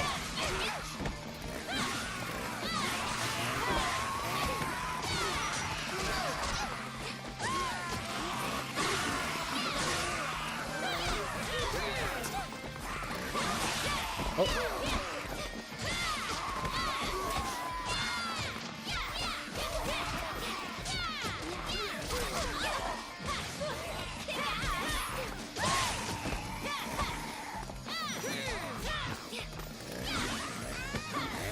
Like, can I use these items though? Like, can I use like a... I guess not. I think I need it though. I can just chainsaw people.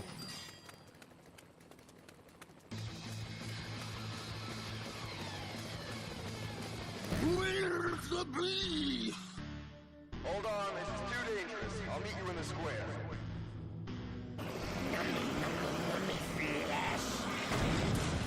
Oh shit. Jesus Christ! Get off me, you bastard! Oh shit!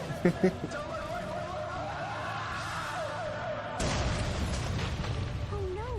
He crashed over by the school and is probably dead. Hello?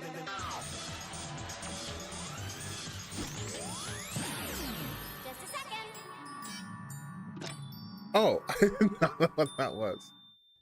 Hey, it's Mom, Juliet. Hope you're taking care of yourself. Don't do anything stupid, okay? Mom, everyone's dying.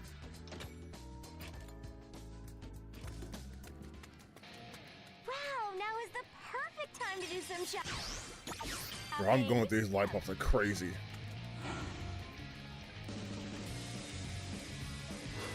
Chop Chop are rare?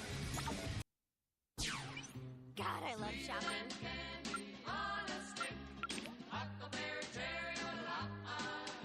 I found something. That's what I need, bro.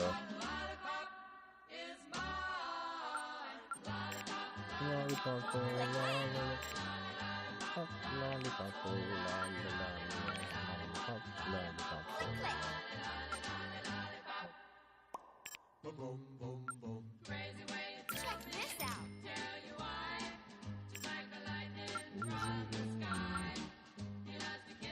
Oh, I should have got that. Okay, who's that? I can get close. Let's go.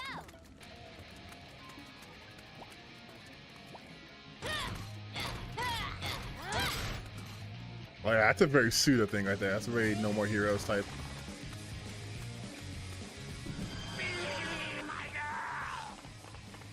Get out of my way. I'm in a hurry.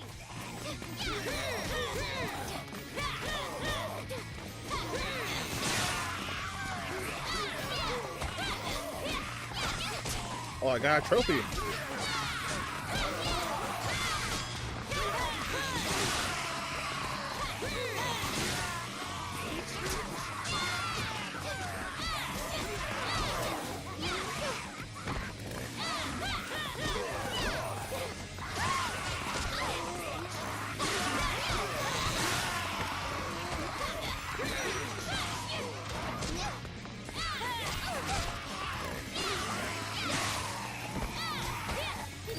Nope.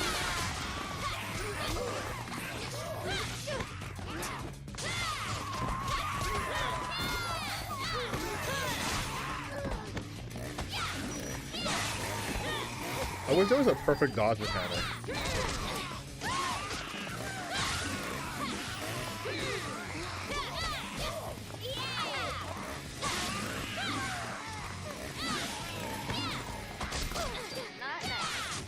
This game would rule if it had a perfect dodge mechanic.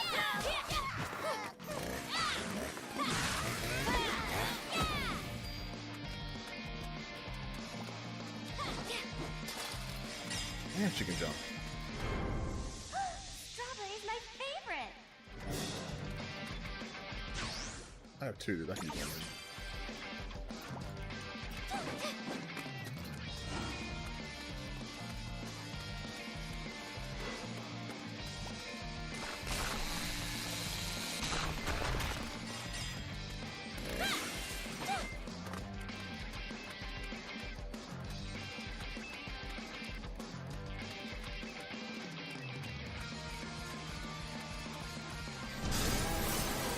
Ooh.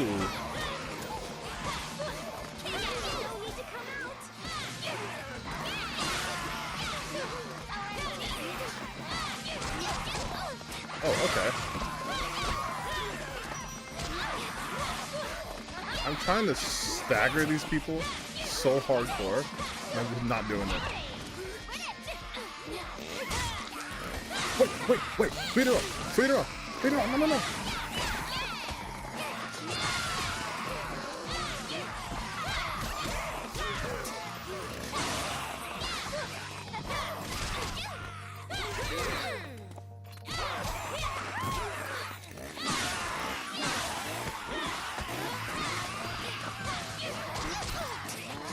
Damn, it was hard to kill.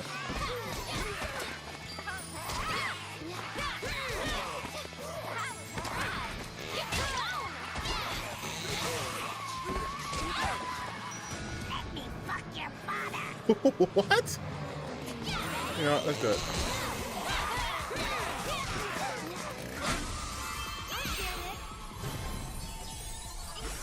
Hunting.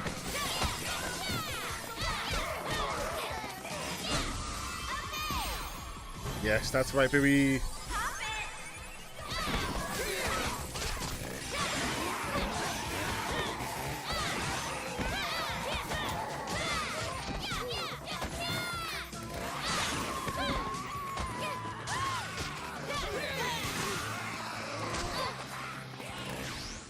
Shit, I'm losing my...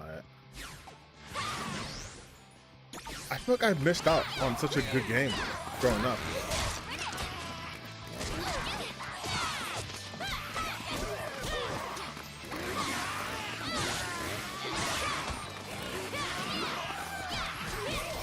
But the zombies just say those random shit. That's hilarious.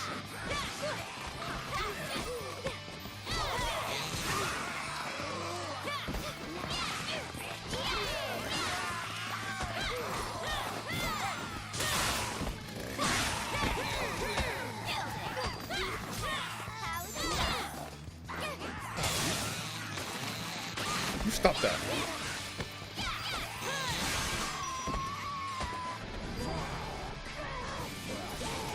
A homeless lady? Oh, she's a super zombie. Oh my god.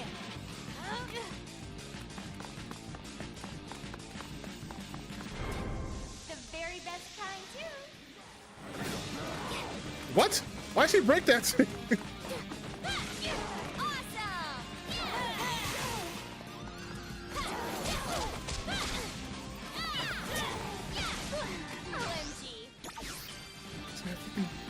Break that. Oh wait, when I knock him over, I need a... Come on.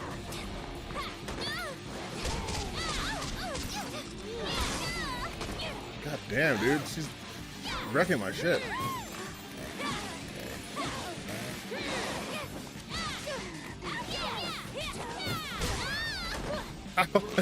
I can't tell what she's gonna attack.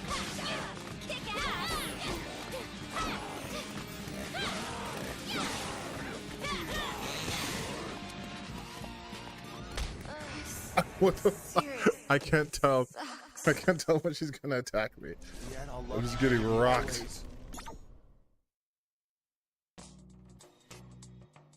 A Nick Ticket can save the day. I don't know, Nick. Okay, so I have to be smarter here.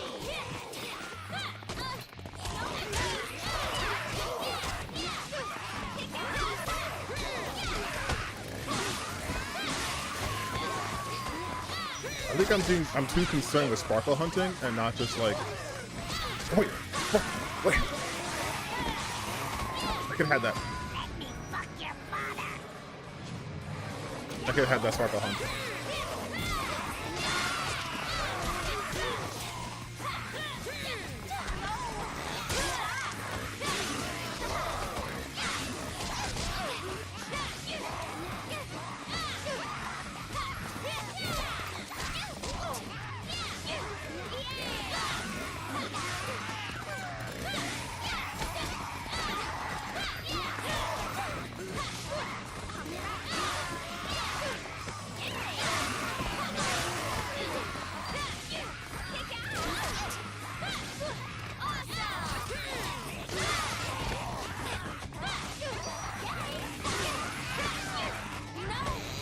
Nope, no thank you.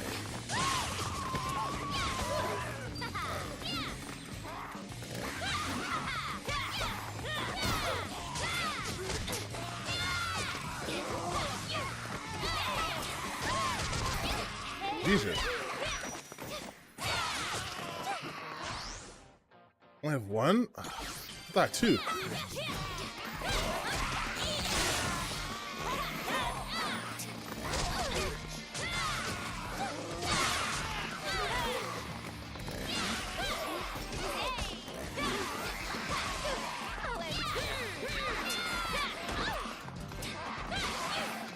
Yes, sparkle hunting, baby. Let's go. RePop is janky. Yeah, that's why I'm not playing it. I'd rather have my first experience with this game be untainted.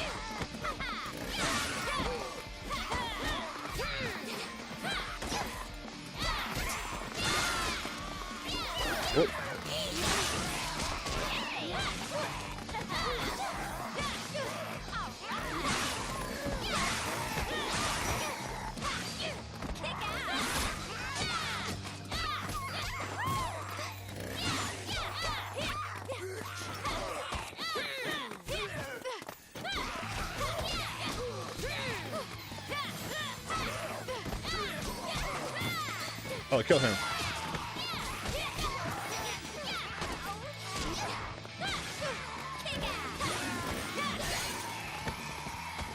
Okay.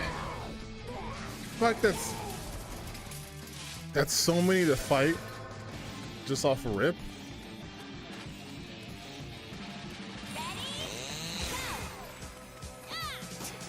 Where is he?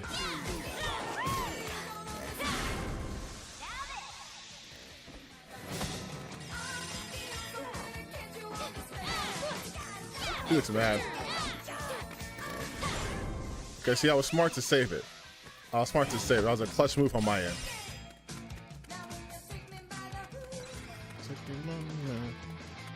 There's a Lollipop here.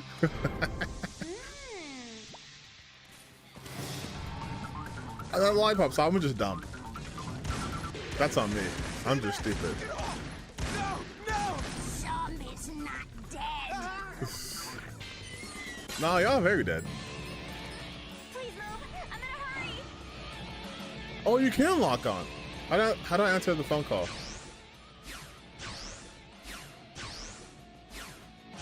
How do I answer my mom's call? Okay, wait. How do I answer my phone call?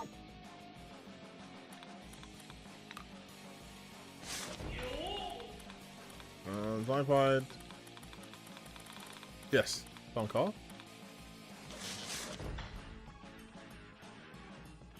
Remember to check often. Okay, but how do I check it?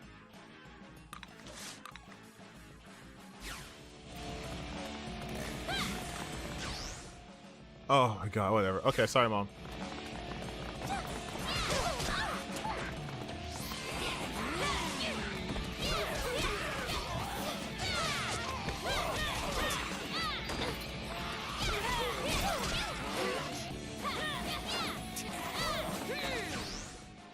Wrong button. Sorry.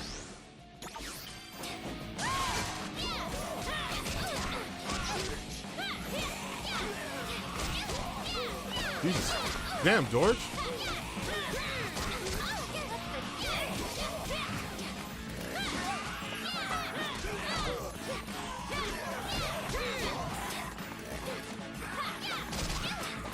Jesus.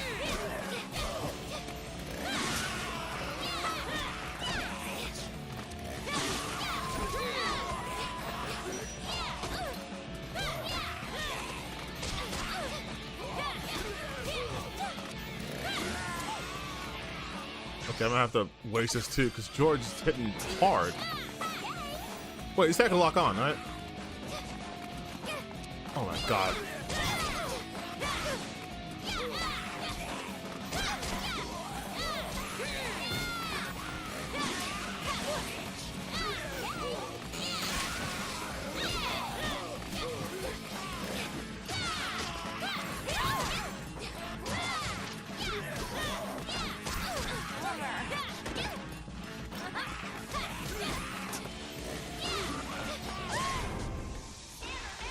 Oh my god. How can you be so cruel?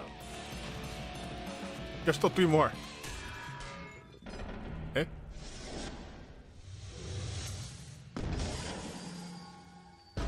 come on. Hey,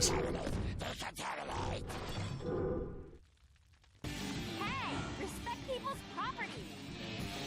Oh, yeah, I know the harder to kill.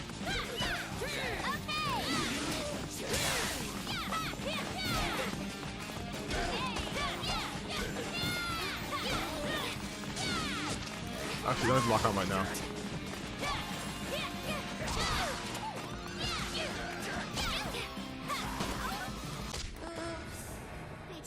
Ah. Oops, I did it again. Ah, beans first. Wait. Go to menu, go to Julia's stash. Oh, okay. Okay.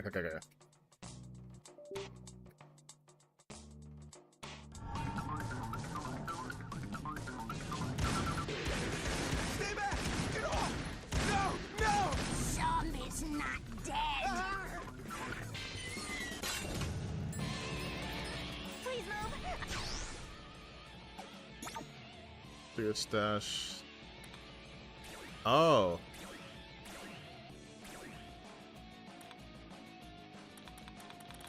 But mom just called me. Yeah. You can figure? Hey, wait a minute. Yo, kid, it's Dad. Homing attacks can hit positions even if they're far away. If you practice, you can figure it out. Over. I'm not sure I like the figure.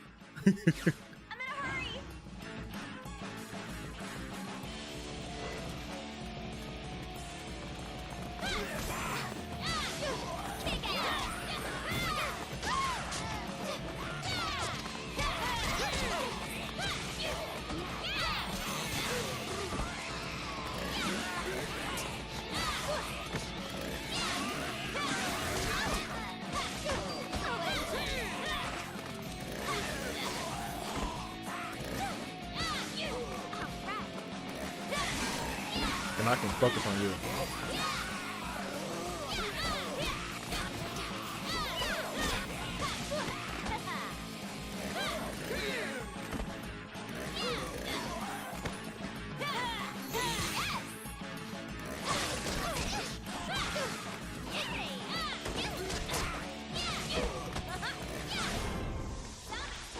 There we go. How can you be so cruel? I'll share, Nick. Doing a lot better. Doing a lot better now. Yeah, I'm saying spelling it figure, F-I-G-G-E-R is crazy. Figure with the hard R is crazy. Hey, respect people's property.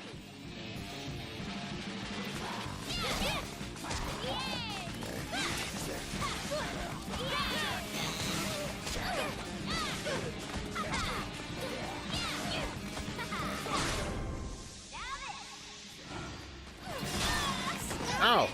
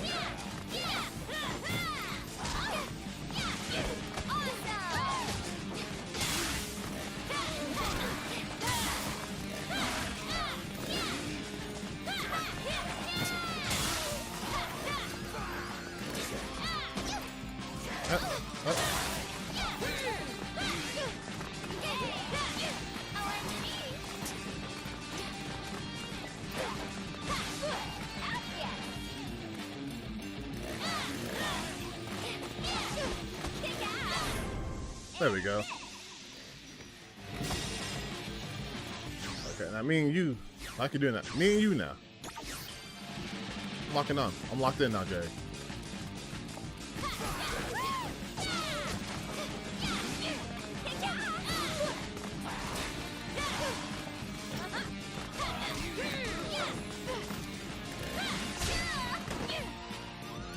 Shit, he hit hard.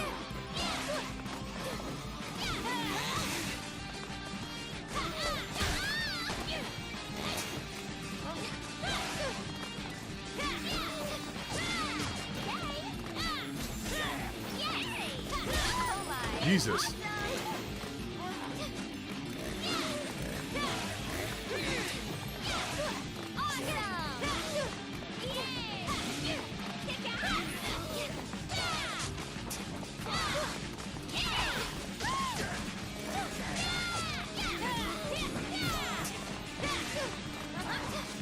He can't be staggered. I think he can be staggered.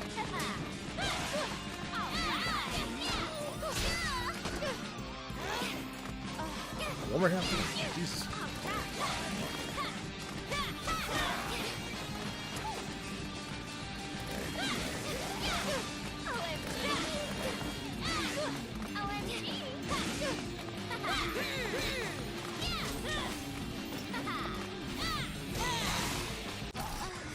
What? Seriously.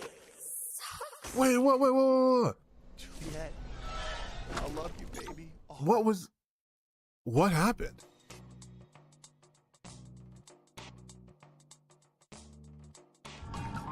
I don't know what happened there. He dropped that shit and I like died. Zombie's not dead.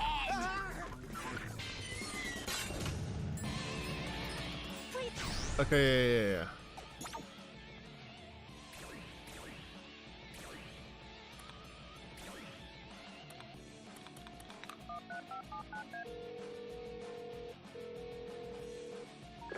Yo, kid, it's Dad.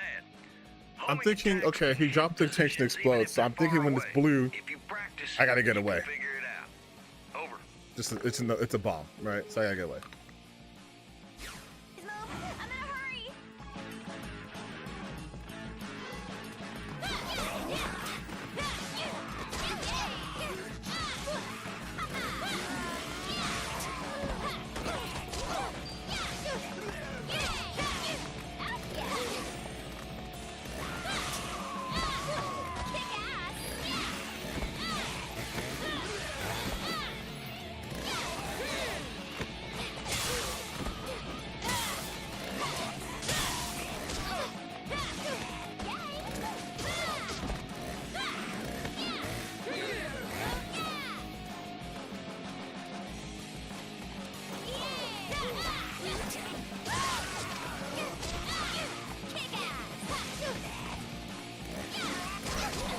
Oh damn, I'm gonna get up.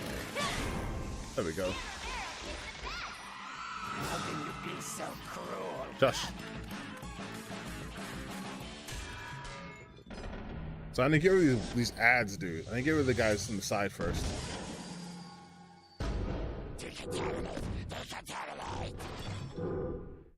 Then I can kill Jerry.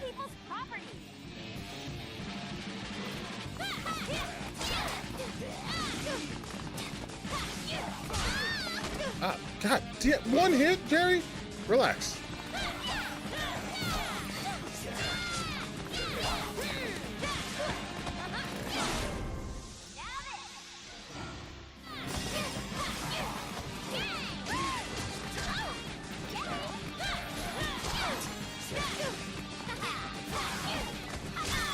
Ah, God damn.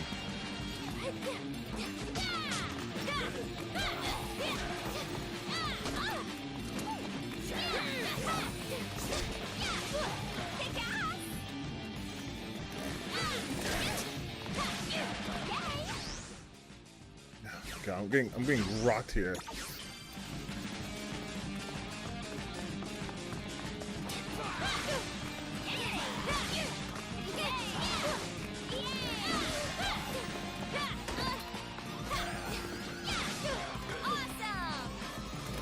He doesn't stay down for long.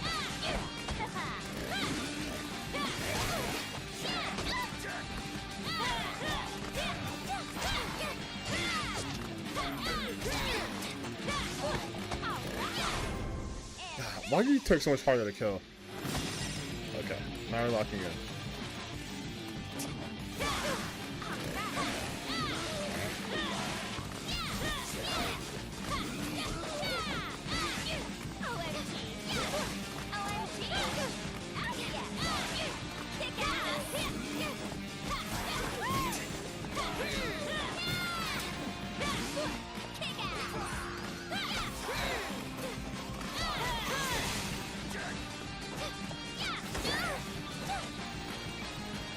to be safe. Stop pushing start, please. Just.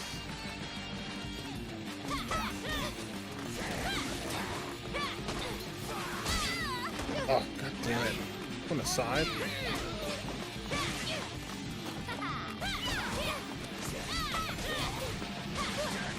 He's still invincible.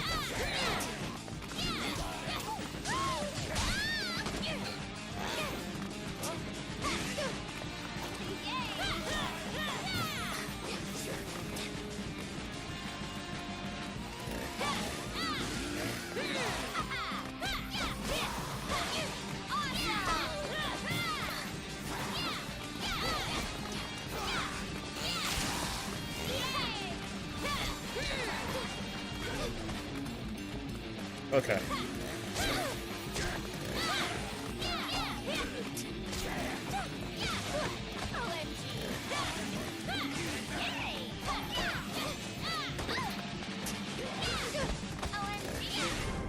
Okay. I got it now. Testes in my pants. What?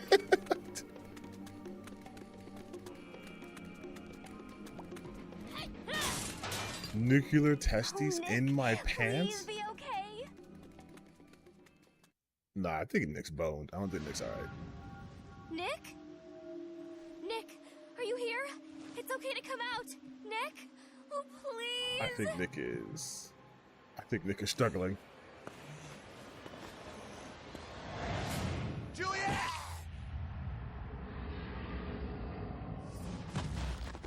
I'm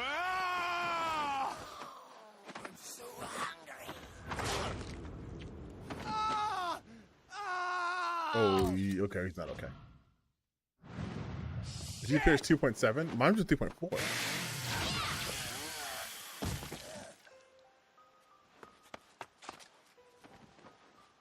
Are you okay, Juliet? Yes, Are you? Probably not. I don't think so, Juliet. One bit me. Just a little bit. I don't know what that means. What does it mean? Huh? Oh no, it can't be. I feel it in me. I'm gonna become one, huh? Yeah. Fuck. I'm screwing up your birthday, aren't I? I'm sorry, Juliet. I don't want to fuck up your birthday. My birthday? Don't worry about that. That's the dumbest thing ever. Listen, I know it's stupid. We just started getting serious, but I wanted you to know. I know I've never said it or anything, but I kind of sort of, you know, like your best friend. Love you. Susan. Oh, I fucking love you. Oh. I fucking love you so much. Nick. This is what games are missing. We're missing the drama. No, there's something we can try. It's the only chance we have to save you. Juliet? What the fuck? I love you too, baby.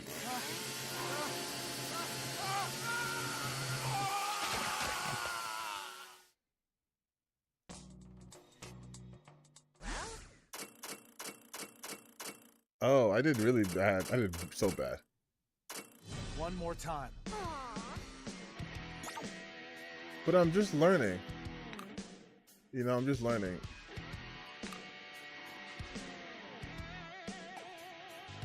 Like I'm practicing, and then I'll get better. You'll see. You'll see.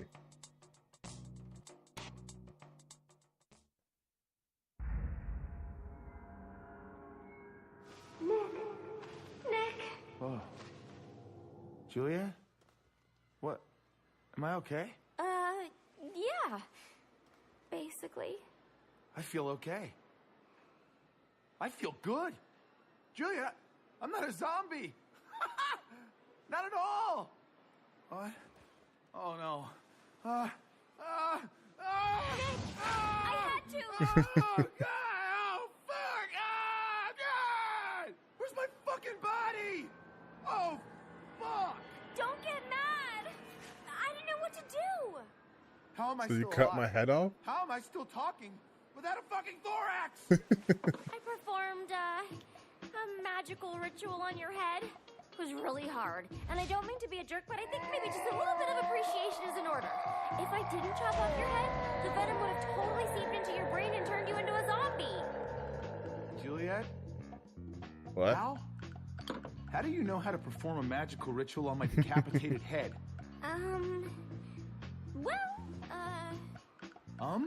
It's like Buffy. Stuff I didn't tell you It's before. Buffy the Vampire Slayer. I didn't want you to think I was weird. I'm kinda, sort of, What? Juliet? don't know how to say it exactly. Zombies! Zombies! Come here to kill us now! I'm a Zombie zombie hunter. hunter. What?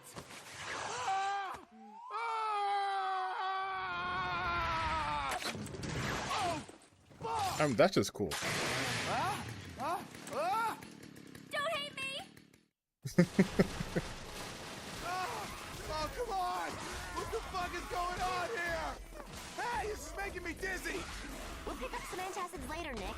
Right now we have to kill these guys. Like for realsies.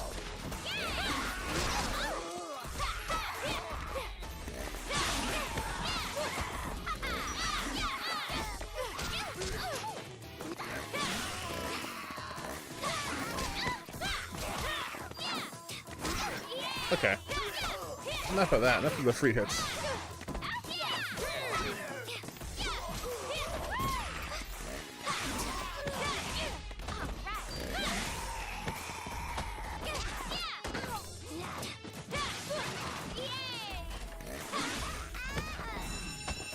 Oh, passes out. Another stupid zombie? Yeah, he'll kill me if I don't kill him, so.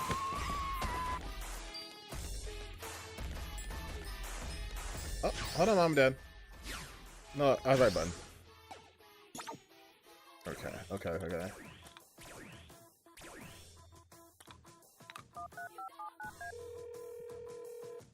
My boyfriend, he's really ahead of the rest. Hey, baby, it's Mom. I just wanted to check that your boyfriend's still coming. I can't wait. Oh, yeah, he's coming ahead of schedule.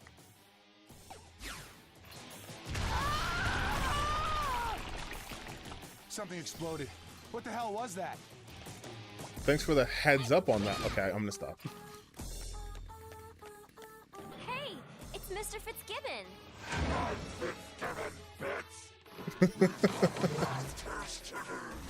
This kind of math sucks.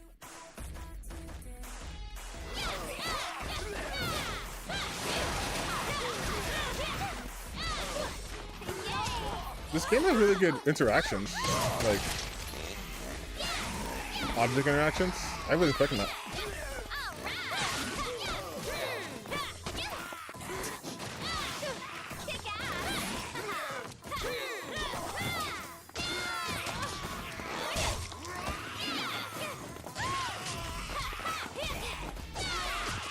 And obviously Fitzgibbons is going to be a named one, right?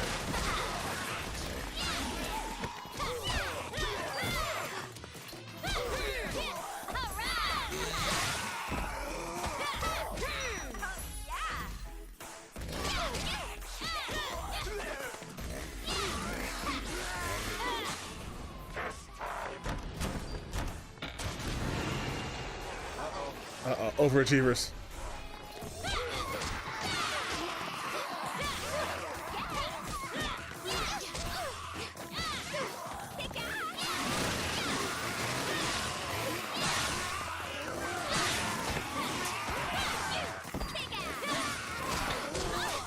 Okay, ouchies.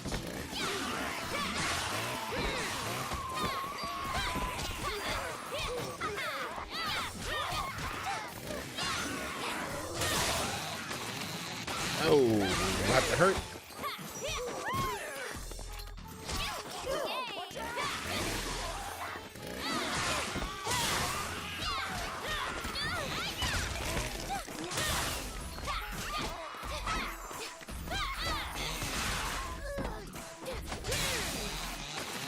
Oh, I didn't even see him. I just reflex.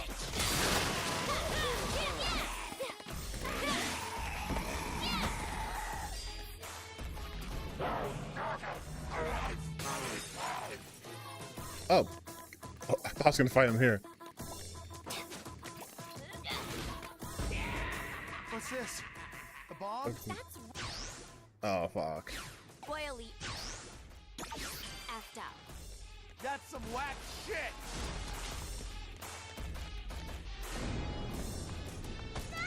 We should help them, right? Don't worry, I'll take care of them. Leave me alone! Get away! Hey, he's throwing the asses. He's beating the asses.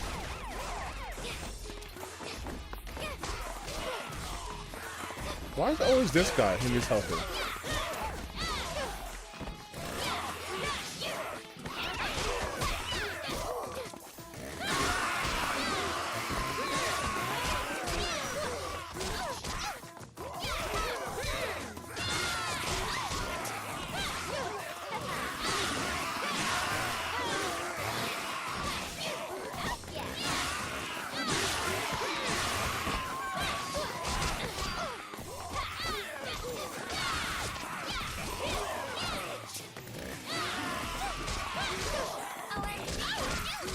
Oh, Jesus Christ.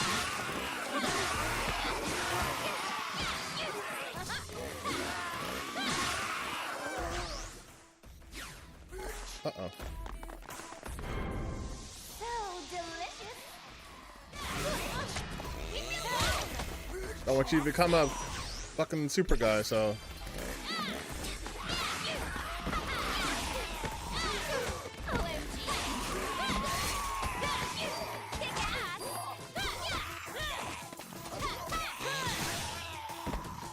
Okay, he's fine.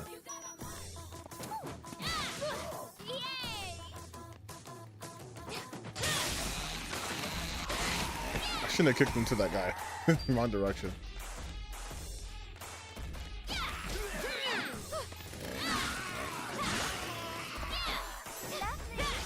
I thought I saved him, not in the front.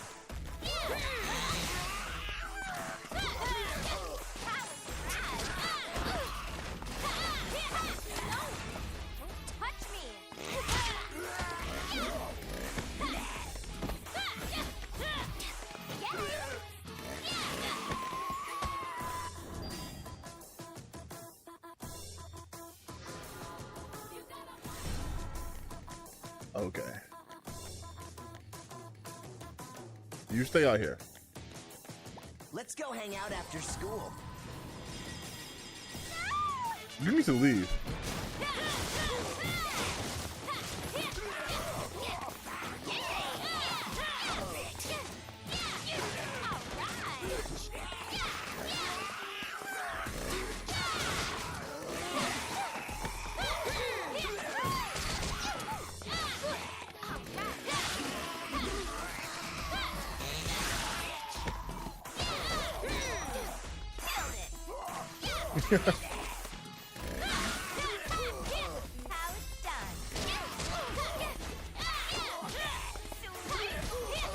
I will say the button inputs are very quick.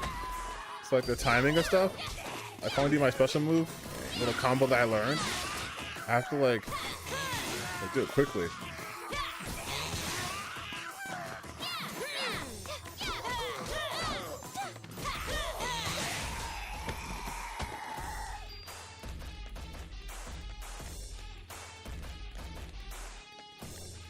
Oh, did I rescue her?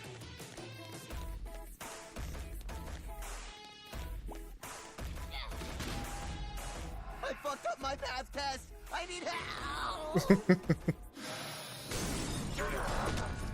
Hey, it's Mr. Fitzgibbon again. I'm Fitzgibbon, bitch.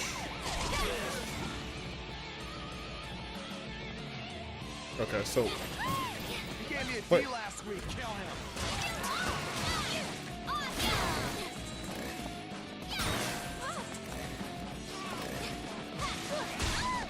Okay. First off,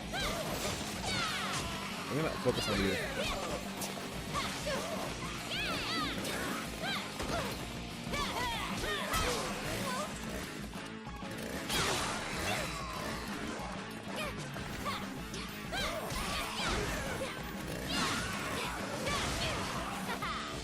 I could kill you. Do you have any more lollipops? No, I don't. Okay.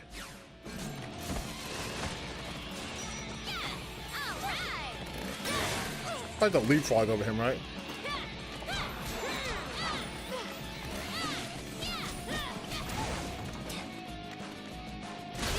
Oh shit, okay. Messed that up.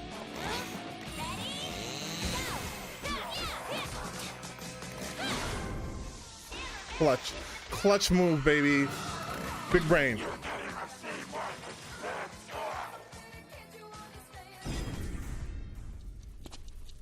Unless I wasted my clutch move. Yep, I wasted it. Okay.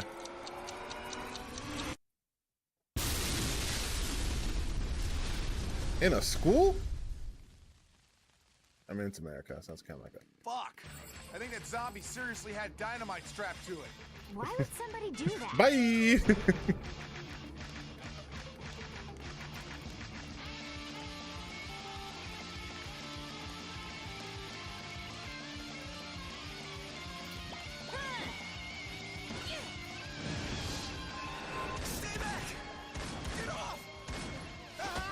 But yeah, these nuts are gonna survive.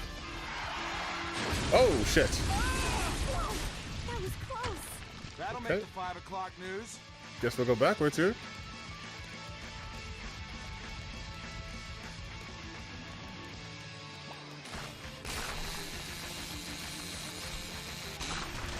Oh fuck. This zombie might work. Hey, Nick. We need to break through that wall. Can you give me a hand? Wait, can I possess I people? don't have a hand to give. Well, not yet, but that spell I cast on you gives you some magical powers. What? Like maybe I can connect you to this zombie's body and you can temporarily use it. What? A mini game will start. Okay. Just like this. Oh, and I'm cheering him on.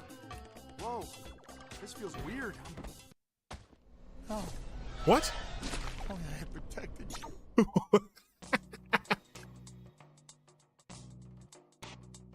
Oh my god, I love the fact that I'm just playing this game, I'm just dying randomly.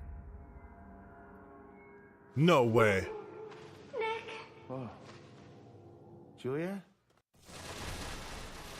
From this far? Come on!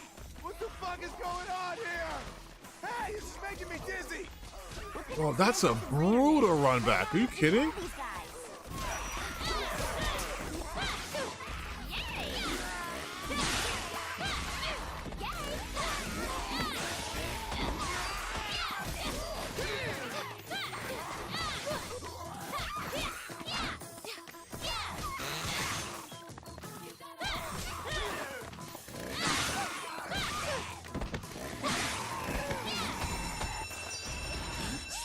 That's cool. I was not expecting that level of run back. Like a Souls game here. Holy shit.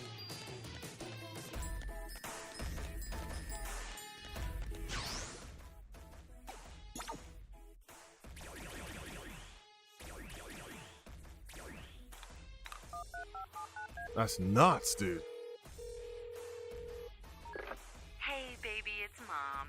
I just wanted to check that your boyfriend's still coming. I can't wait to meet him.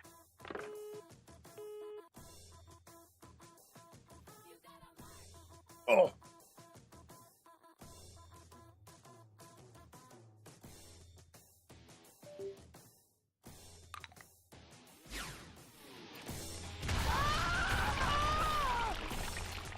Something exploded. So that gives me one. Okay. What the hell was that? Hey, it's Mr. Fitzgibbon.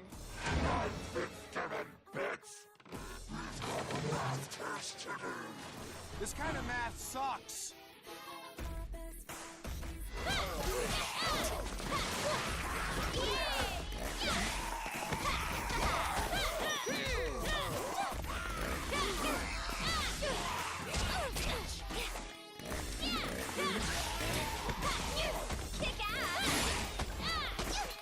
Oh, I perfect time that. Perfect time that, baby.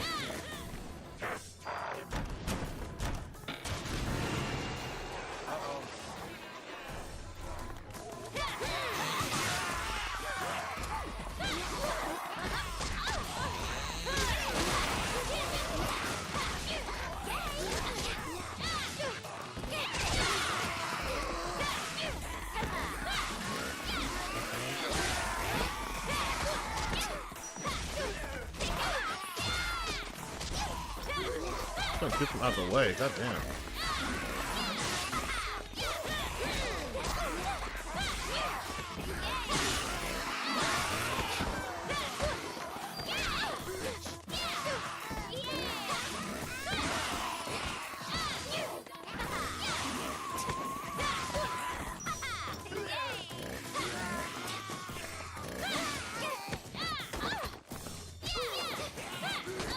Oh.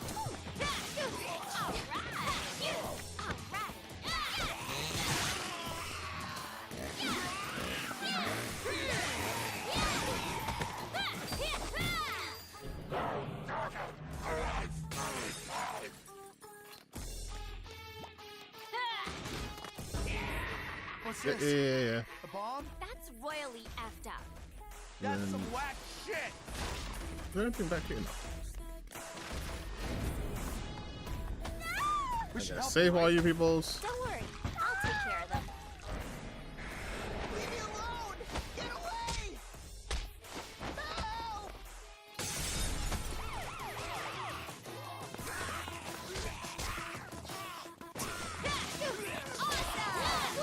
OMG!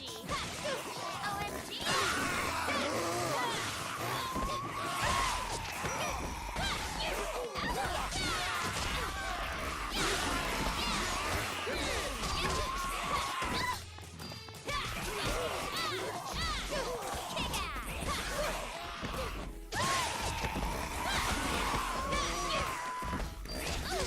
Damn.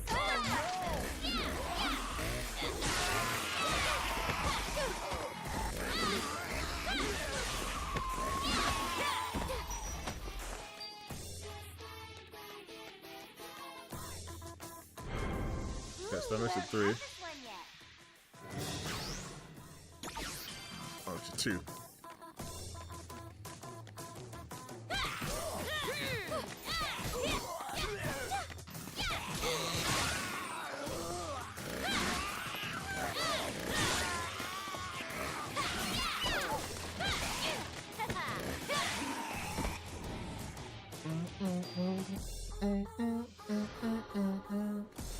Okay, then 2 classrooms. I fucked up my math test! I need help! Oh, so he comes in regardless. Whichever the second one I do, he comes in for that.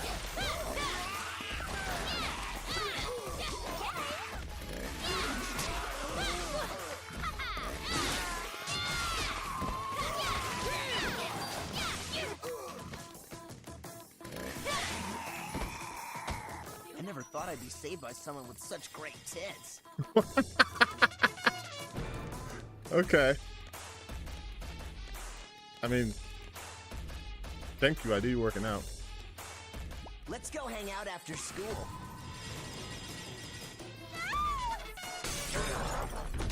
Hey, it's Mr. Fitzgibbon again.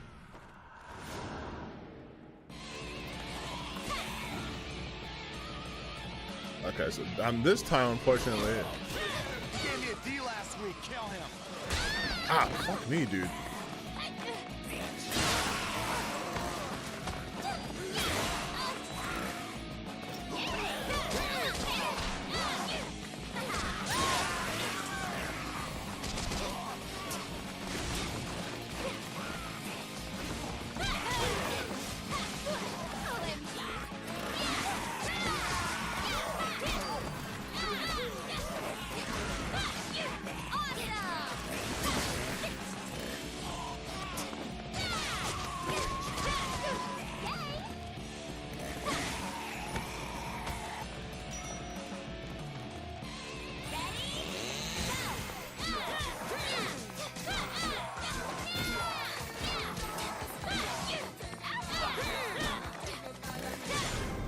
There we go.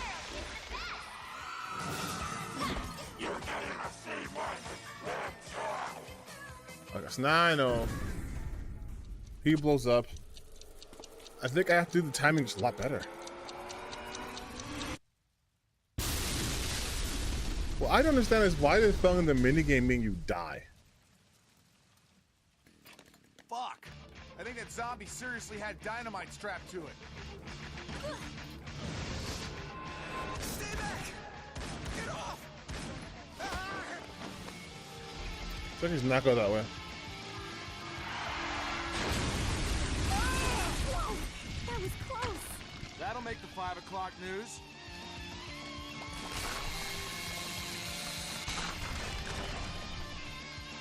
Okay, see this again. This zombie might work. Hey, Nick, we need to break through that It's wall. weird to say that the Yeah, right. I don't have a hand to give. Well, not yet. minigame happens and then whatever, but it didn't tell you that if you fail, you fucking die. Maybe I can connect you to this zombie's body and you can temporarily use it. Huh?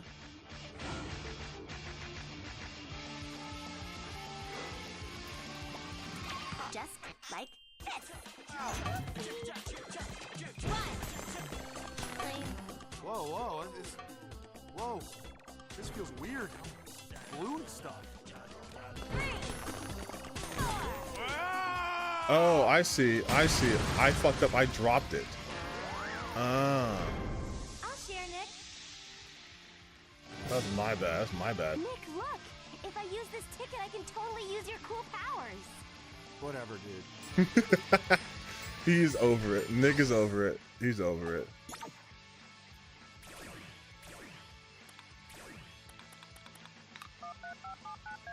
Boy, it's really addictive. It is. I don't know if there's a checkpoint. It's Mom.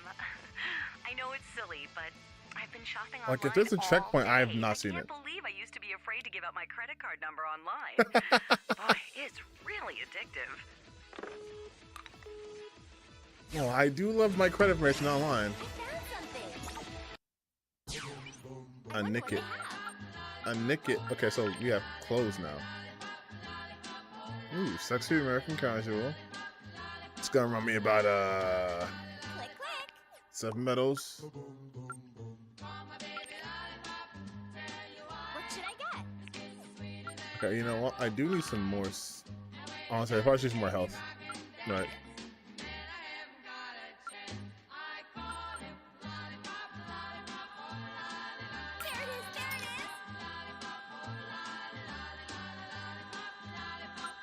Oh, hit the gym, bitch. There it is. And the magic beans. Power dumbbells. Oh, recovery. What should I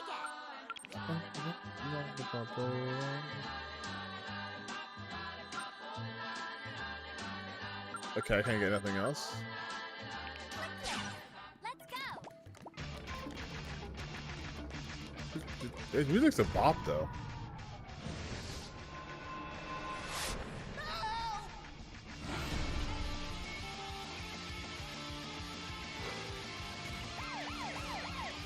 How do I?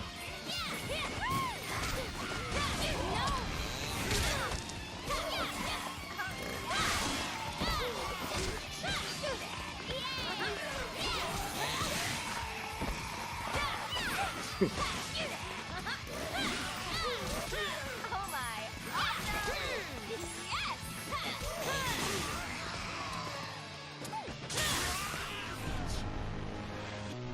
Oh, I didn't see he was being attacked.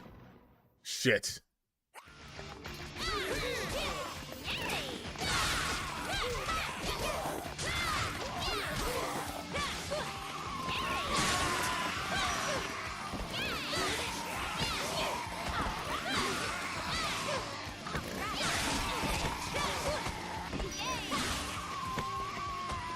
My bad, dude. I was too busy.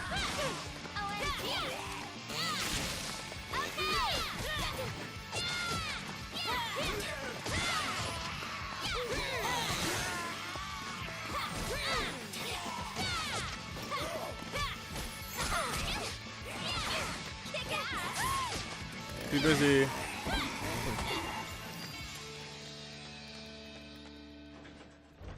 Where's my ammo? Oh, great. Those jerks trapped us in here. How lame.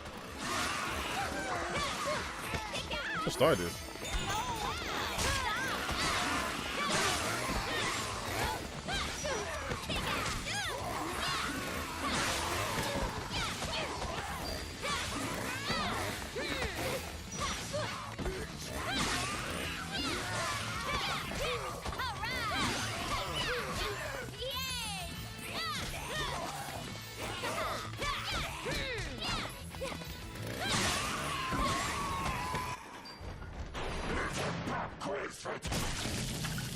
I thought I killed you. Thanks a lot. Oh shit. What's the deal, dude? Zombie cop. Fucking lame. Do you? A zombie with a gun. No fair. And done. Dying hurts so bad. I bet it does.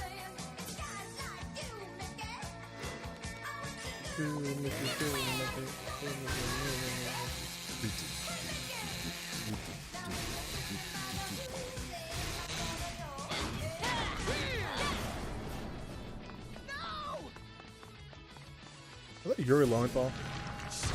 Yuri! Oh. Oh man, their bodies are wrapped with bombs. We need to hit him and run away before they explode.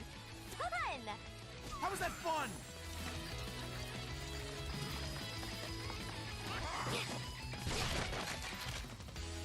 I'm not gonna lie, I thought it would take a lot longer, or be a lot sooner for him to blow up. Dude, I love this game already. Oh, I was on Twitch? No, I'm on YouTube. My audience is on YouTube, so I gotta be on YouTube. This game fucking rips though. Like I'm low-key upset that no one told me this game fucking existed. Oh, I knew it existed. No one told me how good it was.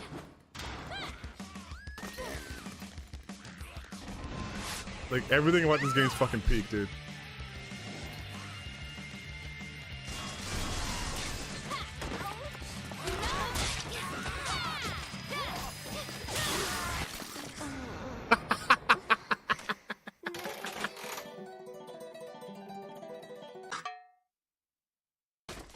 Oh, I missed it. I wasn't looking at the roulette.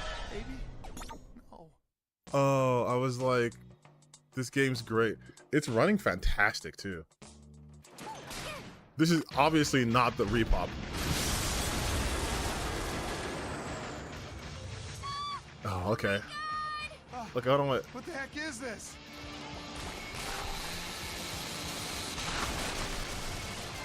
Second level's gonna go off.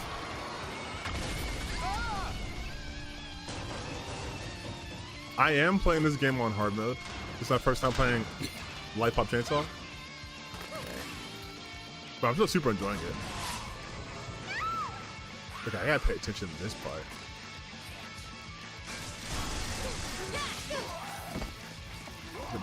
They just blow up, right? Like.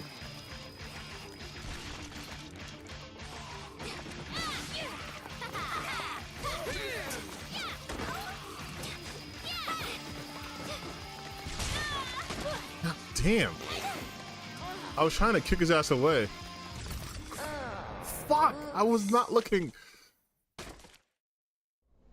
Dad, I'll love you, baby. What? I thought I had my Nick ticket.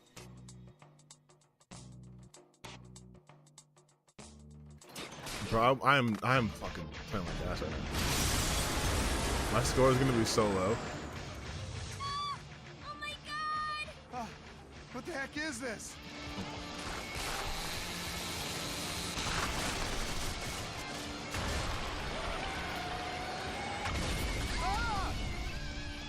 Okay, this time for sure I got it. This time I'm locked the fuck in. This time I'm locked in. SOS, SOS, I'm gonna save you, don't worry, don't worry.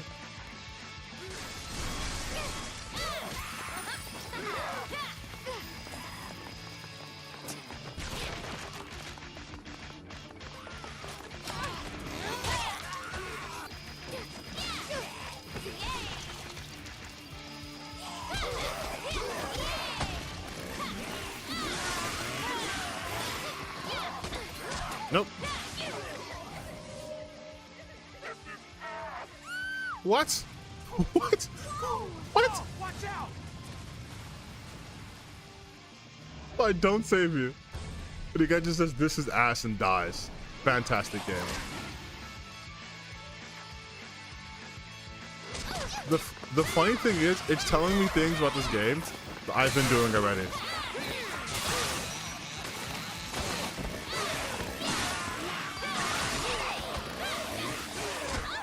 Wait, what was that move?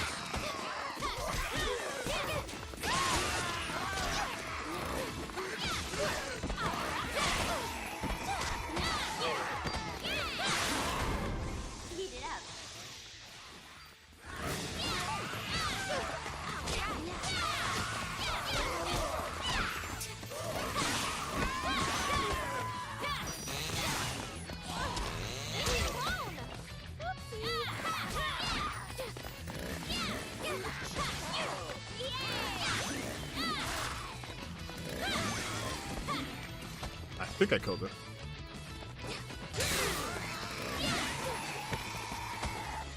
Yeah, we got it. We got it. Look what those jerks did to our school. Yeah, but it does get me out of my calculus homework. You ain't no damn calculus homework.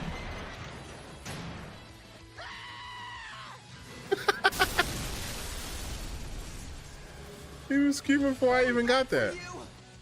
Uncool, asshole. Oh, wait. Why are there zombie terrorists?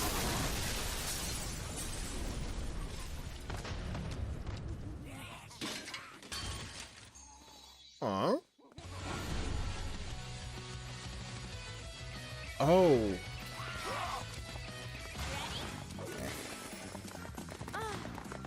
What? No, wait, no, come on. There's zombies right there. Yes, I didn't do that. Oh, okay, fine. Fine, whatever.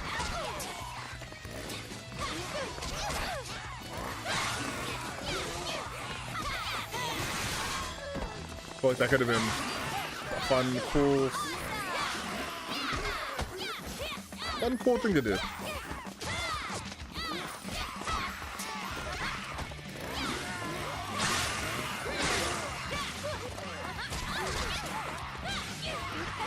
Are there more poles I can dance on? In the game, I mean.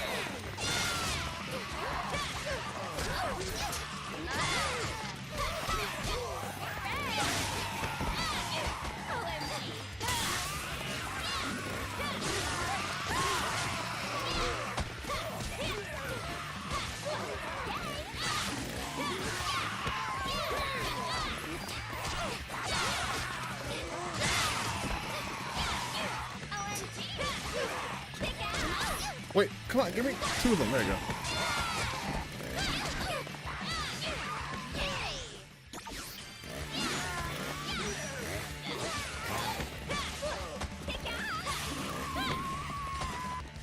I saved them, right? Yes, good. No one blows up. QT, okay, cool. Because I want to get to work on that pole.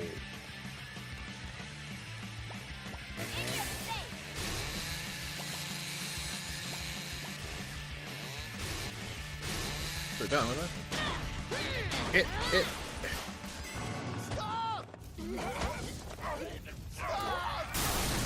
Jesus.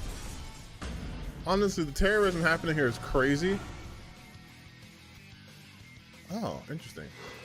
That's the dude who stranded us. Yeah, he's getting what he deserves. But we can't just let them all die, Nick. Or we could. Oh.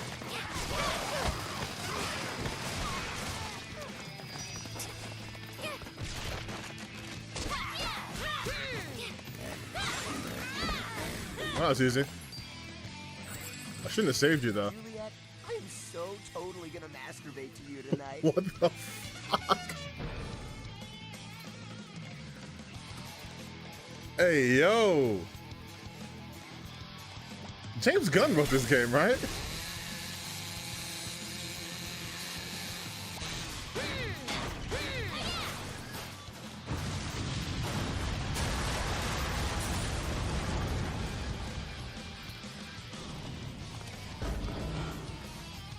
Use buttons to walk zombie heads. So what are you gonna do now, Juliet? Watch me, Nick.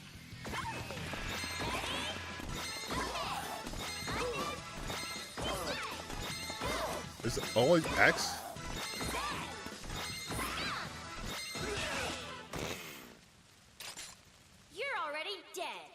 Omae mo shinderu. Oh, that's so fucking sick, dude. I need to find more. I'm so upset. I'm so upset that this game came out 12 years ago. This is my first time playing it. Like, holy shit. Who's that? Morikawa Sensei. He's my sensei. A sensei? But like a teacher? I need to Japanese. Well, I so stupid. I can't speak Japanese, Juliet. I just know that one word. Aw, your simple innocence is one of the most attractive things about you. It's also super cool that Juliet's supposed to be portrayed as like this airhead, but she's super smart and capable. Yeah, okay. Which this game would be considered woke by these loser standards today, wouldn't it? Or is it because she's wearing a cheerleader outfit, it automatically negates any agency whatsoever? Because like you want to talk about girl boss, the way she talks to Nick, calling him simple, they would if this came out with like the Ubisoft name on it, they'd be like, oh, this is woke shill crap. 100%. This game fucking rips though, so I wouldn't care.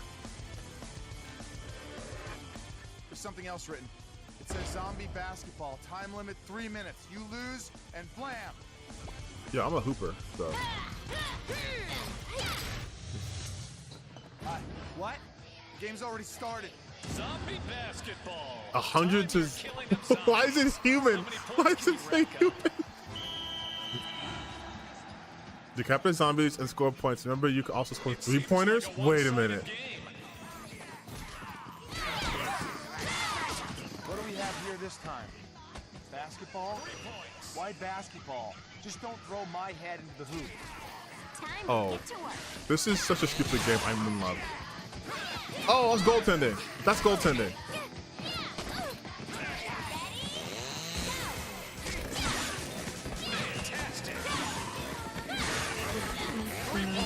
That's safe for cheating.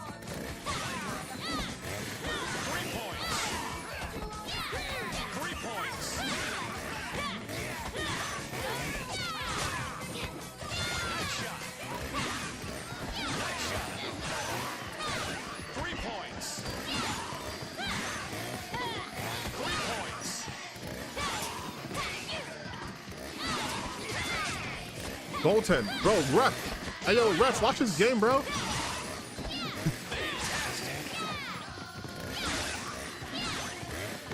Oh my god, I think I'm being converted. These, I never played Dead Rising. Is Dead Rising anything like this?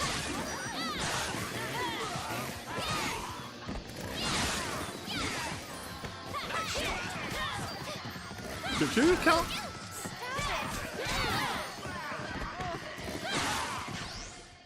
Dude,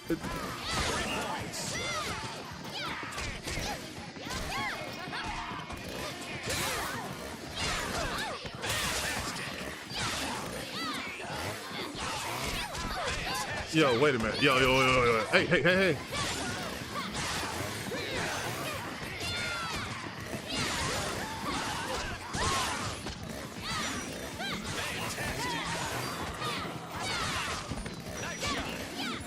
Here's the thing, though. I need them to get. 1 minute left. Oh fuck. We need some. I need to get some Steph Curry.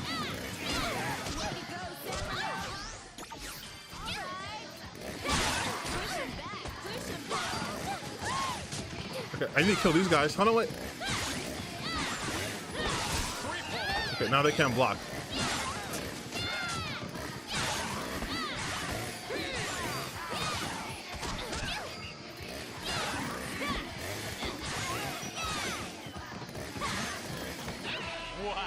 What a turnaround. The zombies Steph Curry. are getting slaughtered. Steph Curry. Incredible. Steph Curry right here. Chef Curry. Can't wait to see you in action again. Who's broadcasting this? Where's that voice coming from?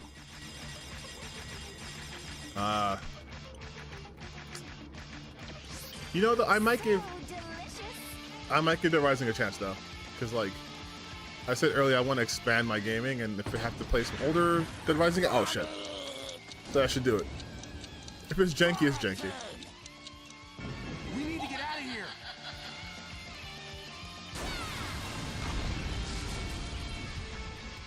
Okay. Wait, hold on, wait. I need to buy some shit.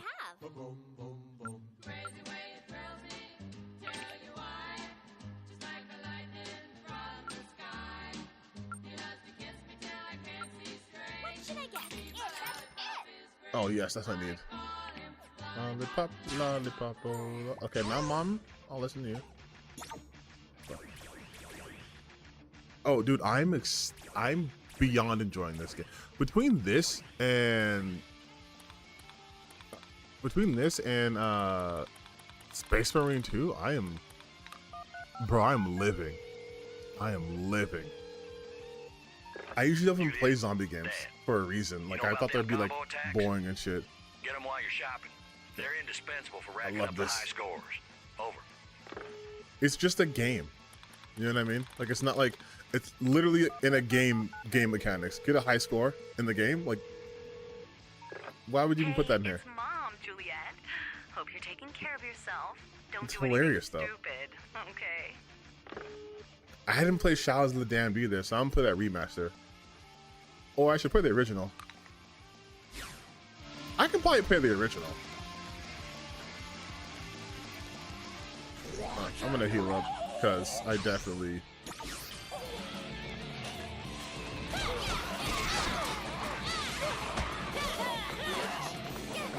It's a guitar.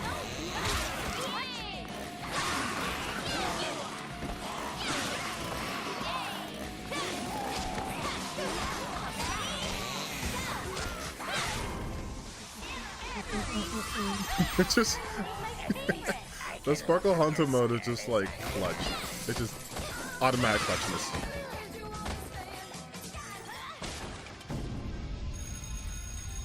Oh, did I waste it though? I wasted it.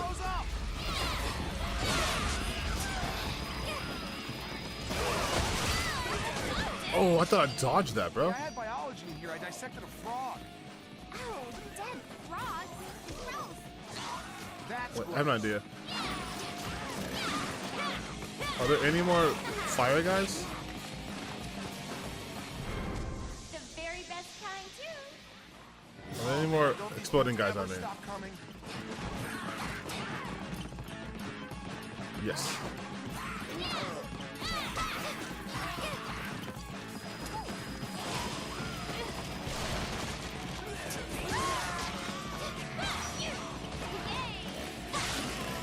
That should do some damage, right? Right? Roberta, take a break. They don't pay you at a school. I know this. I know for a fact.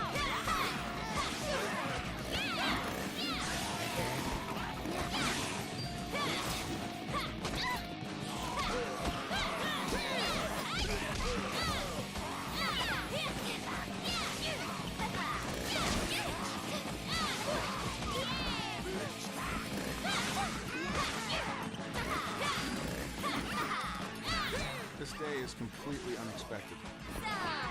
I would say that. I would say yes.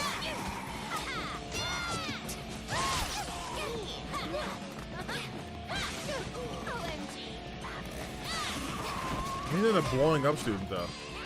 That sounds weird to say out of context.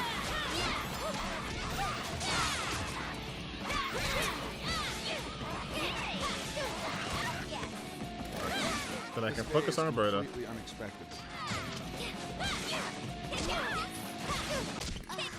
Oh my god. Oh. Got it. Awesome. That's too much.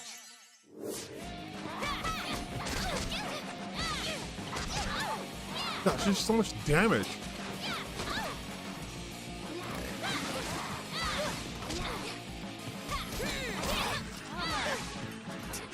I haven't healed. Nope. Oh man, don't these dudes ever stop coming?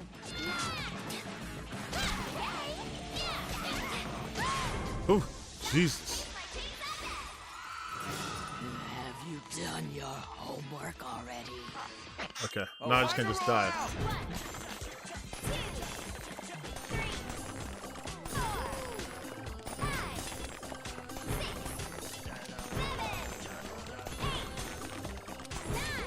Why are we just counting?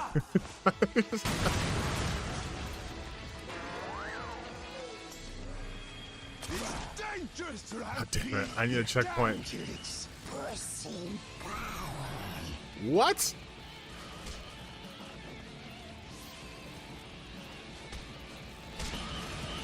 I need that immediately. I'm getting shot.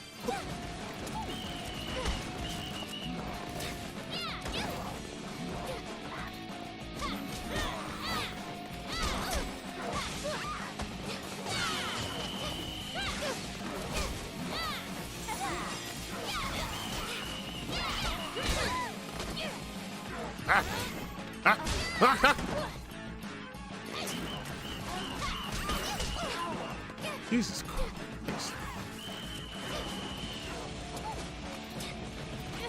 Okay. New strategy. Okay. Oh, you can't even take distance away from them.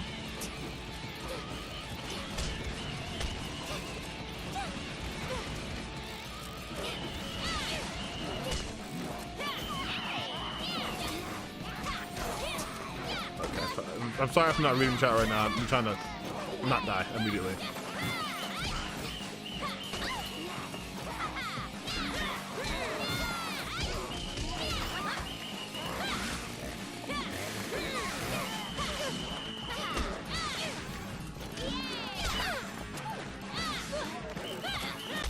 Wait, she was stunned! Can't be. He was done!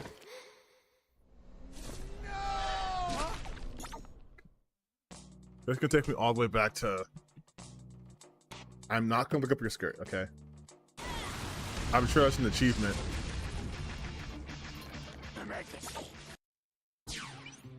Oh, dude, okay, you know what? Maybe...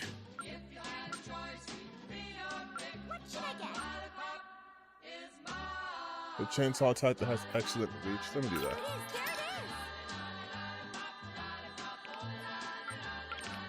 I probably can't get another. I probably can't do 2 upgrades. Oh, hell yeah. And then I'll get another. There we go. That should be a smarter choice.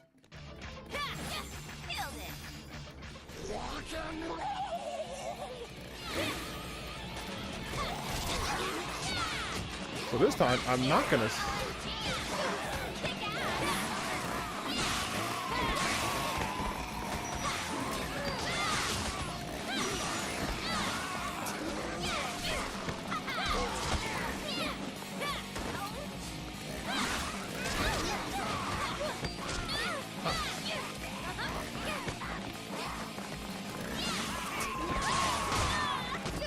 This time, I'm not gonna waste my superpower move till the cops show up.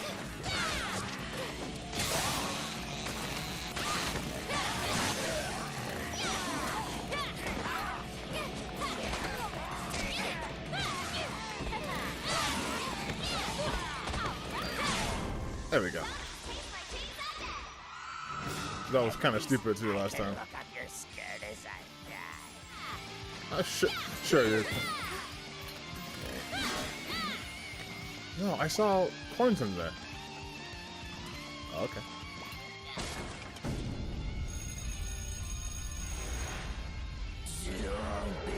Yeah, because I killed her. I killed her without doing that shit.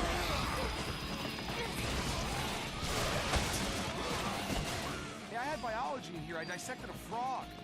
Oh, dead. Oh, shit, dude. That's gross.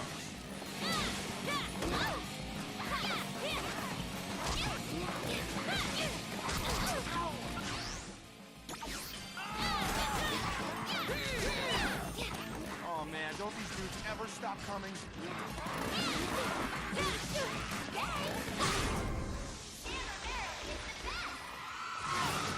Have you done your homework already? Alright, so my strategy is gonna work. My strategy is foolproof at this point.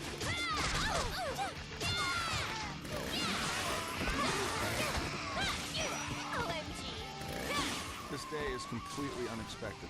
Cops come. Cops get absolutely wrecked when I blow up this guy. Okay, Nick, you go here. Wow. Let's rock!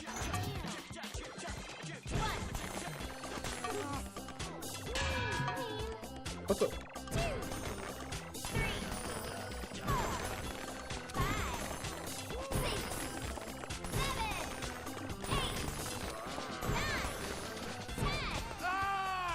There we go.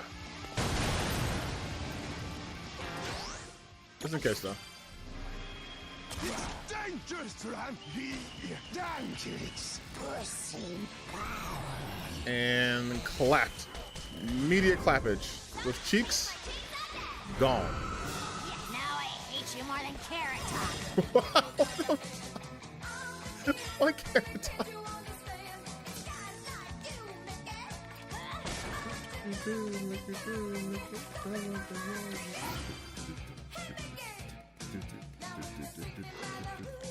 Best calories.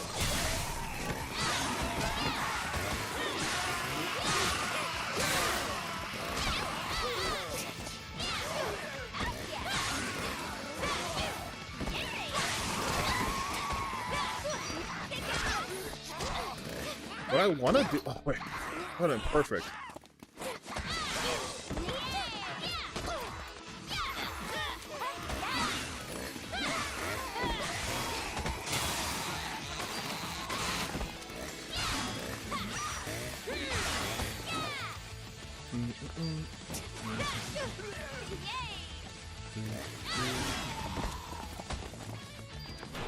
Yeah, I saw a shot. Oh shit.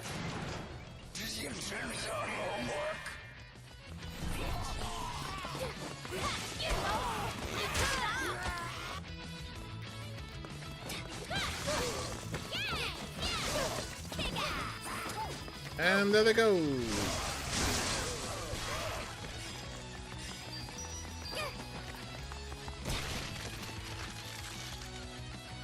Where's the last one? Not last one. Quick, opening and closing the door, dude.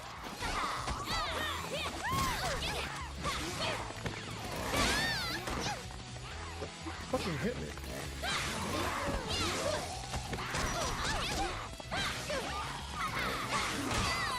Oh my god, bro's kicking my ass.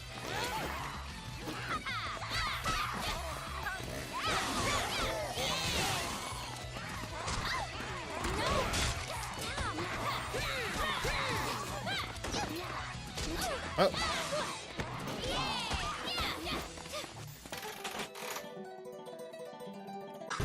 Awesome! God, you're hot. What is this? I love you, baby. What is this? Nick toss. Totally.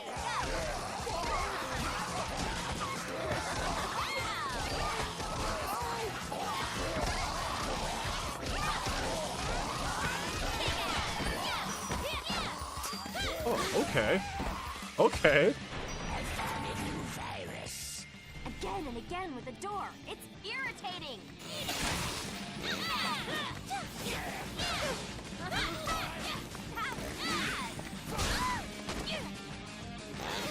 Okay, well, I'm not as weak as I was before this time.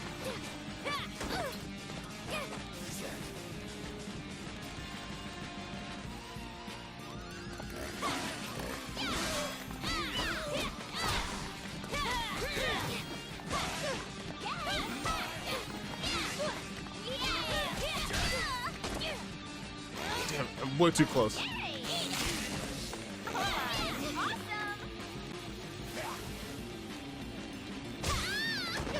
What?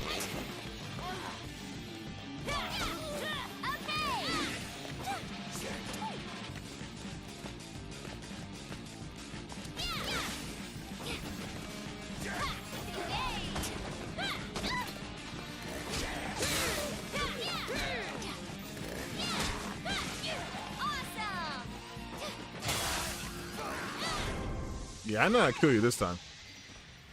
Pop on the Conquer video. Hold on. No need to apologize. You wanted to follow up on the Conquer video with the question about your opinions on Apex. going for a realistic approach than style diverse. But okay, so I think the thing with Apex though, right?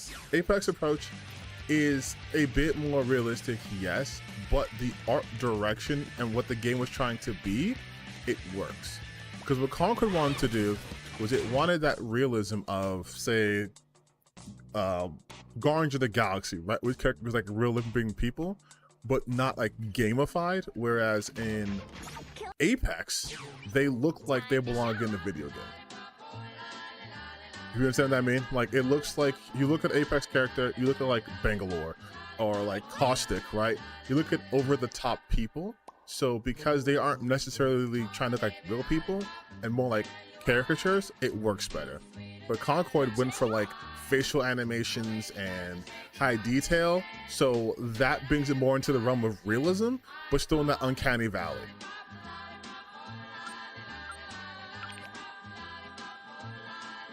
And I think ultimately, Concord was a victim of not allowing its art direction to be more stylized and stronger, whereas Apex kind of does both. Like, you wouldn't look at an Apex character and think, oh man, that's a human being, but you can tell that it's supposed to be a cartoonish version of one. Like, Lifeline don't look real.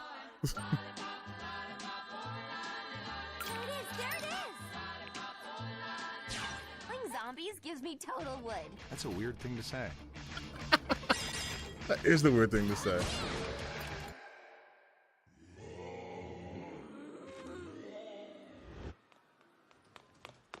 Sensei! Ah, Juliet. One moment, please. Oh. Alright, listen, this was made by Suda 51, so they can have this. Yeah, no problem. Hey, Rasai. Oh, he's a sushi master? Juliet, it looks like you've really gotten ahead in life. Good head. My teacher, Morikawa Sensei, is the most amazing veteran zombie hunter ever. Oh. Ah, correct. I have studied the zomboid sciences for 40 years. Listen, both of you. The school Why is in this dire angle? trouble. My research Why this tells me angle? that something has gone wrong on a cosmic scale. That's a massive bummer. That completely sucks. Let me show That's you. a massive bummer. The universe is composed of 3 dimensions. The land beyond words, the rotten world, and our dimension. The land There are beyond? dimensional walls between each. Using a combination of black magic and explosives, someone cracked the wall between Earth and rotten world. And the gases of rotten world seeped into our world. Your friends and fellow students inhaled these gases. That's not which galaxy gas. transformed them into the This is the PSA, you guys. Don't do galaxy gas. Whoever did this could be trying to open a permanent gate between here and rotten world, which would be catastrophic. Unfortunately, once they have become zombies, there is no return. All we can do is clean up the school, kill the undead, and stop the bomber. That is our mission. The bomber Okay, that is sounds either pretty- in the cafeteria pretty straightforward. downstairs or the courtyard. You destroy the zombies in the cafeteria. I shall look in the courtyard. I'm counting on you both. Kill the motherfuckers!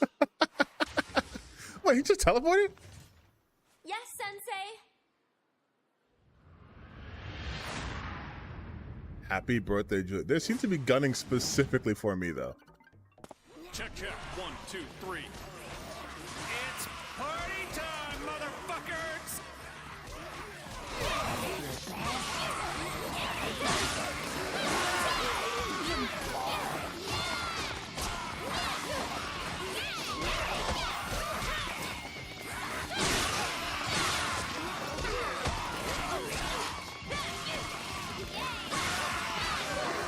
I'm really killing your zombies right now. Oh!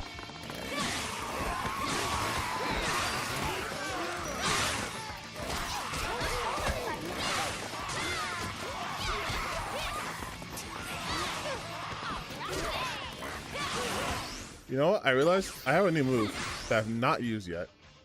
And I have forgotten that it was, has to be her stash, right? Trophies, Lollipop case. No? Is it how to cook?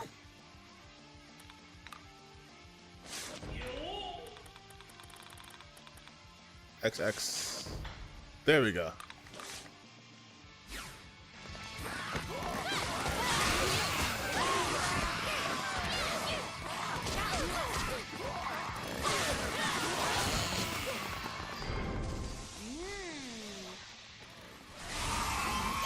Oh, got him. Got him.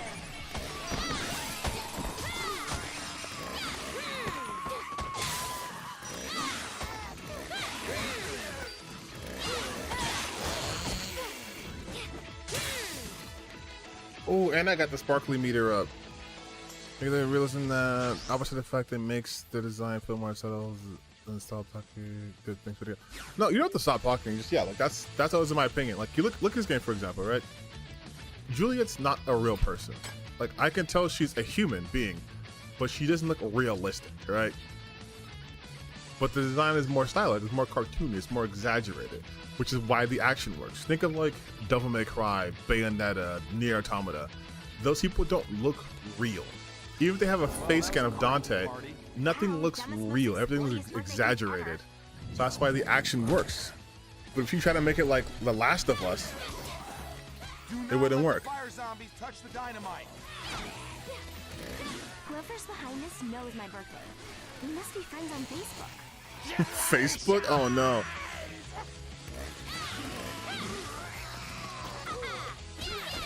You guys touching and exploding would so put a damper on my birthday.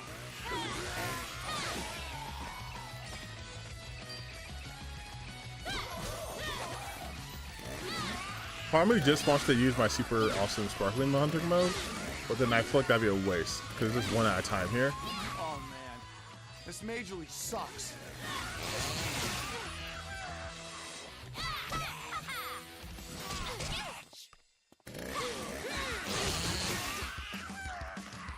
No, you don't.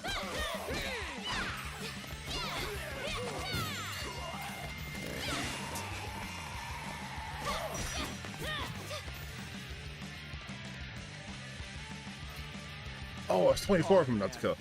This Major League sucks.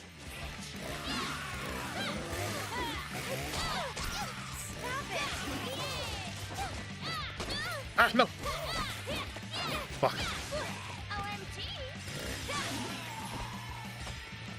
Do not let the fire zombie touch the dynamite. Thank you, boyfriend. I understand that.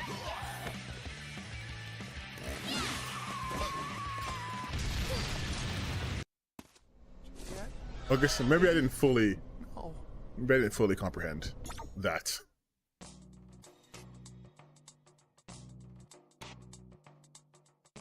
I'm sure there's an achievement for the upskirt, but I don't want to do it. I have my standards. Do not let the fire zombies touch the dynamite. Whoever's behind this knows my birthday. We must be friends on Facebook.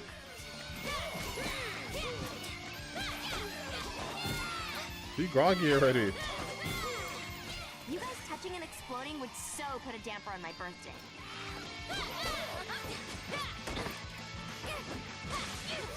Here we go.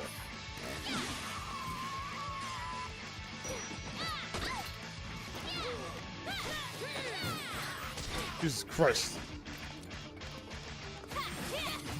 No! How did I miss that? How am I missing these guys? Do not let the fire zombies touch the dynamite.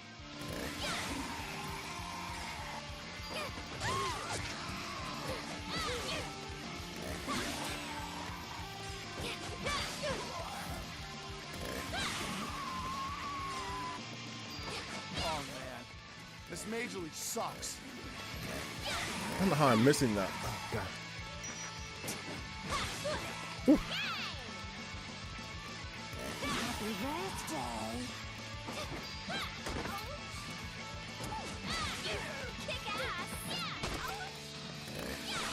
Oh, he just sprinting? He's just sprinting. Do not let the fire zombies touch the dynamite.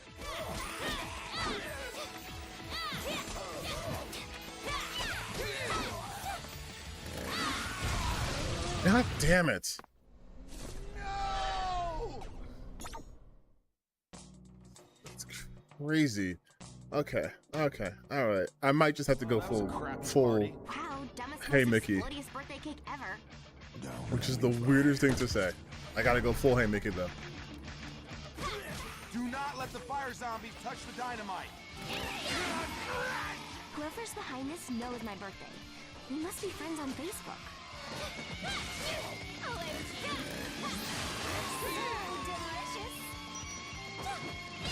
You guys touching and exploding would so put a damper on my birthday.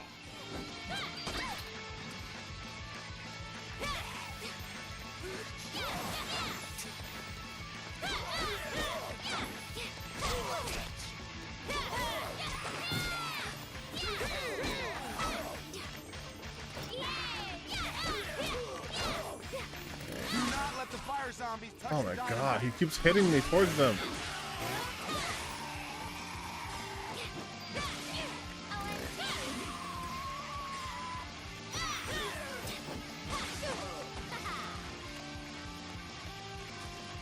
Keep the fire zombies away from that dumb cake.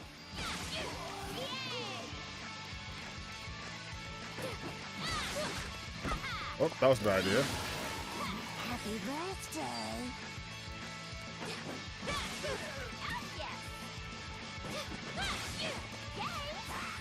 What? He didn't die.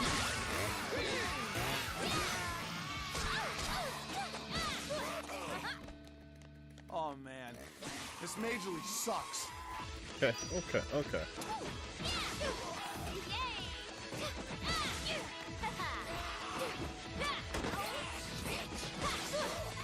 There we go.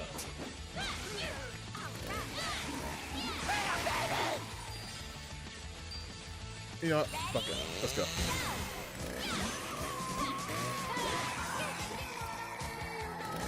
Keep the fire zombies away from that dumb cake.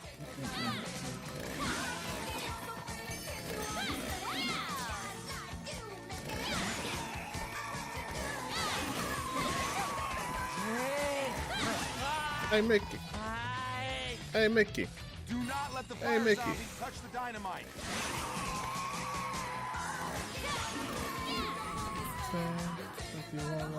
When you took me by the hand.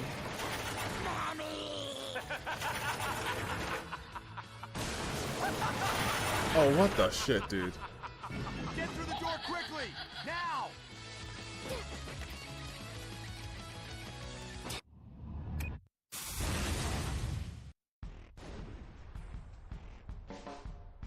Oh, that's a cool transition screen.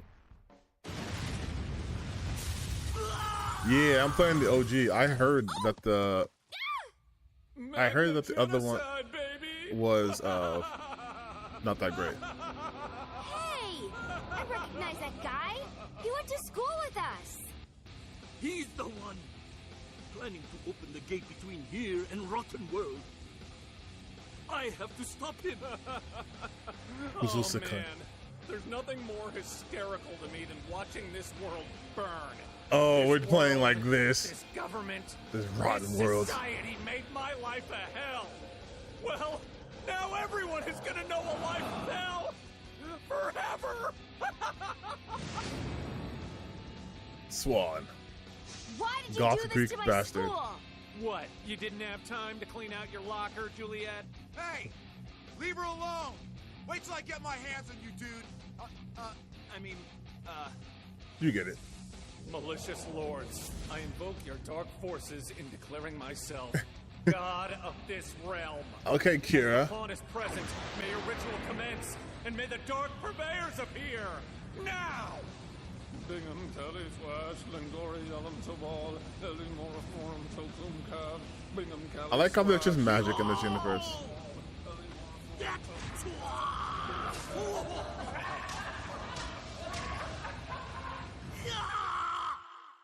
Again? Sensei! Oh, is he dead though? This world makes me want to puke. You're the one who called us here? Yeah, that's right. Yeah, I did. I called you guys. And I demand you initiate the pawn into the ritual and rot every living thing in the school along the way.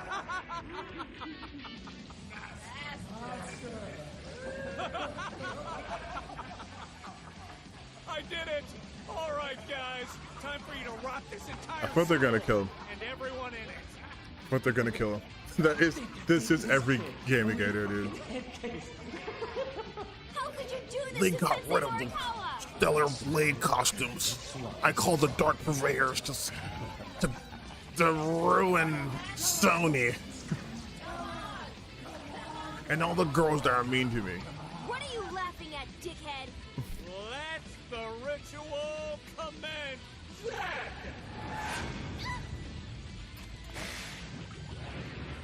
Let's play. Whoa.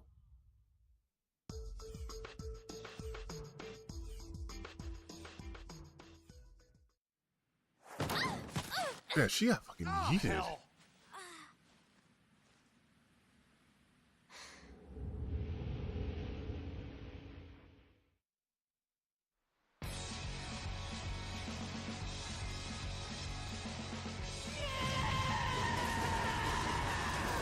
Oh, we're just going straight to a fight. Oh, Zed, like Z. Got it. Why does he sound like that? Like his voice is about to crack. Wow. What? Oh, wait, I didn't try to call my mom. Hold on. This is important.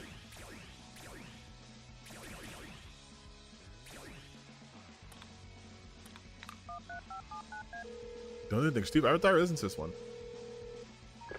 Hey, it's Mom, Juliet. Hope you're taking care of yourself. Don't do anything stupid, okay? Dolls of the Damned. Garcia Hotspur. That is a name, I'll tell you that much.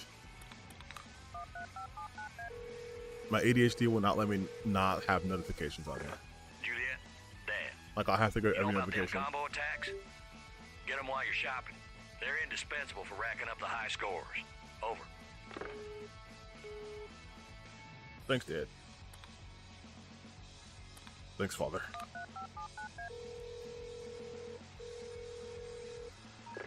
He's gonna be pissed. Juliet, get used to dodging. You want to be a master zombie hunter, you gotta dodge and attack. Don't forget, kid. Over. Okay.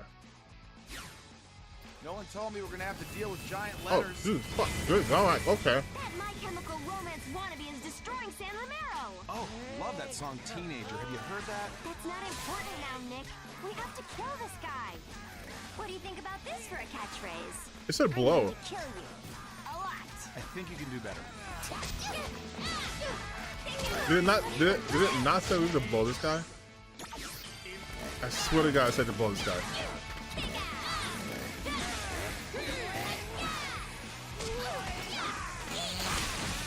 Tell you what, not a fan of this camera angle.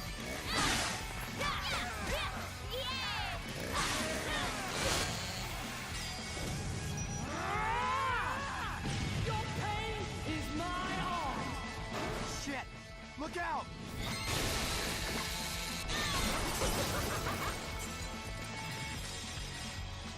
I'll restring my guitar with your intestines! You might not do that. Suck it. His voice is mega irritating. How do you like the spotlight, Slag? Wow, that's fucked up. How dare you call me that? God damn it. Not this annoying ass.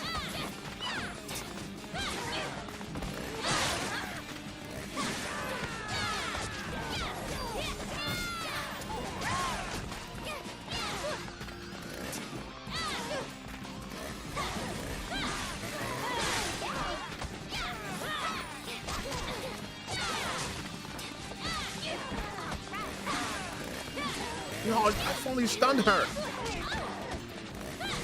Thank you.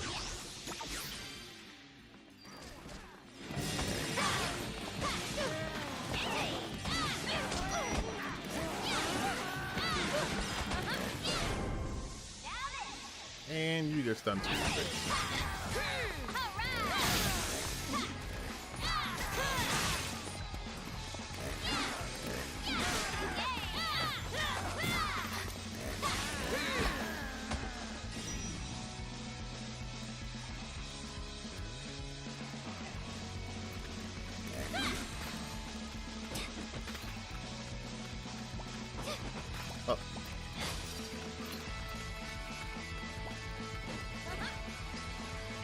Nice.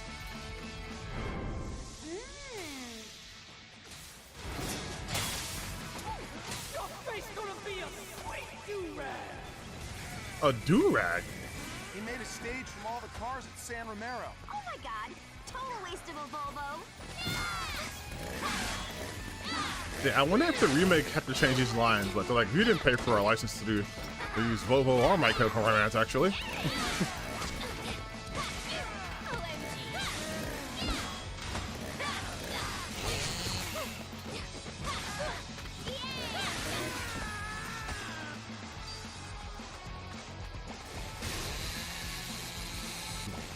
Oh, there we go. Welcome to the big show. Well, big show. Big show tonight. Fuck! What a douchebag. Quit destroying shit for no reason. I hate your explode. Get out of my way.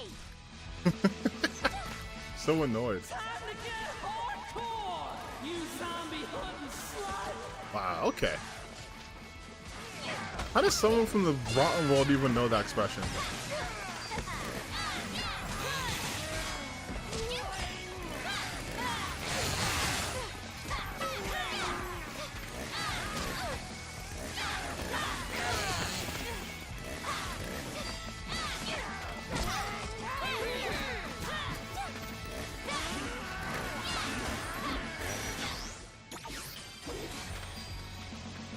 Okay.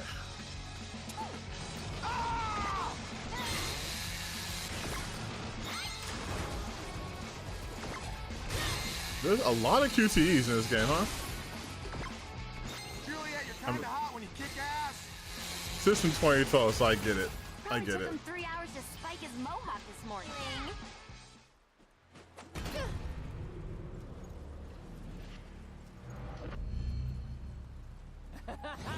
I'm gonna crush your face! I'm loving this shit!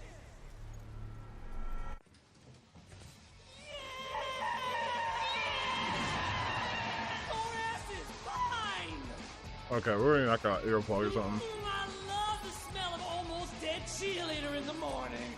Yeah! Ooh!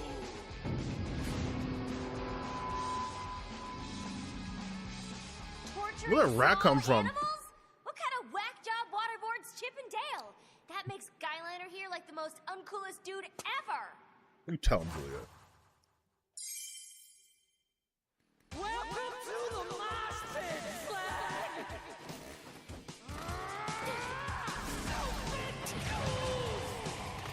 Fuck! Giant letters. What does that even mean?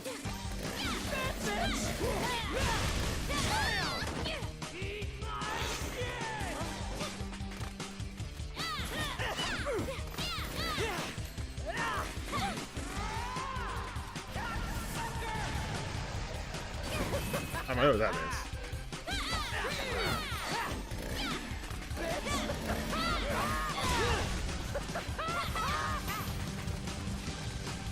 Take this, whore! All that movement, nothing. Hot Topic sales reject. This guy's fast.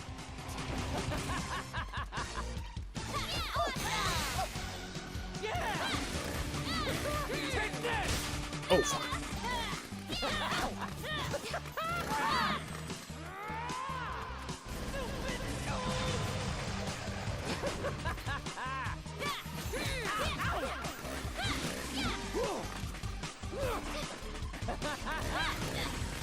Take this! Ow. Time to give this dude a man pond for his man job. Okay, how are we doing here? How are we doing this?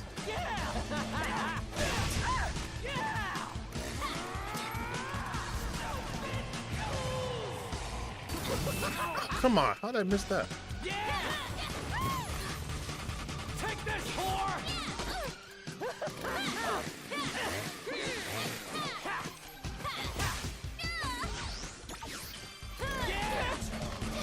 Juliet, give this dude a new asshole on his forehead.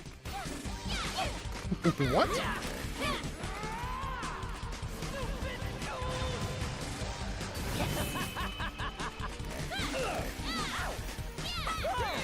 Juliet, give this dude a new asshole on his forehead. Take this, whore! Oh, that's a hard counter.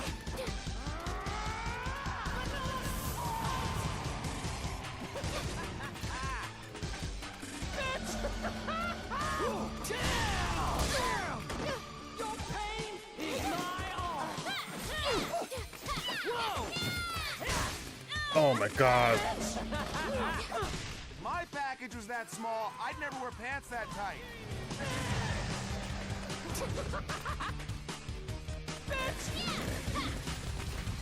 I got perfect here. Crush your face! Kill this fucking guy, Juliet! Oh.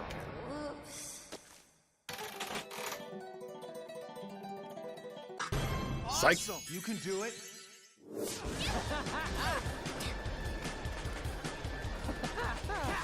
Almost there. You fucking foul-mouthed dumb fuck. I'm trying to finish.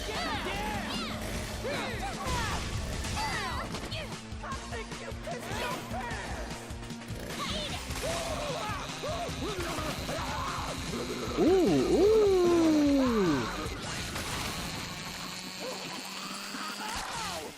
These guys are garbage. These guys are garbage. Oh, what? You think that hurts me? I just jizzed a little. What?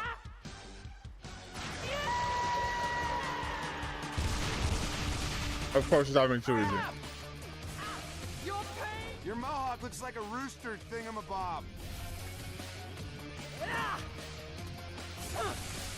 I'm gonna crush your fucking face! Ow, god damn. Is my art. I think you pissed your pants. Smash that speaker stand. I'm trying. I'm loving this. Eat my mohawk, you bog. Eat my mohawk. Yeah, shut up. I'm over. Oi, never mind the bollocks. He's your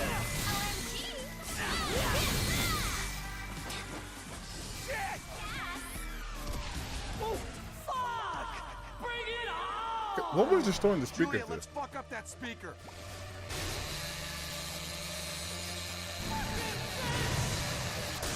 Oh, I was not paying attention.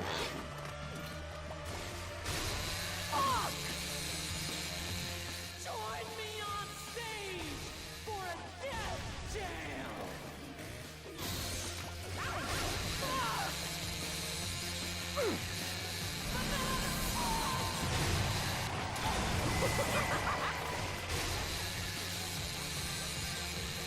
It's your pants!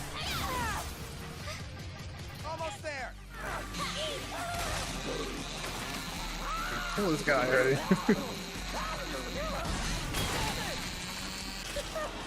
Oh, that one actually hurt a little, bitch! Take this! Bitch! Shit! Take this, bitch! Fucking face! Bitch! This you're gonna love! Remember that movement? Not letting him do that. I'm all out. Damn it. Trying to kill us? I'm gonna pull your ponytail out the front of your face! Why can't I do anything?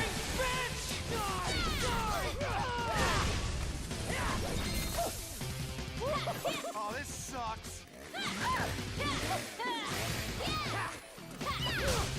God damn it, I can't see when there's attack.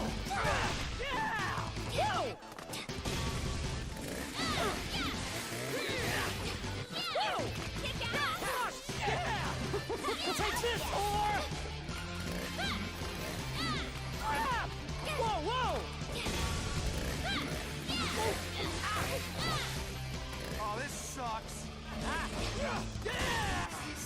God damn it! I thought I get it. Juliet, I love you, baby. I'm gonna start off from the beginning, right? They're not gonna be like, yeah. Okay. I'm gonna crush your face! I'm loving this shit!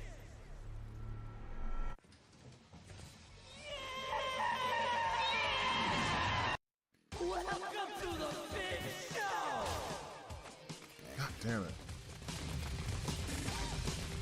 Take this, whore! Bitch! Whoa!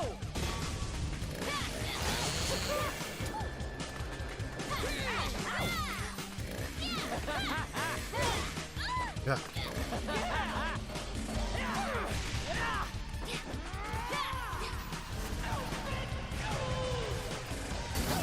Jeez, that sucks, dude.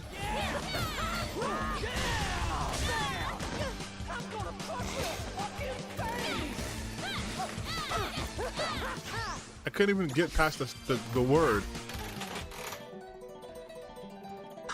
Awesome. God, you're hot. God, you're hot. Okay. Nick toss. Go. The gameplay doesn't play polished because I'm not doing good at this game. That's why. Kill this fucking guy, Juliet.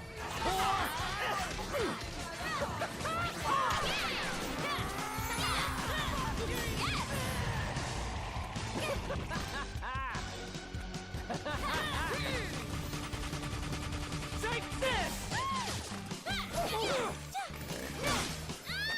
Always gives him that exchange.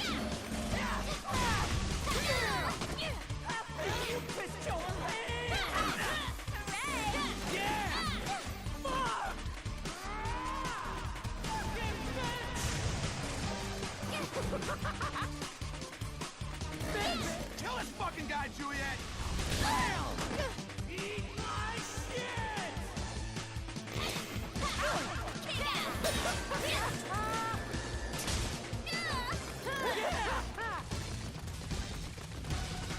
Take this, whore! Juliet, give this dude a new asshole on his forehead.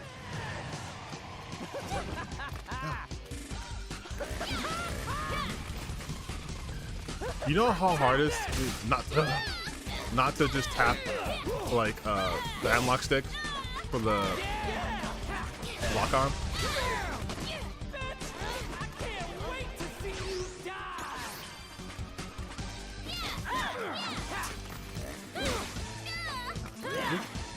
Trading with me. Nice leather vest.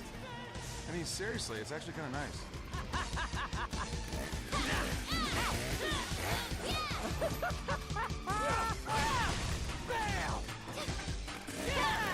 Whoa! Wait, is that glitter makeup? Okay.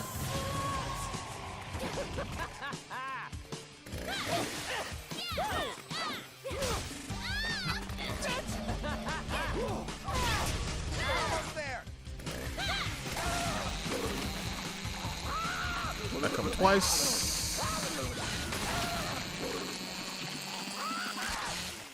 Yes, that's what I'm talking about. You think that hurts me? I just jizzed a little. But honestly, this second fairy is not bad.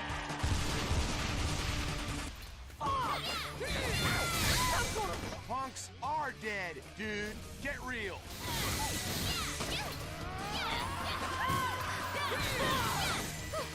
Oh, bitch! I can't wait to see you die!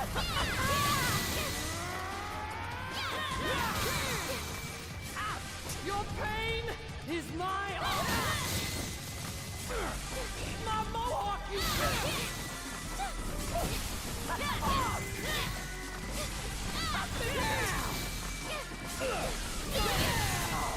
Destroy the speakers. Yeah, I figured it out. Next, thank you. Thank you so much, sweetie. Thank you so much, sweetie. I figured it out. Bring it on! let's fuck up that speaker.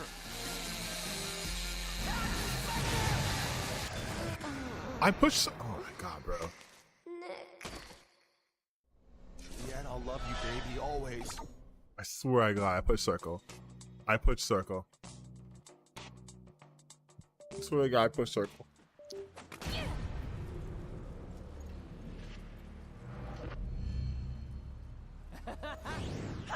Bro, this shit on armor, no joke. I'm loving this shit!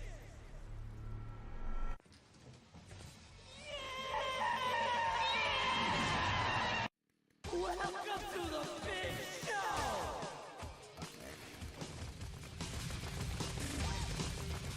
Fucking face! Bam!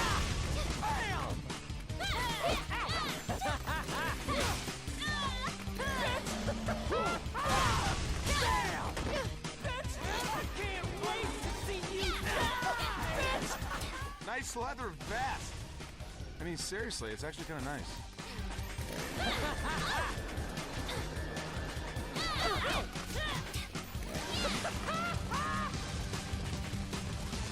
Take this, whore!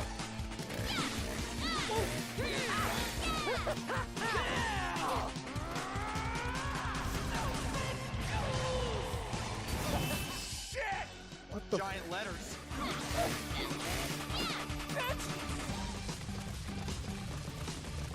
Take this, whore!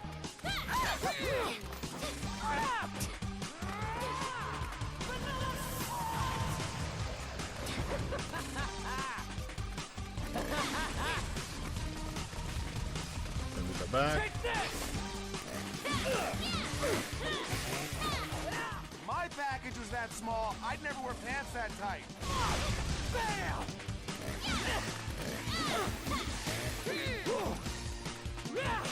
Whoa, whoa!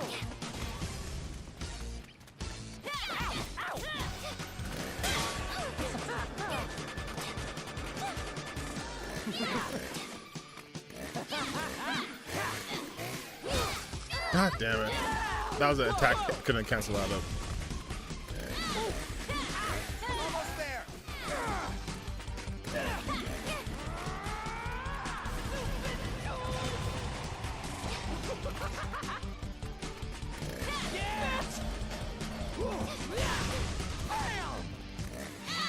Okay, here we go.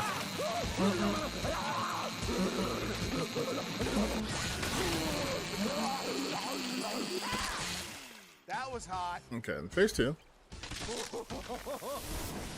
think that hurts me? I just jizzed a little.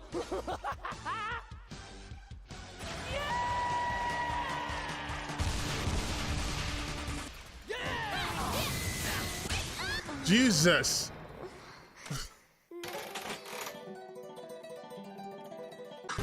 Awesome. Hang in there. The camera angle just shifted and I died. Get real. Your face gonna be a treat. I'm all about DIY. Jesus. Oh, you dirty slut. Fuck! Speakers! I can't. Oh my God. Your pants.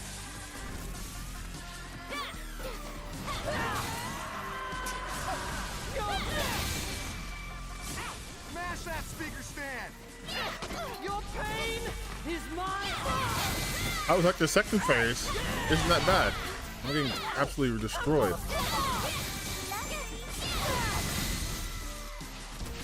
Oh, fuck! Bring it on! No, yeah, I have to use this. Julia, let's fuck up that speaker.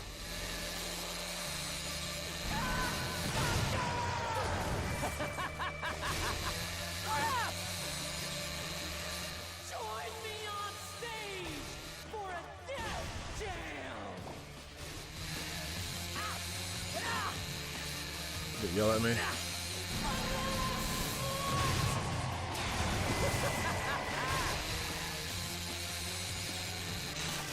Your pain almost there.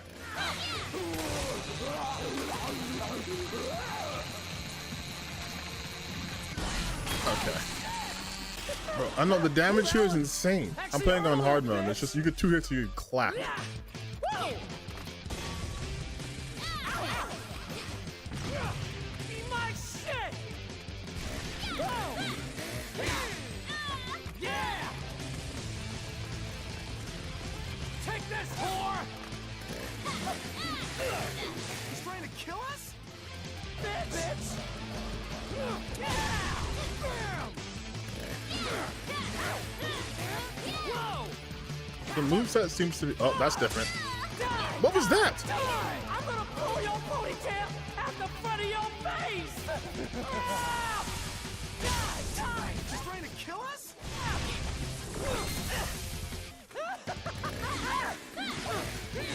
Yeah, I'm gonna heal up again. Take this, whore! Oh, this sucks.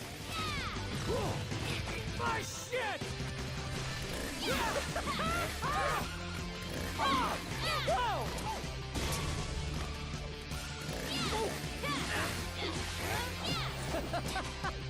Lock in, lock in, lock in, lock in. London is calling, and they say you are a whore! Okay, dude.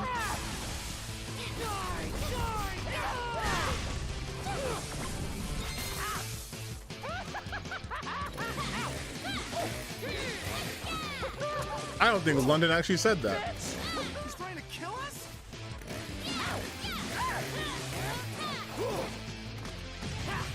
Take this! Well, you only get 3 hits on him.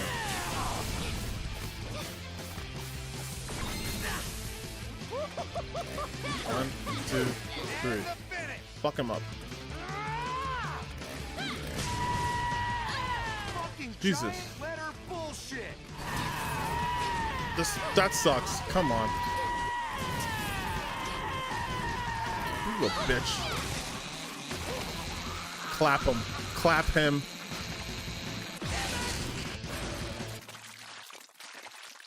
Zed's dead, baby. Zed's dead.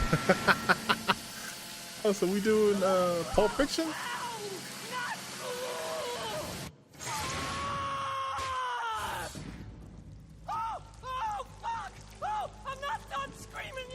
Yes, you are. It really fucking hurts, man! Oh! Jeez, so emo. The lollipop I threw an hour ago.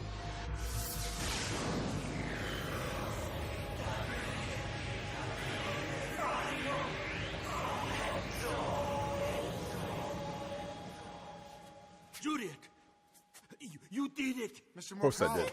Easy clap. Easy clap. You managed to purify one of the dark purveyors. Yes. Look at this. Look at this photograph. Oh. I think he's dying. Zed was only the weakest of the dark purveyors. But the other 4 are here, rotting the school. By now, they've probably transformed all your fellow students into undead. Really? That sucks. The school is probably filled with zombies. Sensei! Mr. Morikawa. You're not doing too good, my guy. Juliet and Nick, I have faith you can stop them. All humans must die, as I must now too. Sensei, no! Don't. I have faith in you guys. Everyone dies at the I end. have this for you, Juliet. Happy birthday, Juliet. Oh, thank you, Sensei. You were always my favorite pupil.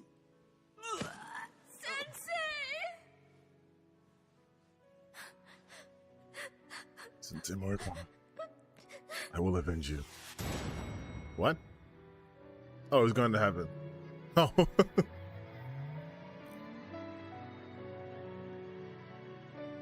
Look how quick everything moves. Just like, whoop, whoop.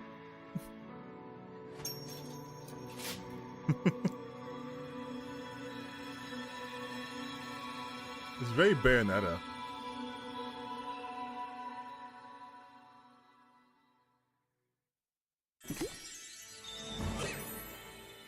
Oh my gosh! Thanks, Sensei! Chainsaw Dash! Now that's a sweet ride. Oh.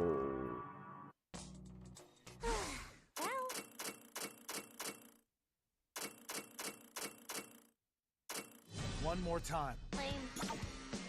Okay, you know what? God, that was only stage 1.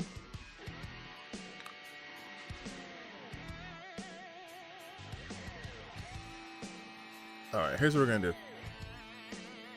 I've been streaming for like 6 hours at this point. So I think I'm gonna stop the stream here. But I will continue playing Lollipop Chainsaw, but only on stream. Is that fair? Since I started it on stream, I'll only keep playing it on stream. But I gotta eat. It's been 6 hours. It's been 6 hours. I think that's long enough. I think 6 hours is long enough. So yeah, like I said, I'll start this. I don't know. I try to stream on Sundays, but if I do stream during the week, I'll put a little notification. You guys can do that. In the meantime, watch all my other stuff. Watch all my stuff and share it. How about that?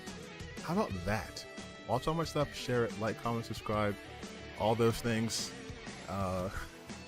Thank you guys for joining, for those of you who joined, and those of you watching this on either like a VOD or me editing this up.